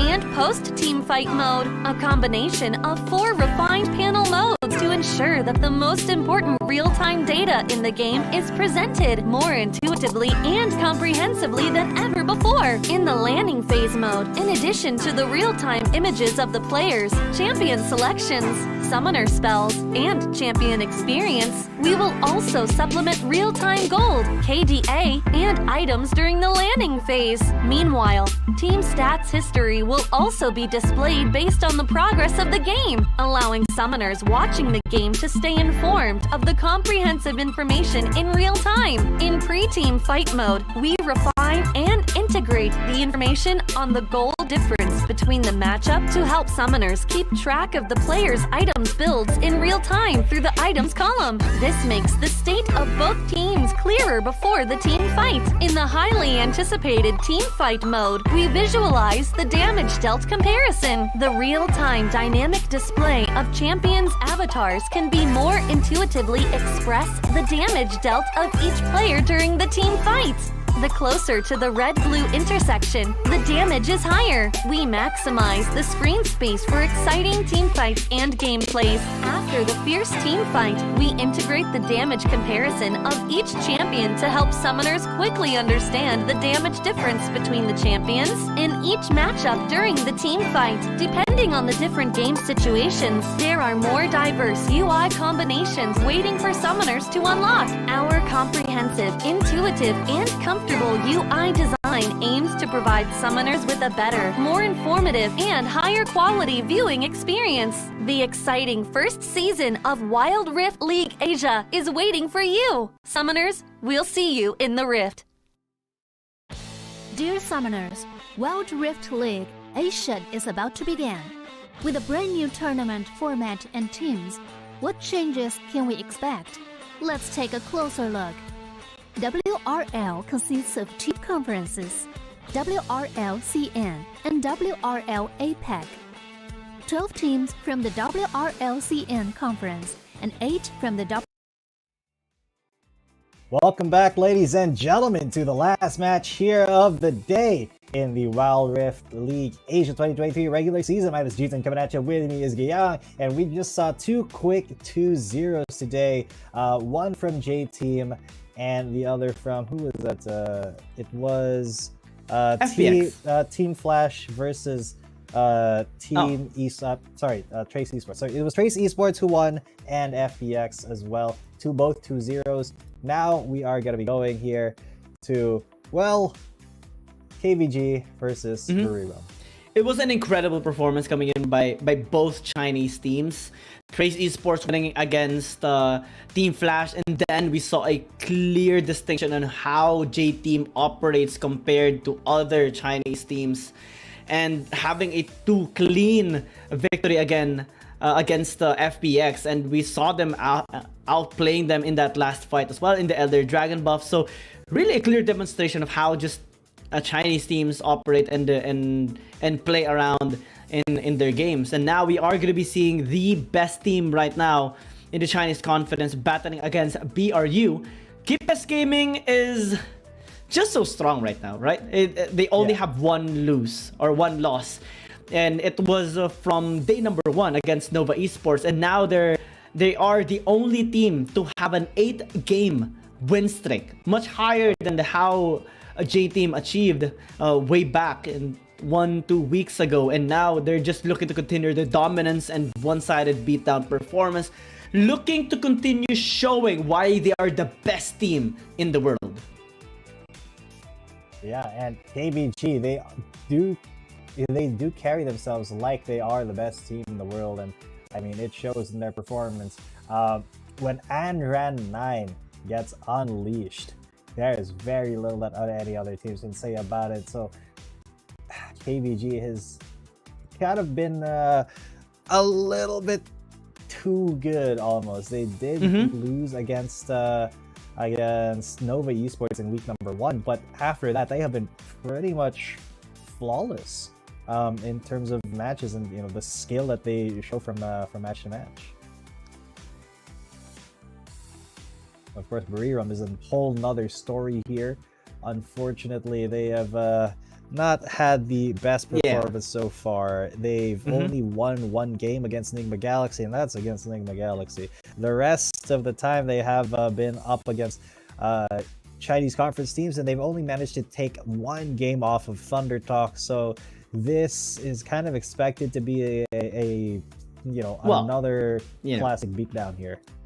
Another classic beatdown by KBG Gaming, and the only loss they had as well is in the fight for side for Andran. Finally, he was delivered with his first loss, and it was well, last Sunday as well, when he battled against Luna. Zoe versus Zoe. So interestingly, he's not perfect. He's still human, but still with the combined strength of all the really good players in the CN conference, KBG Gaming is just keeping things at the very best for this team.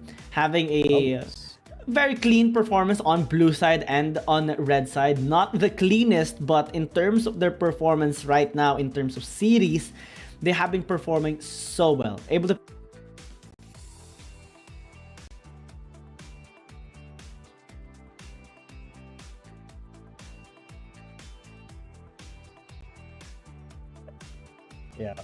so it is the first towers that are just a tiny bit in favor of KBG.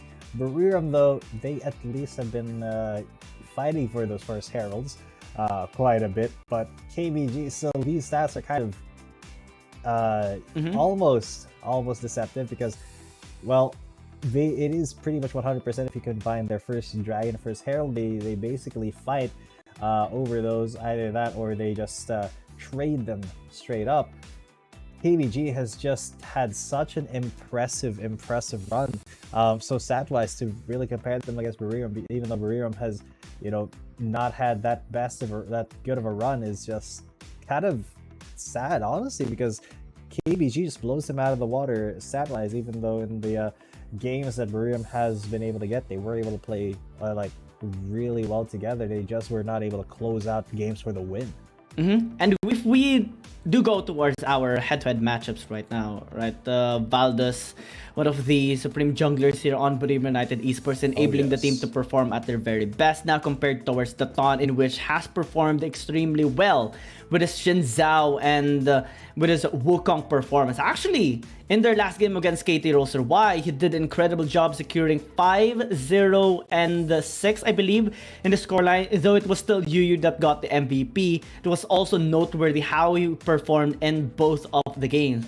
But also important to take note or talk about Andra9. Of course, well, we already know how good Noel is on the side of Buriram United Esports, but with him battling now against Andra9 should be one of the biggest obstacles right now of BRU, because this guy, Andra9, is just so good, and even included in our top 5 highlights of our first week 1 to 5, we just saw a clear distinction between KBG's Andra9 compared to the other mid laners. This guy is just a god, a definite demonstration of how different and above he is between other mid laners out there.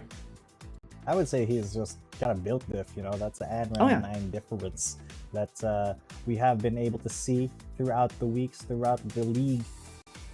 I don't know, he just kind of seems untouchable.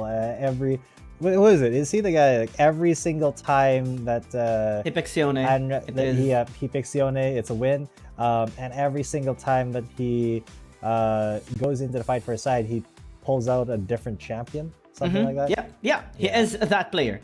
And during their match against KT Roster Y as well, in one of the fights into the top side, he was able to outplay 3 people that ganked him, that tried to surprise him with a death brush. And he got kills on all 3 of them as well, with 1 HP remaining. So, whoa, okay. They are gonna be making them cry? Whoa.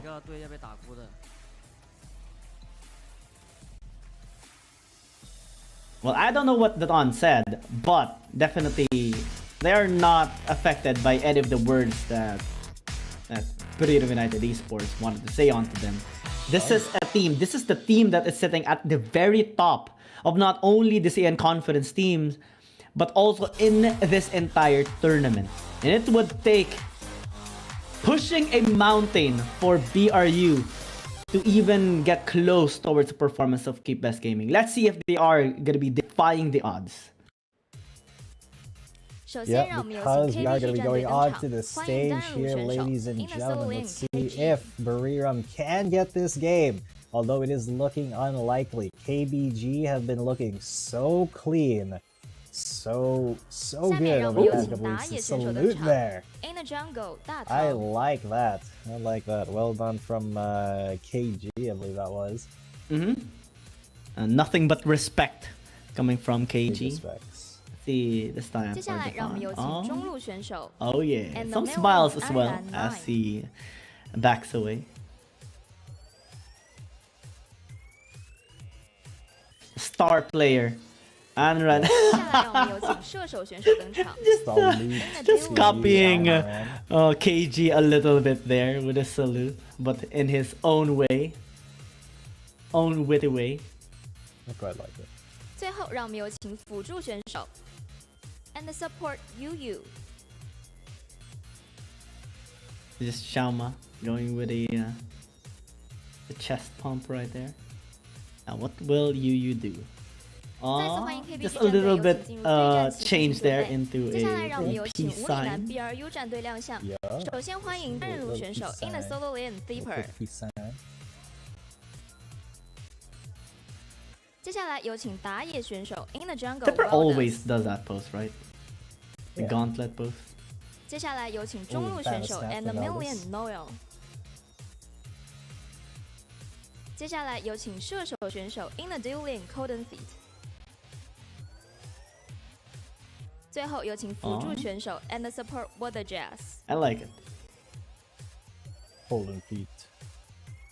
再次欢迎两支战队，有请进入对战席进行准 I'm still 备。All players hoping getting that ready. Let's step into the wild. BRU this time will have a good chance because again they are so far having 3 lose streak against Chinese teams, losing to FPX, Thundertalk, and then J Team as well. Only win that they had was against Nigma Galaxy, and yeah, it's not. Oh wait, hold that thought, because first time Andran is not gonna be playing. Hang on, what is happening here? Let's After let's his back up a loss, bit. it's gonna look like he wants to Give you it know, to back off a somebody little bit, else. allow their dragon laner to pick up an ADC this time. All right, Shama, let's see what you got.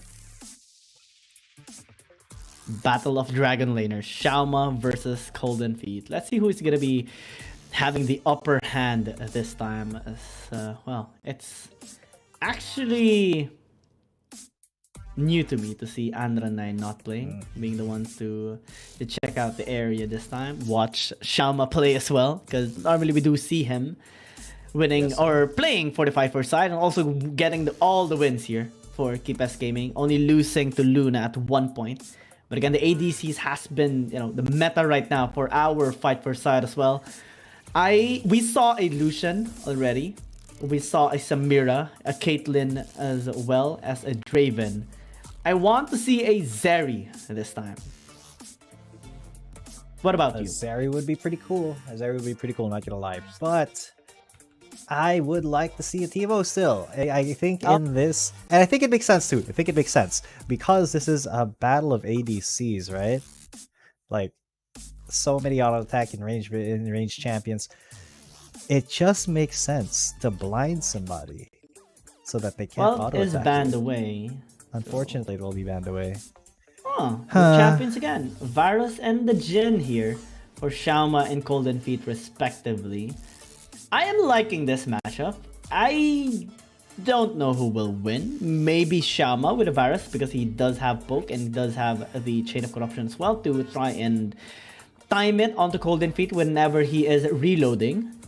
But the Jhin does deal a lot of damage, and when he gets Xiaoma very low, the calling or the curtain call can just, be a big tool that he can use to try and get that kill. Yes, it can. Yes, it can. Is this again, ladies and gentlemen? If you do not know what it is, this is the fight for a side. It happens every single match before the game even starts, or before the real games start. It is the fight for a side. It's a 1v1 in the Howling Abyss between two players. First to 2 kills wins. First a tower take wins as well. So the reward for this is going to be the side priority or side pick priority for the entire match. So Let's see if Shaman and Golden Feet have got what it takes. Golden Feet, of course, is the Dragon Laner here as well for BRU. So it's Dragon Laners in Dragon Laner week, I guess. All right, who do you bank here? I'm going for Shama with the Virus. I was gonna go Xiaoma as well. Why did it? Okay, no, it's okay. It's okay. That looks like we both go on with Shama this time around. Because I do not think that, honestly, excuse me, Jin is really a champion that does all too well in this kind of 1v1. I think the piercing arrow is going to outrange him. I think Xiaoma is going to land those piercing arrows quite a lot compared to the W of Golden Feet. But he is going to start off with an aggressive bouncing grenade. Oh yeah. Look at the damage that Shaman actually dealt towards Golden Feet there with just 2 auto attacks and the piercing arrow. Golden Feet will need to play this a little safely because the pokes again from the Virus is just irritating in the laning phase. And now Golden Feet has to be very careful. And not gonna be used there. Bouncing grenade as well by Golden Feet. Dealing a bit of damage there onto Xiaoma. And can actually poke out using his second skill a lot of times. Just a little bit. Just a little bit. So there is just a little bit of poke that Golden Feet can do here, but Xiaoma, already getting. He's got the stun. He's had the flash, but if Golden Feet didn't land that stun or snare, sorry, that's a snare, it would have been the end of him. Xiaoma, though, yeah, he is getting a lot done here on the Varus. And he's going to push that wave all the way to the turret, and that is going to play havoc with Golden Feet, because if there's one thing that Jin is not good at, it is CSing under tower. Jin is notoriously bad at that.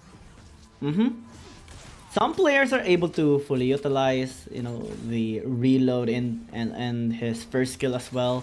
Even sometimes his second skill into getting some minions, but whenever he is reloading and there's a huge wave into the tower, it's just so difficult to clear the wave.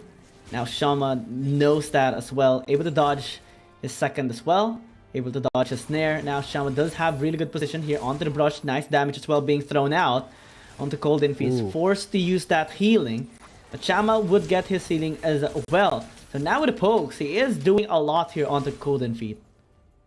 Yeah, quite a bit onto Golden Feet. Oh god, that piercing arrow once again. And even though Golden Feet pushed the lane first, it didn't really matter all too much because look at where it is now. Xiaoma's just he's just chilling.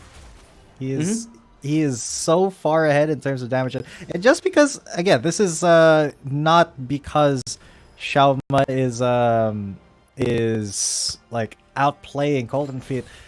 It is just because Varus in this matchup is so superior to the Jin that Xiaoma is going to just have this match on easy mode. Yeah, Xiaoma winning here. So far in the laning phase as well, Golden Feet taking a lot of damage there from the pokes, the piercing arrow connecting onto him as well. And Golden Feet has to really try dodging those skill shots coming from Xiaoma. But it's so difficult to do that. The timing, and you don't really have that much space to work around here in the Atom map as well. But fortunately, he's still able to clear out the waves. And that fast wave clearing of the Jin allows him to go back to the base faster or earlier and then pick up an item, go back into the lane faster than Xiaoma. But as they both pick up this rated Dirk and they almost Ghost Blade, now I actually give it towards Xiaoma still. Again, when the Chain of Corruption lands, that's going to be game over here for Golden Feet. Oh yeah. But will it land is the question. I mean, there you go. It lands. He flashes in for it. That's going to be the kill. Yeah, Xiaoma immediately punishing that slight overextension by Golden Feet and immediately pops in the flash, uses the Chain of Corruption as well, and then no way to escape for the Jin. It was just a tiny overextend, and then he just got obliterated. Xiaoma, knowing his damage thresholds, knowing his combo, and that is all Varus. Golden Feet, unfortunately, does not have an ultimate that gives him that much combat efficiency. It's much better for his ultimate if he's far away, but that is not something that's possible right now in this situation. So Golden Feet gonna have a really, really rough time here. Oh yeah, you have to pay good respect. Again, the Chain of Corruption can be bad here for Golden Feet. Now it's gonna be used once again. Damage is really high. Golden Feet able to still flash away. Now Curtain Call gonna be going dodgeball this time as Golden Feet gets his sweet revenge. That's what I was talking about. Your ultimate, the Curtain Call, it has to be used from very far away. So Golden Feet has to trade out. He has to go for a big trade and not die, and then go back and then pop it and then hit his shot. So there's so many conditions for his ultimate to hit, and actually get a kill. Whereas Xiaoma, his condition is, oh, I see you. I am going to launch a skill shot at you that if you do not dodge, you will be snared for... Actually, it's rooted, isn't it? You will be rooted for, like, forever. Edge of Night gonna be nice here for Golden Feet, but against the Virus, I think it's gonna be procced here, nonetheless.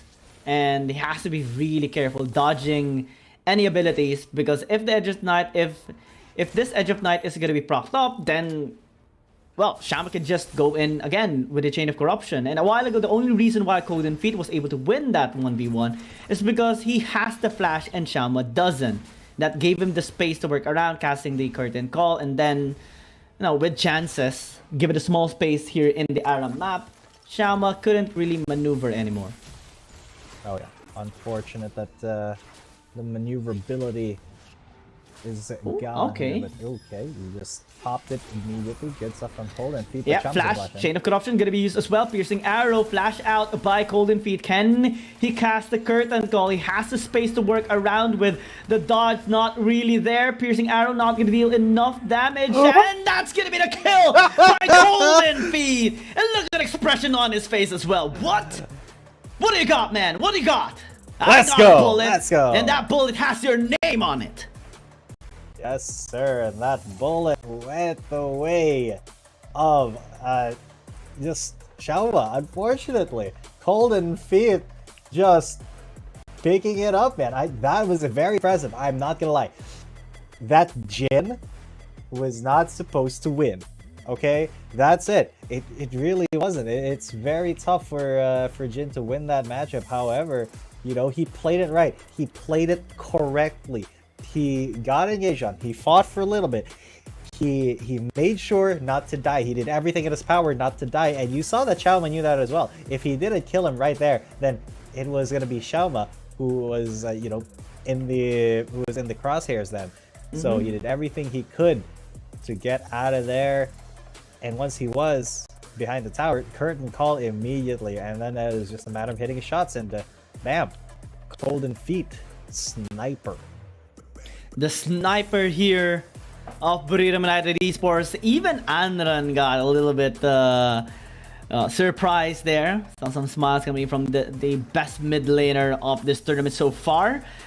And had a little bit of fun there as he saw his friend Xiaoma getting beaten there in the 1v1. So now Kipes Gaming has been losing the fight for side for 2 times in a row now. And one of the reasons why Xiaoma didn't get the kill on the Golden Feet, because he invested a lot using the flash to just close the distance and land that Chain of Corruption onto Golden Feet. And because of that, well, it was very difficult to catch the Jin when he's the one who uses the flash to escape. And that gave the space for Golden Feet to create distance and then go for the Curtain Call. Deja vu moment of our first 2 kills, but this time around it is Golden Feet that paves the way for BRU to actually pick red side.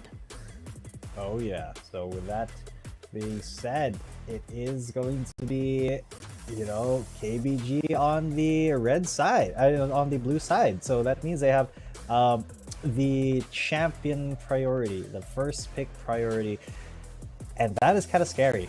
Honestly, if you are in the position of Buriram, you do have the first 2 pick priority, but you know, it is KBG.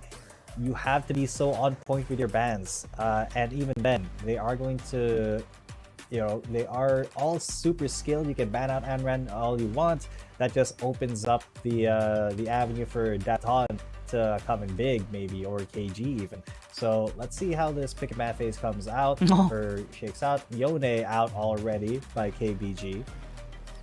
It's like it's not a Yone angle this time around for Keep Best Gaming. What?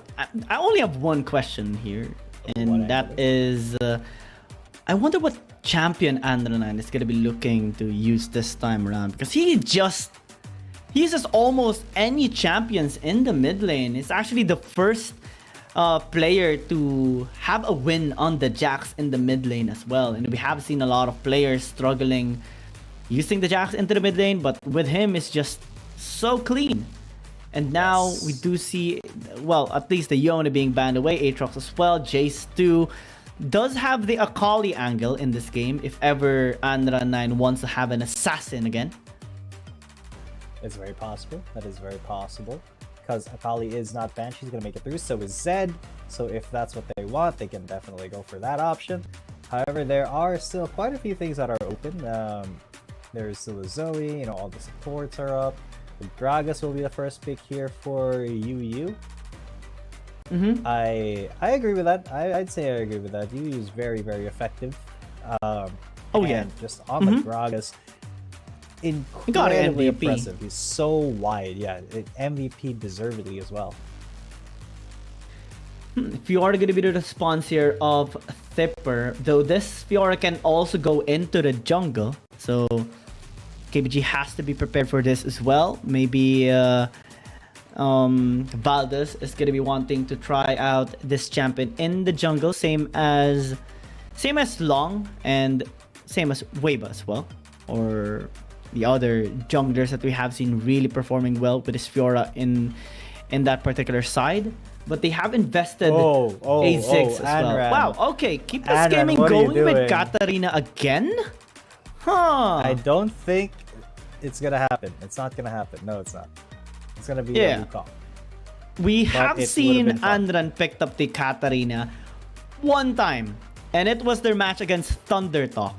Game number 1, in which they kinda didn't do well, and Andran had no angle into the fight. One of the problem was the high sustain that they had with the Senna, and even having a lot of backline access with the Camille and the Akali. So I think they have to remove those champions first. One is going to be removed now, this time by BRU, as they pay respect towards Andran's Akali. And Keep Us Gaming can maybe try to deny the Riven away from BRU, unless they would want to pick up the Renekton for KBG or for KG and have the Wukong into the mid lane for Andran. Yeah, it might be a Wukong in the mid lane angle here for KBG, depending on what Buriram field there. I feel like they're gonna hold that pick until the very end, possibly. But that's just me. Maybe they won't. KBG though banning out the Zed, as well as the Corki here, pinching Noel. So they are kind of trying to pressure him to see what he picks up.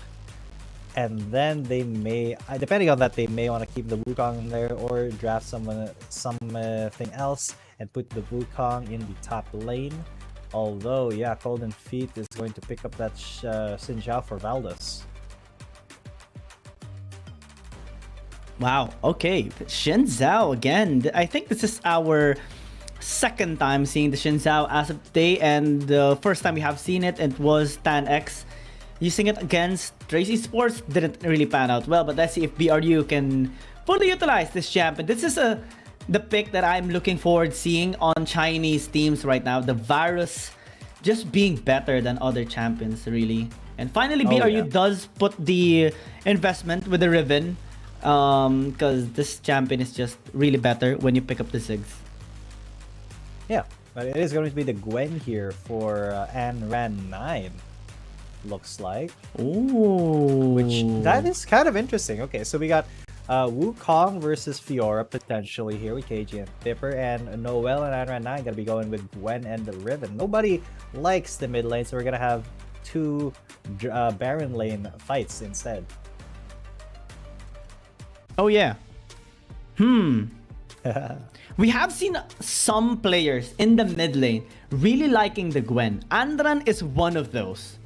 Similar to Katie Rose or Y having, their mid laner really liking the Akali, the Zed, even the Gwen used into the mid lane, sometimes being forced by their opponents to ban those champions away just so that they can pay respect towards the potential of Zero using this champion and just outplaying them generally. Andra9 is going to be having that same amount of experience, and this guy just really likes experimenting on their picks, particularly using almost any champion at all. And KBG Gaming, again, this is a team that is just so formidable right now, able to perform at their highest condition at all of their games.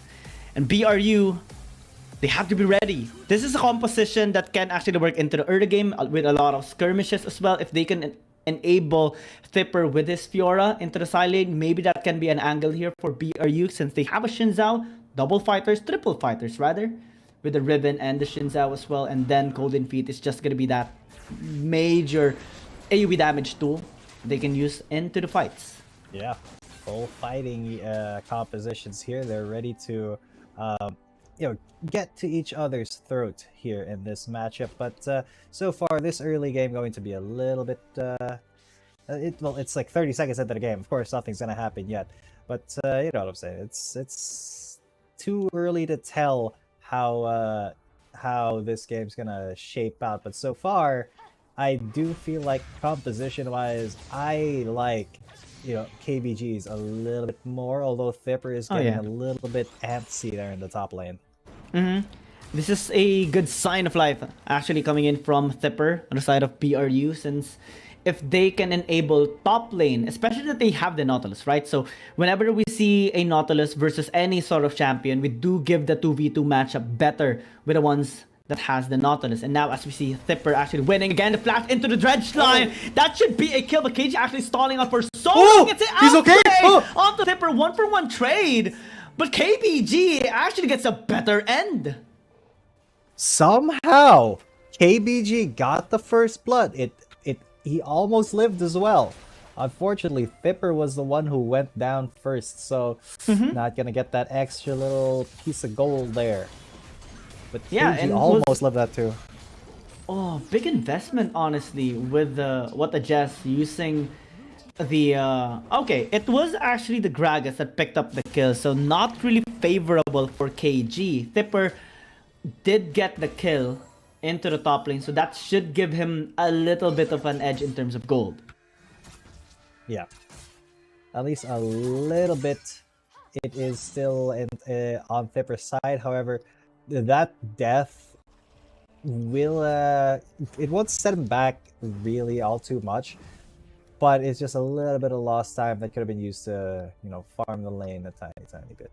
It's very minuscule at this moment, but it was still KBG who were able to pick up the first blood, so no matter who it went on to, that extra gold is still pretty rewarding, pretty worth it. And I think this is the energy that we are wanting to see on BRU's side from the very start. Again, not all APAC teams are able to stand a chance against KBG Gaming. Now Shaman just gonna be deleting Golden Feet. That's gonna be used, and again, he gets his revenge. He did lose in the fight per side, but he gets that first kill onto him this time around. Yeah, Xiaoma now, he's gotten his revenge. And that was a solo kill as well, if I'm not mistaken. So Xiaoma said, hey, I brought my virus back. It is not cool that you beat me in the fight for side. Let's take a look at how that happened. All right, there's a hail of arrows, and then the chain of corrupt. Look at that damage. Just he insta-tapped that Q as well, and then waited for the flash before flashing his own flash, and then flashing his arrow at his opponent to flash another kill. I don't know why he keeps saying the word flash, but it's fun to say.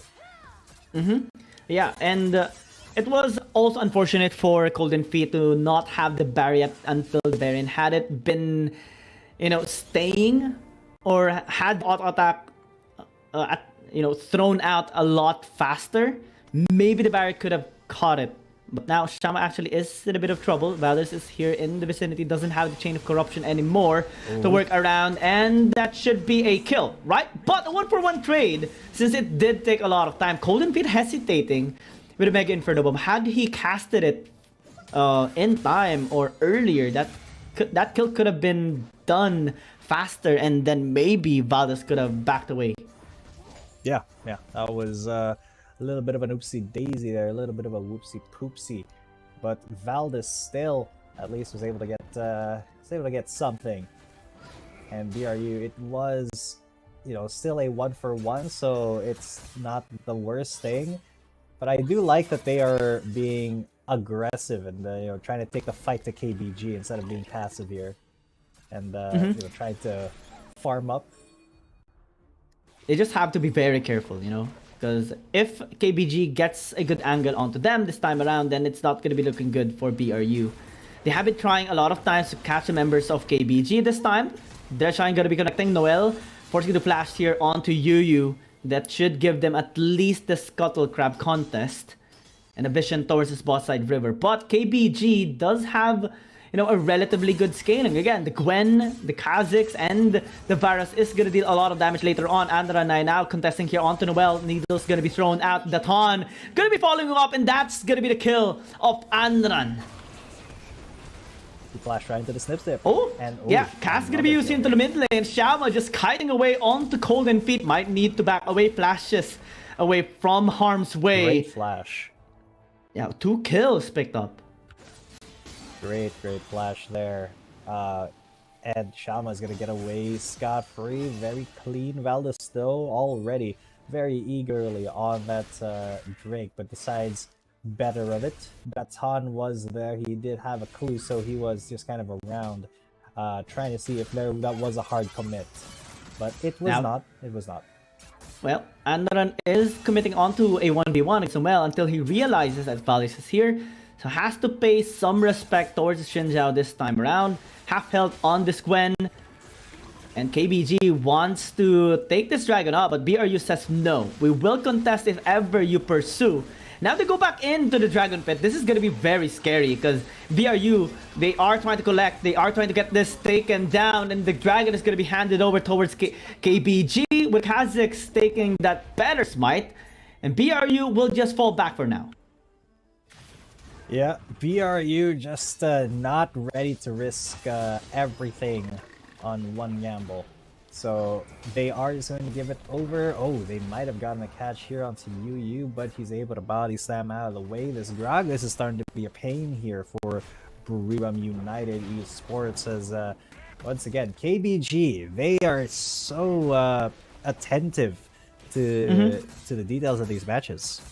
The only side that BRU is winning right now is so far top lane. Tipper taking a lot of plates there from KG's tier 1 tower and slowly scaling up into this game as well. The only angle that BRU can actually post right now is through Tipper, in which the damage through the backline can be really good. But in terms of XP, KG surprisingly is still having the better end.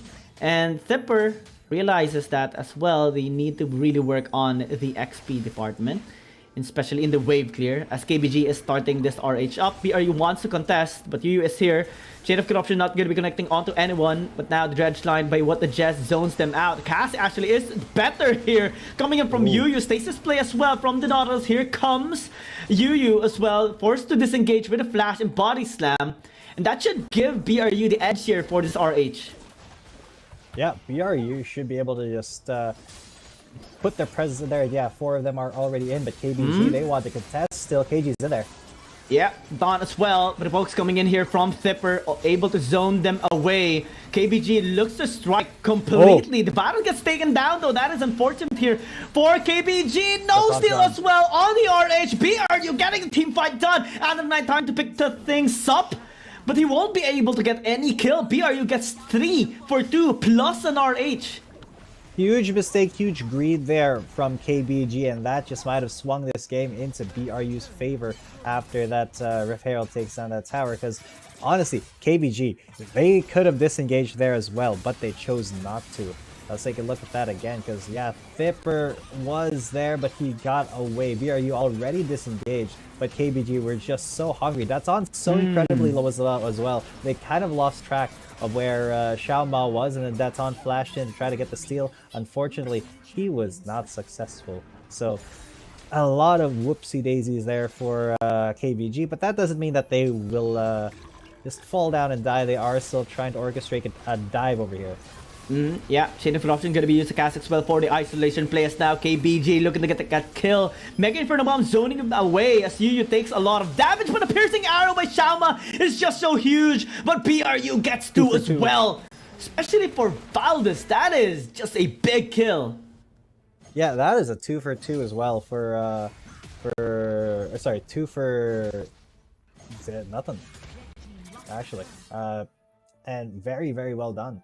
The turret as well, the cherry on top of the salad here for Buriram United. Now they have kind of evened it out though, in terms of gold, at least just a little bit. It's just Buriram by a tiny bit that is ahead, and it's mostly on Valdez. So if they do get into a team fight, KBG may still have the upper hand here as long as, you know, they are able to either focus on Valdez or keep him out of the fight entirely for a little bit. As long as BRU is going to be able to get that damage done onto Under 9 later on, then things are going to be looking good here for the scaling side of BRU. As long as this game goes by without Thipper getting shut down, this is a massive win for BRU. We can see as well how they are able to operate and contest KBG in all of the objectives. Well, they didn't get the Mountain Dragon a while ago, but able to get the tower taken out with the RH that they picked up in that earlier fight. And now they're going to get the second tower, or rather third, into the game. All outer turrets now taken down at 11 minutes. Really, really good here for BRU. Very efficient in their macro control. Oh yeah, incredibly efficient right now. They have gotten all the outer turrets. That means they've opened up the map, and now they can really play their game. They can either defend the mid for a long time just because they have that Ziggs and that wave clear. They can set up these side lane pushes with a Fioro, with the Riven, with a Xin Xiao even, depending on who you want to send down there. And KBG, they just need to look for something now. They have to look for a way to get back into this. What is their way into this fight once again? Is it going to be this Drake fight that is going to be coming up next? Or will they just give this to BRU? But the angle is team fight isolation for the Dawn to actually pop off. Chain of Corruption as well is going to be available for the team fight. Nice use it onto the Nautilus, forced to use the stasis as now What the Jet's going to be backing away. Megan Formob doing a lot into the members there of KBG, and that allows BRU to get another angle into this Ocean Drake. Valdez though is very low. He has to fall back, and I think both teams are just going to be shaking their hands onto this for a moment. Never mind, BRU actually goes back in. Piercing Arrow is threatening them a lot though, especially with UU in the mix, and I think BRU needs to fall back as KBG had their reset now. A little bit of a scuffle, but ultimately no lives were lost that day, unfortunately. It is still BRU who have a little bit of control over the game. However, it is KBG with now the goalie there, wrestled it back from the grass with BRU, and as you saw from that fight, well, it can go either way depending on the circumstances. It's not shut out in either team's favor at the moment. So this could all explode over one team fight. This match could be over from just one wrong move. Yeah, and KBG has a better angle in this. Again, they were able to reset. So does BRU. But the team fighting here of KBG is just massively strong. They have as well good clear onto the bot lane and mid lane. So What the just almost got his hands onto Under 9, but now that leaves lesser manpower into this bottom side river, in which Tipper is actually getting engaged right now, able to use the post at least and dash away. But now BRU posting again onto the Dragon. Nice engage here onto you. Cass gonna be for the isolation play once again, as Xiaoma is just trying to free hit. Under 9 joins the fight. Mega Inferno Bomb obliterating the members there of KBG. And now BRU wants to strike back.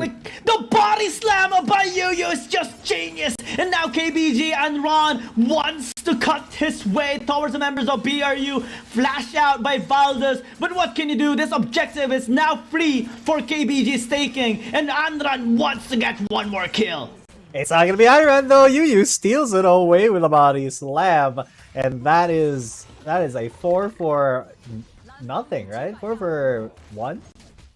Yeah, 4 for 1. No, 4 for absolutely nothing. 4 for free. And a dragon. KBG, as I said, this game could blow apart in one team fight with one wrong move. And that wrong move was in Buriram, the overextension territory. Exactly. And then they got caught there by the explosive cask. And this fight was just blown open even before it began. I mean, sure, that Zig's Mega Inferno Bomb did do a lot of damage, but it wasn't able to close out any kills. And then Anran 9, honestly, he maybe should have gone up to try to get Golden Feet instead of Valdez here, because Valdez had flash to evade him. But, you know, they were still able to get the kill at the very end, but that could have made it an ace instead of a 4 for 0. But, you know, it's still a huge lead that now KBG has. I mean, geez, it went from 0 to 5,000 gold real quick.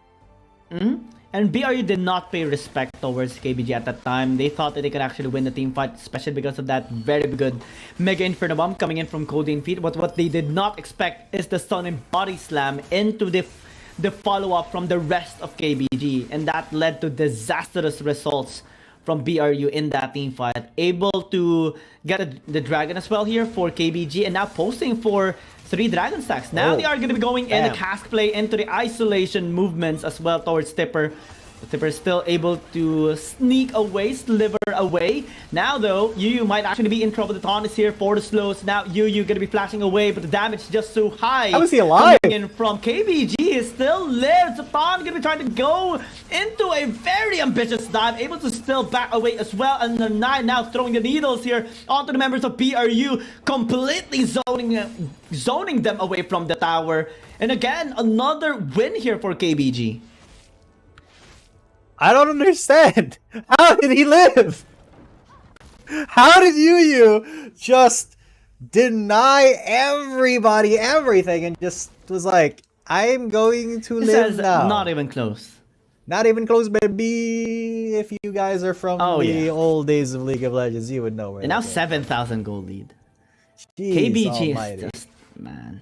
They're going through it. They are taking everything that they can.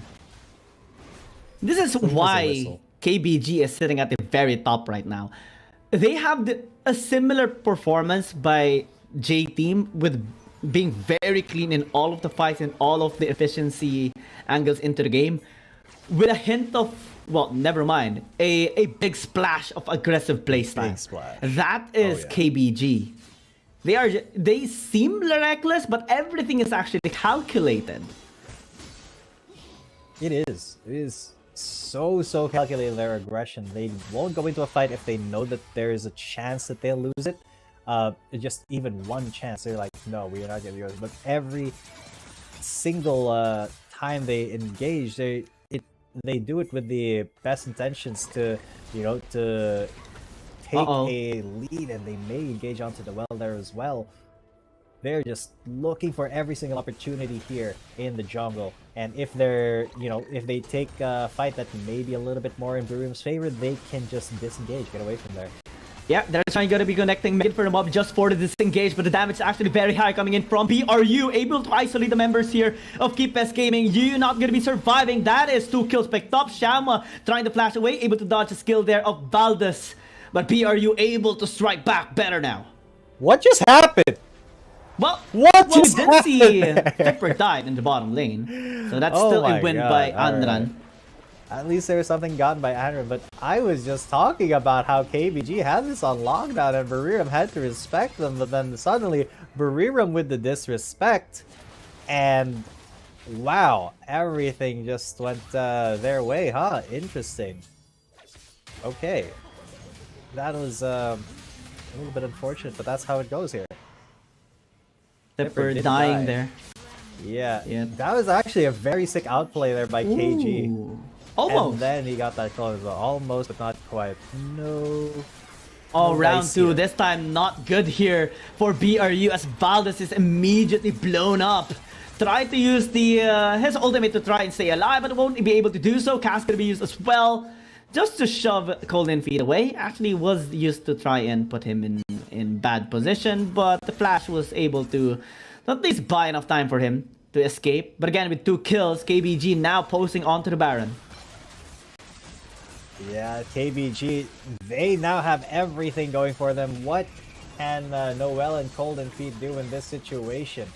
Is Noel going to try for the seal? Yes, he will, but it won't be successful. Baron will be smited away. KBG, all 5 of them get out, and now the siege will start. Big lead by KBG. Especially now with the Baron buff, they should be able to have a better angle into pushing the waves, going with a 1-3-1 in preparation for this Elder Dragon. We have seen how strong Chinese teams and the disciplined teams are able to just manipulate team fights in order to get leverage for this Elder Dragon. It was demonstrated by J Team a while ago against FPX, and now KBG has a better angle into this as well with the Baron buff and also the isolated members here of KBG just trying to draw attention towards themselves as well. With the Baron buff, the push is much better too. Yeah, that Baron buff push is looking so good, especially with Xiaoma there to help it get along quickly. And now look at that, they are getting sieged. Look at this 3-way siege here for KBG. What the Jess may not think that is the smartest idea. Depth charge onto that Tom, but it's not really gonna do all too much. They're getting engaged in the top lane. Yeah, almost bottom lane. dying actually.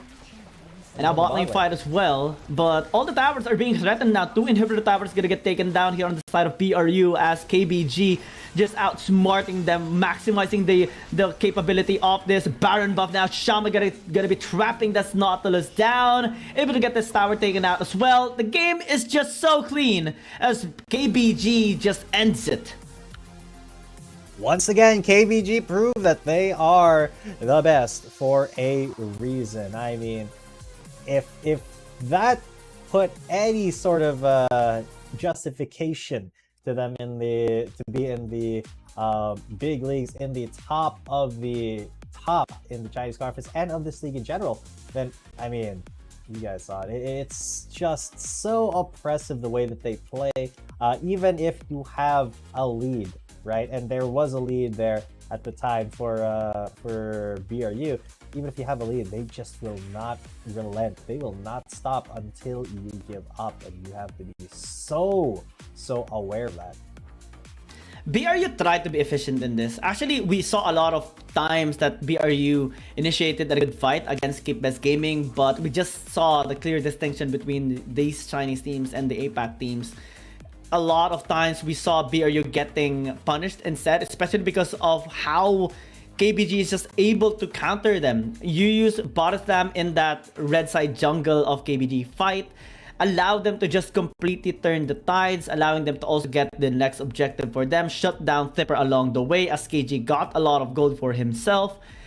And well, we talked about Thipper being the angle here for BRU, especially with the damage of Golden Feet for team fights, but the way that KBG was just able to get that early gold lead disabled the whole intention here of BRU.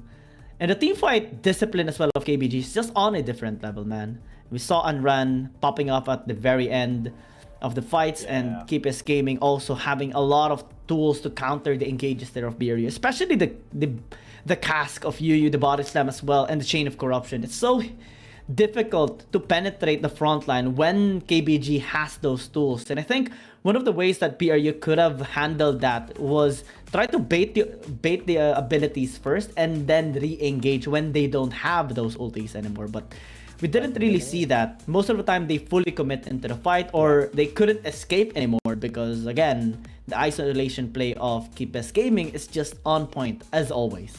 Yeah, and honestly there just wasn't a lot of ways to get out of there safely for BRU. I mean, we talk about how, you know, there was they weren't able to retreat when they were trying to retreat. It's just because, you know, their composition does not really lend itself to a retreating play style.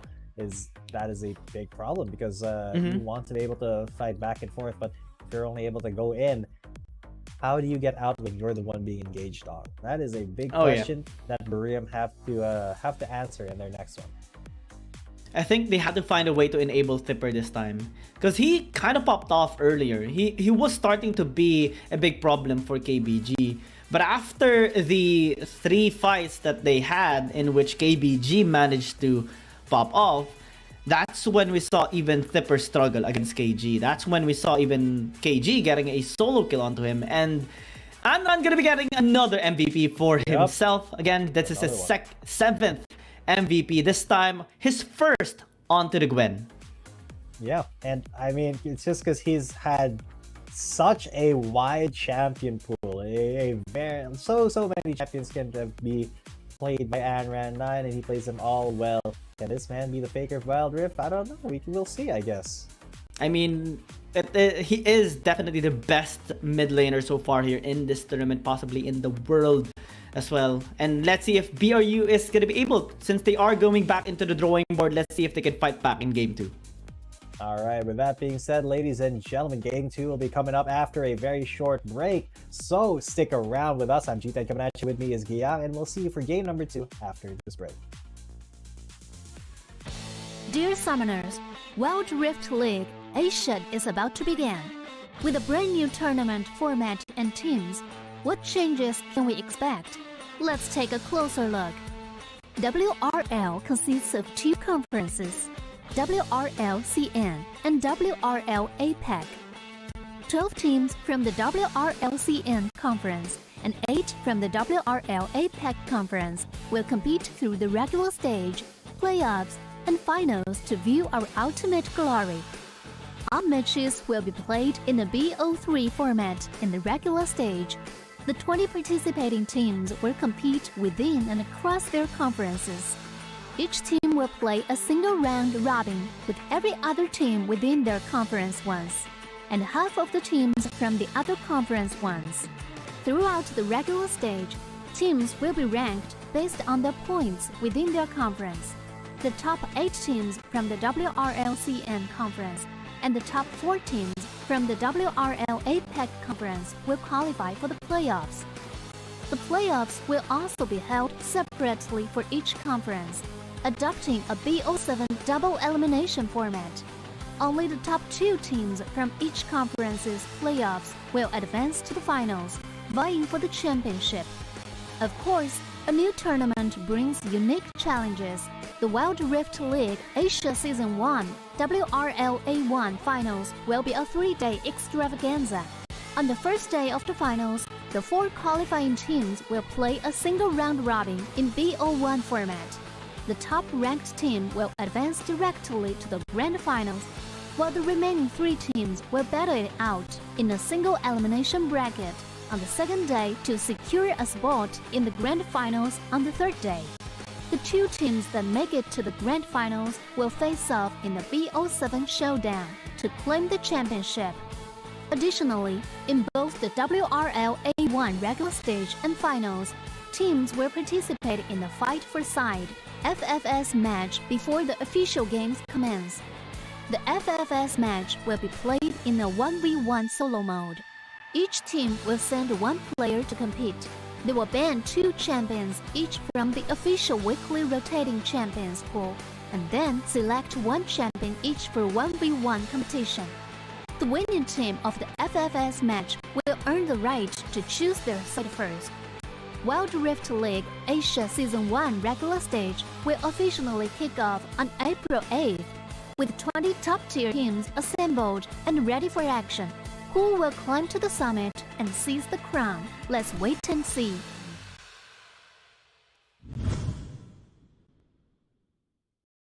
Dear Summoners, welcome to the Wild Rift League Asia 1. With the new season comes a fresh upgrade to our Spectator UI, designed to provide everyone with a better viewing experience. First thing is about the original UI information at the top bar. We make it into a functioning ring design in the upper left corner. The ring not only includes basic information such as team names, match duration, kills, walls, towers, but also displays the gold difference through the red and blue.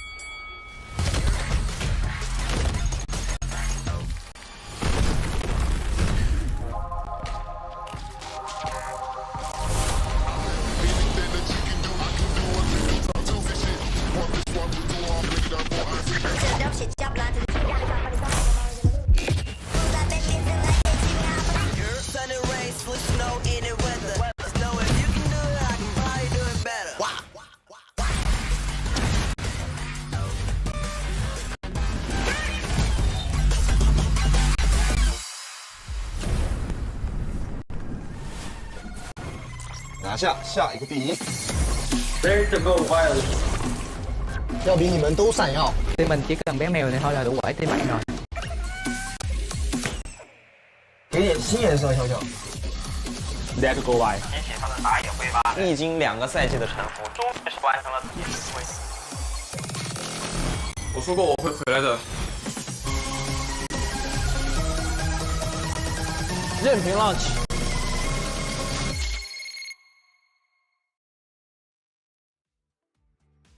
All right, welcome back, ladies and gentlemen. I'm G10 coming at you with me is Gian. The Sheer Shoutcast is for the Wild Rift League Asia 2023 regular season. Let's go right into game number 2 here of our last match of the day between BRU and KBG. Now KBG on the red side. Oh yeah. BRU is gonna have the first pick priority this time around. KBG has to be the one to ban the Aatrox and the Camille. Possibly the Jace as well, since most APAC teams does really like picking up the Jace for themselves. And we have seen KBG also respecting that champion in the first banning rotation in game number 1. So that should give at least Senna or the Ziggs here again for Golden Feet. Yeah. Most definitely looking like a Senna angle here, unless KBG does ban it out. Well, Ziggs has been taken away. Yeah, so now the Senna will be taken away as well. KBG, a lot of respect on these very powerful champions. Buriram, of course, taking out Shen. So Gragas once again the first pick, but this time on the side of Buriram instead of KBG. Very interesting. This is just a champion that is so scary to be picked up by a talented support player. And Yuyu is one of those. We saw how strong he is in that game number 1, and even during their match against the other teams as well. Whenever he gets his hands on the Gragas, we can just know that he will be making a lot of plays against their opponents. Even during their match against Kiteros Y, he got the MVP as well in game number 2, and you really have to just deny some of his champions. And this is one of the ways that BRU can actually do that. Take this champion away from him, get the Kazakhs away from the Ton as well, since Gimpus Gaming, they are investing a lot on damage right now, especially with the execution damage. Virus is going to be prioritized by Xiaoma as anticipated. Similar to game number 1, he was just so clean with this champion, and I think Chinese players prefer this Varus this time around compared to the Zoe, simply because of that tool, that chain of corruption for the anti-engage. Yeah, this though, this Akali though for Anran 9 is going to be a bit of a problem for Buriram United. I was just thinking of how deadly this man is. One of the best mid laners, if not the best mid laner in the world, on that Akali, and it might have been a mistake to let it through here for Buriram United, but we shall see. They do have a pretty solid composition coming up. with the Gragas, the Riven, and Kha'Zix. Pretty decent picks, but they can still be countered here. I mean, there's a Nautilus on the side of KBG. They haven't picked their jungler yet, so Datan will have a very wide array of choices, even though he will get that Vi banned out. So there's that single target lockdown that will not be happening here for KBG. What can they pick up, I wonder? The Fiora there, probably for KG. Yeah, either for KG or Datan here, since we have seen if you are used into the jungle already by some teams. And KBG Gaming might actually try it here in this game as well. But BRU actually has a lot of AoE damage and execution damage with the Kha'Zix and the Riven. I'm hoping that we do see a lot of good plays from what the Jess, because he is actually one of the strongest Gragas, Nautilus, and Galio player in the APAC region. And we have, you know, hyped him up for quite some time going into this tournament as well. But with BRU banking on this Yuumi, this is a new touch that they are actually going towards this game. Let's see if it is gonna be effective against KBG. Again, the Yuumi does put a lot of sustain as well as suppression into the team fight, especially with that final chapter. But KBG Gaming has a lot of bursting damage, so if they do get even just one kill, that can be a buy one take one angle here against BRU. Yeah, I mean, just having the Yuumi here on the side of BRU is a huge risk, because yeah, the buy one take one angle is very deadly, especially if you don't have the Yuumi on the right person. You usually pair the Yuumi with something like a Shen for the Wamulus, but Buriram manned it out immediately. That was their first ban actually, so this Yuumi will need to, you know, actually travel on their teammates' backs to get around, so that's going to be a tiny bit awkward there, but it should still be fine, honestly. But Buriram, I'm just not feeling the Yuumi against a composition like KBG's at the moment. Oh yeah, I'm liking I'm actually liking the Yuumi pick here for what the Jess. I think if they are going to be able to sustain Tipper for the longest time, then they can just have a better fighting chance against KBG. Naturally, since we do see the supports going towards the Baron lane as well.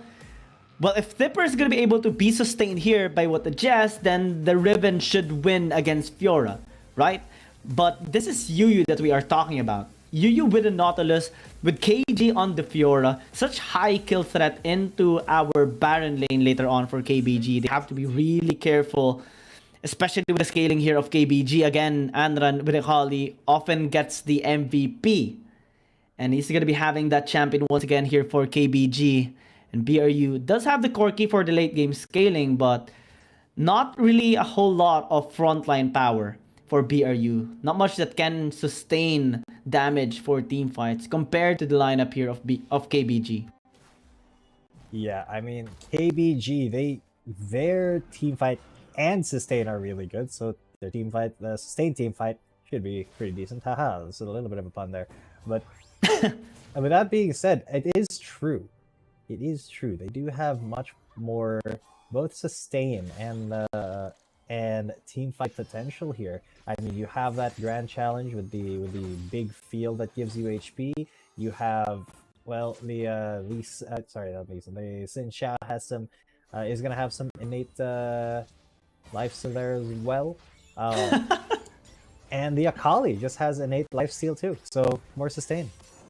What cannot defeat me will only make me stronger. The Undying Rage by by Yuyu right there. Always defying death as well. I love the puns that are, or the trivias that are being shown to us by our production team. Definitely some witty comments right there. Oh yeah, most definitely. That was some fun injected into you from our prod team with their love. But yeah, BRU just having a little bit of a slower start here against KBG. Definitely do not want to make any wrong moves, especially with this Yuumi pick, as that that could go south really, really quick if Yumi just gets bullied. Golden Feet though, speaking of being bullied, he is taking a lot of damage here against Shama. Again, the range advantage, especially with the virus performance here by Shama, is really threatening some platings here into the bottom lane. And BRU recognizes that, and they should send a couple of members towards here in the bottom lane. Yu though is going to be there first, and Golden Feet will call for a disengage. That is already a lane win for KBG, and BRU has to be very careful now. Yeah, BRU here.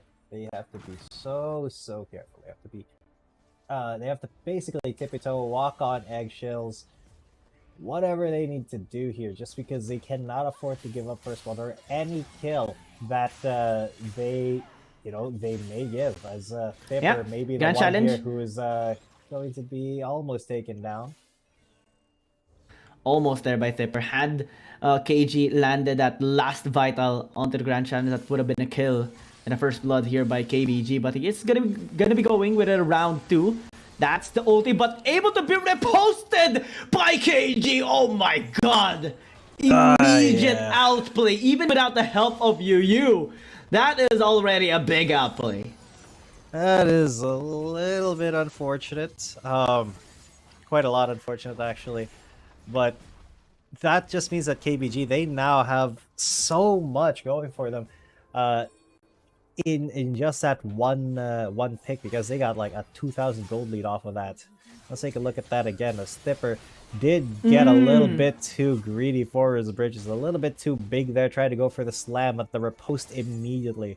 He should have known that that riposte was off cooldown, and yeah, unlucky rubber ducky. That Riven will be throwing a little bit of a lead onto the side of KBG as if they needed it. Immense outplay potential here by KG. Definitely a demonstration of how good he is in the Baron lane and how good he is with his Fiora pick as well. Able to win that 1v1 against Stipper. Also with the help of Yu, especially with that engage. So props to Yu as well. Able to help out the other laners here most of the time. We did see him rotating into the bottom lane as well a while ago to try and catch Golden Feet. But now, KBG gonna be having a bit of a gold lead. 2,000 gold lead in the first 4.5 minutes into the game. Should give them some leverage in terms of isolating the members of BRU away from the Dragon. Yeah. And speaking of isolating the members of BRU away from the Dragon, that is what they're on the way to now. They should be looking to clear vision, yes, and put down more vision with Yu there. The Ton definitely looking a little not like strong, but definitely not weak here. And round 9 just getting a little froggy there against Noel as well. Yeah. Zoning him away. Valdez is in the vicinity. KBG wants to start this Dragon up. Yu has a good flank. Gonna be the flash into the depth charts, into the dredge line as well. CC chain. Immediate deletion there of Valdez. And that is gonna be a free objective here for KBG. Yeah, big objective and big plays here by KBG. They are just, I mean, that kill too was just one more step towards complete domination of this game. And BRU, they didn't even try to trade for objectives. They just went for the straight fight. So now that means that KBG can go for a straight fight here. Yeah, Yu. Red line connecting. BRU taking a lot of damage there from the piercing arrow of Shaman. Has to fall back for the meantime. Again, this is a good position for KBG to work around. Damage is coming through towards BRU. And KBG wants to completely zone them away to get this double objective for themselves. And that is going to be successful so far. The zone control is there. But Valdez is still checking the area. Golden Feet as well has a good ward into this top side river rather. The Ton posing does have a good angle towards this fight if ever.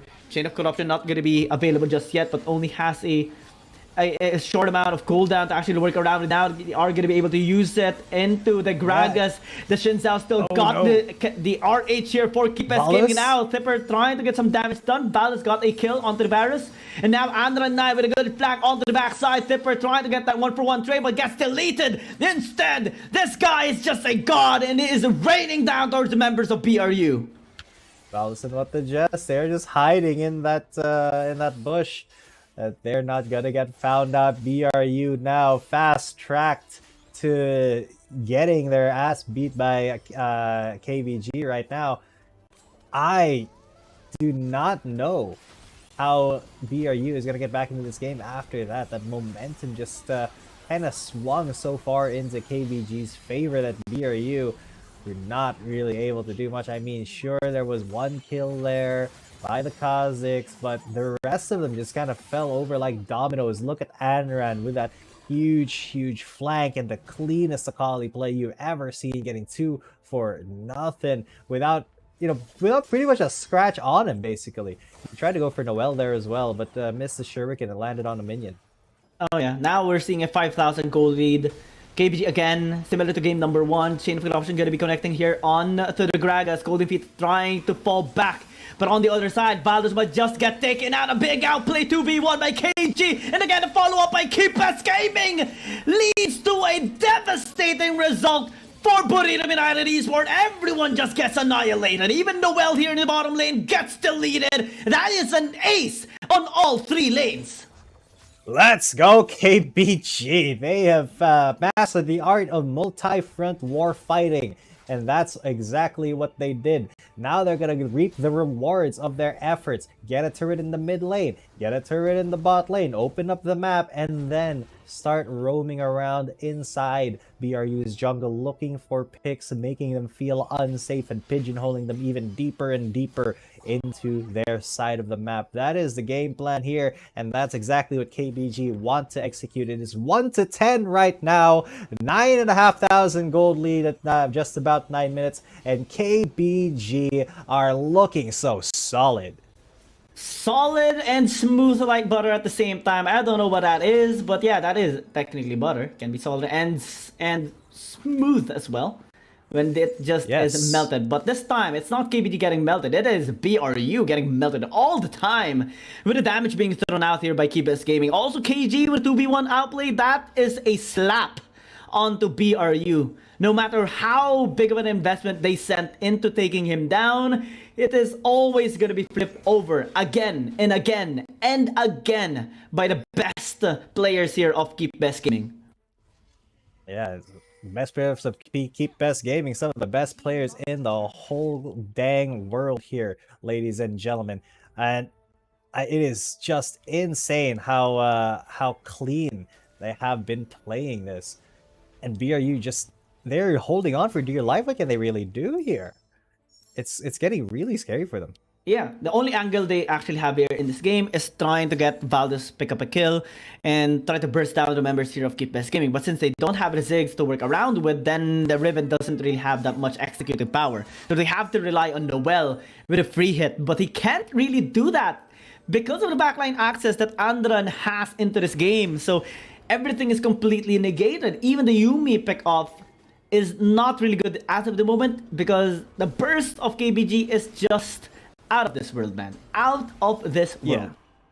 Yeah, and even Xiaoma can burst you in his sleep at this moment. He's just so proficient right now at kind of taking people to sleep, making them go to sleep forcibly with an arrow to the face. But they are going to be going on to this Herald now. BRU just around it. They don't really want to contest now in the state that they're in. Almost 10,000 gold down. So they just give it to KBG, and then KBG is going to storm over to the Dragon, take that, and then they're going to start applying pressure to the lanes, probably in a 1-3-1 as well, because their composition is why not, really good for 1-3-1s.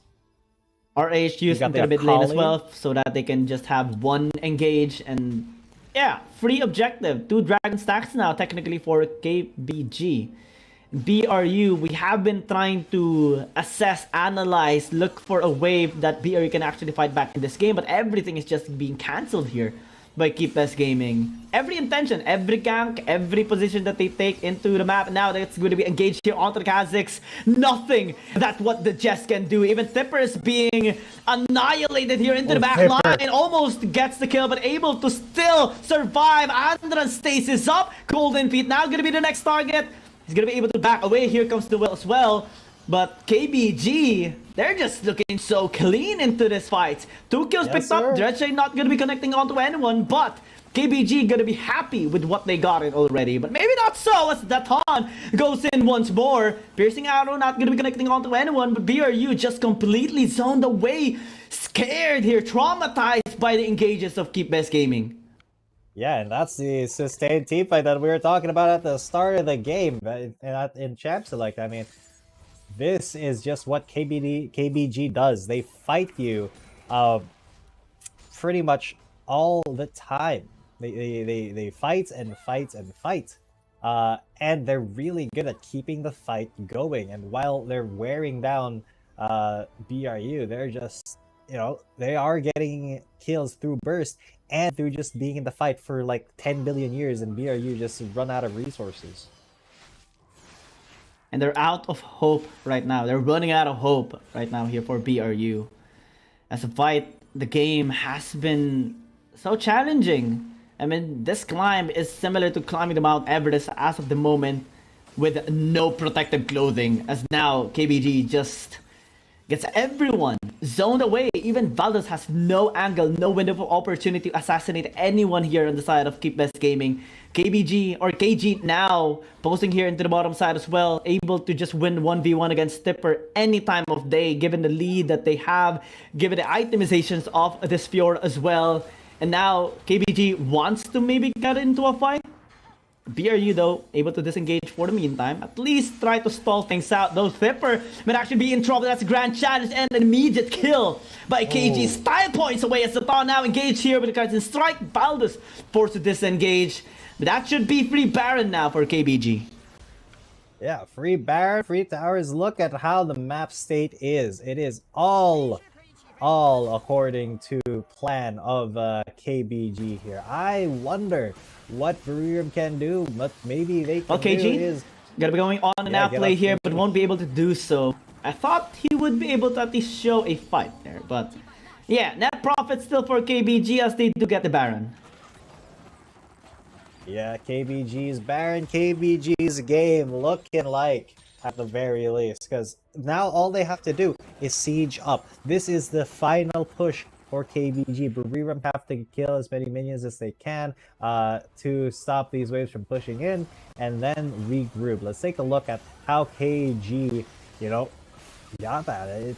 Look at this. He just got exhausted, was not able to fight back, and at least Valdez was able to get one small thing there for himself, because 2 kills versus 13 is not looking the best. 14,000 gold lead in 14 minutes. BRU now fighting at death's door, literally, because, you know, death is knocking at their door. Death being the members of KBG as they try to get onto that Ton. Yeah, going for the last potential fight. The Ton gonna be flashing away for the meantime, still respecting BRU despite them being very ahead. But they are opening up the base. Mid lane as well, gonna be threatened. Isolation play now by Golden Feet using the cask here on to the Varus, but still not able to get the kill and gets killed instead. As now BRU has to fall back. Inhibitor tower in the mid lane gonna be taken down as well. Top side, the only one standing. But KBG wants to end this cleanly and fastly as possible. Now engaging her onto the Valdez. Able to disengage still, but KBG again, open base, open door, and open game here as KBG marches on. BRU tried for so long, but it won't be enough. 15 minutes and 45 seconds. KBG gets it 2-0. And there it is, another win on the board, another notch on the belt here for KBG. Keep Best Gaming keeping themselves, well, the best here at the Wild Rift League Asia 2023. They've only lost once, and only to Nova Esports, and they have vowed never to do it again. They have a current streak that I think is 9 now. Let me check. 1, 2, 3, 4, 5, 6, 7, 8, 9 wins in a row here for KBG. That is insane, and they keep it going. And interestingly so as well, all games since last Friday has been filled with all 2-0 victories by our winners. So the streak is on. Friday, Saturday, Sunday, Wednesday, and then, well, 4 days in a row right now. Definitely a big performance by our winning teams. And for our APAC teams now, well, the score isn't really that good as of the moment. 3 wins for APAC teams and 21 wins for the Chinese conference. Yep. And this game has been a one-sided beatdown as well. A clear demonstration of how KBG Gaming performs, and a clear distinction as well being compared to the top of the CN conference and an APAC team here of BRU. Yeah, and BRU's not even one of those APAC teams that are doing super well. Most APAC teams, if they have a win, they have 1 win, except for KT and I believe NAS. I'll check when we get to the scoreboards later, but so far today has just been another unfortunate L for the APAC squad. Yes, me and Yang are from the APAC region, so it kind of hurts us to see this, but you know, it is what it is. Unfortunately, the CN conference is just kind of built different right now, so that's reality. You know, that's just reality. Yeah, it's a reality we live in. And well, it is a bit sad here for our APAC teams right now. It's really a big challenge, and this is something that we have anticipated already prior even to this tournament, and we're just happy to see some of the teams actually winning here inside of APAC. It can be quite challenging at times, but it is really a big difference between the performance of Chinese teams, especially KBG Gaming sitting at the top of the Chinese conference leaderboards right now, or in the standings they have right now, is just a definite distinction between them and other Chinese teams, and including the APAC teams. And in this game, they showed as well how good they are, despite all the efforts there of BRU. Even in game number 1, they tried, but it was a one-sided beatdown. Game number 2, they tried as well, but it is an even faster and easier one-sided beatdown by KBG Gaming. There was no angle this time. KG was an absolute beast in the Baron lane. The Taunt as well was setting up so many fights for them. Yuyu and Shama working in tandem to get the CC layering done onto the members of BRU, and Anran just again having a dimension, a world of his own, just outplaying the opponents, and BRU just fell into his hands, becoming another victim of Anran.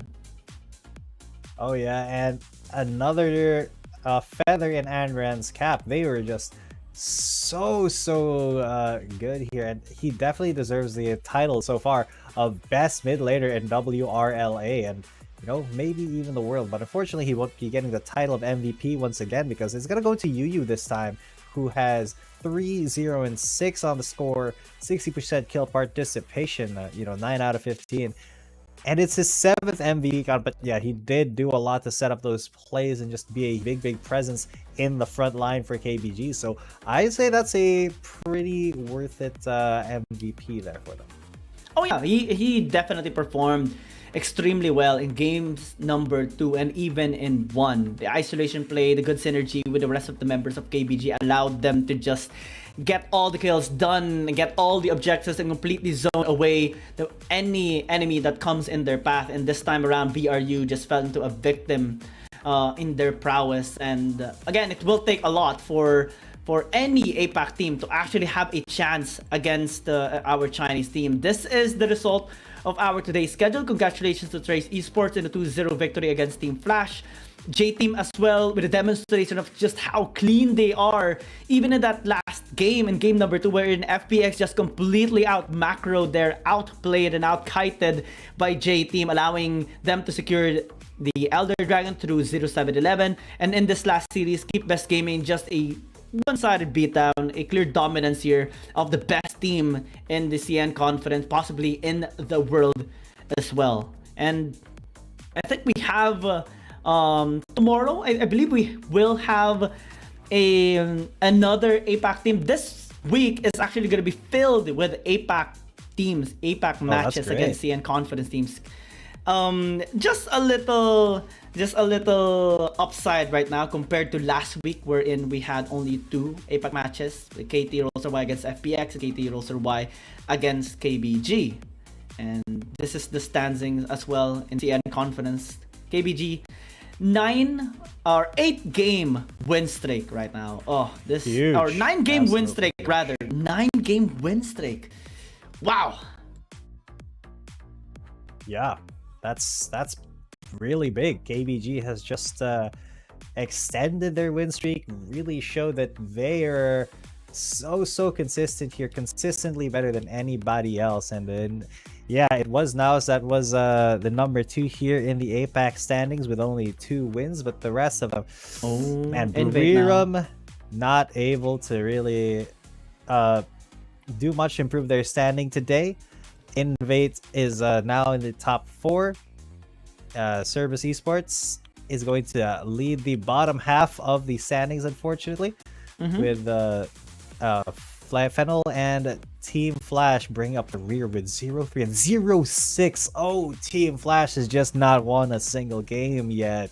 Oh yeah, this is just a hard time for Team Flash as of the moment. But let's see how APAC teams come in their way towards this second half of the regular season, week 6 to 10. Tomorrow we have another batch of matches. JDG going up against an APAC team, Manila Fennel, and Nova Esports gonna be going up against Rare Atom, and Thunder Talk will try to test out Cerberus Esports tomorrow. 2 APAC matches. Let's see if we are gonna be getting a win this time around for an APAC team. Again, the score is 3-21. 3 wins for APAC and 21. Oh my god, this is just times 7 of the score of APAC. 3 wins to 21 wins. That is so unfortunate, but that's just how it shakes out. This Chinese conference just seems to be much better. But let's see tomorrow, because Fennel and Service Esports have a chance to better their standing, get 1 win under their belts, at least against these Chinese teams, as well get a win for APAC, represent the region, actually, because it has just been so difficult to compete with these Chinese teams. I'm just excited for tomorrow, another chance for APAC teams to try and get in their way, try to redeem themselves, try to get a scoreline against a Chinese conference team. But we are going to be concluding today's schedule for the meantime. Thank you so much to our viewers. Of course, this tournament is brought to you by Riot Games, in partner with VNG Games, Coca-Cola as well, our major sponsor. And we thank you everyone for sticking around till the very end. We are your shoutcasters, Giang and G10, and see you again tomorrow for another chance for APAC to try and stand a chance against CCN conference teams.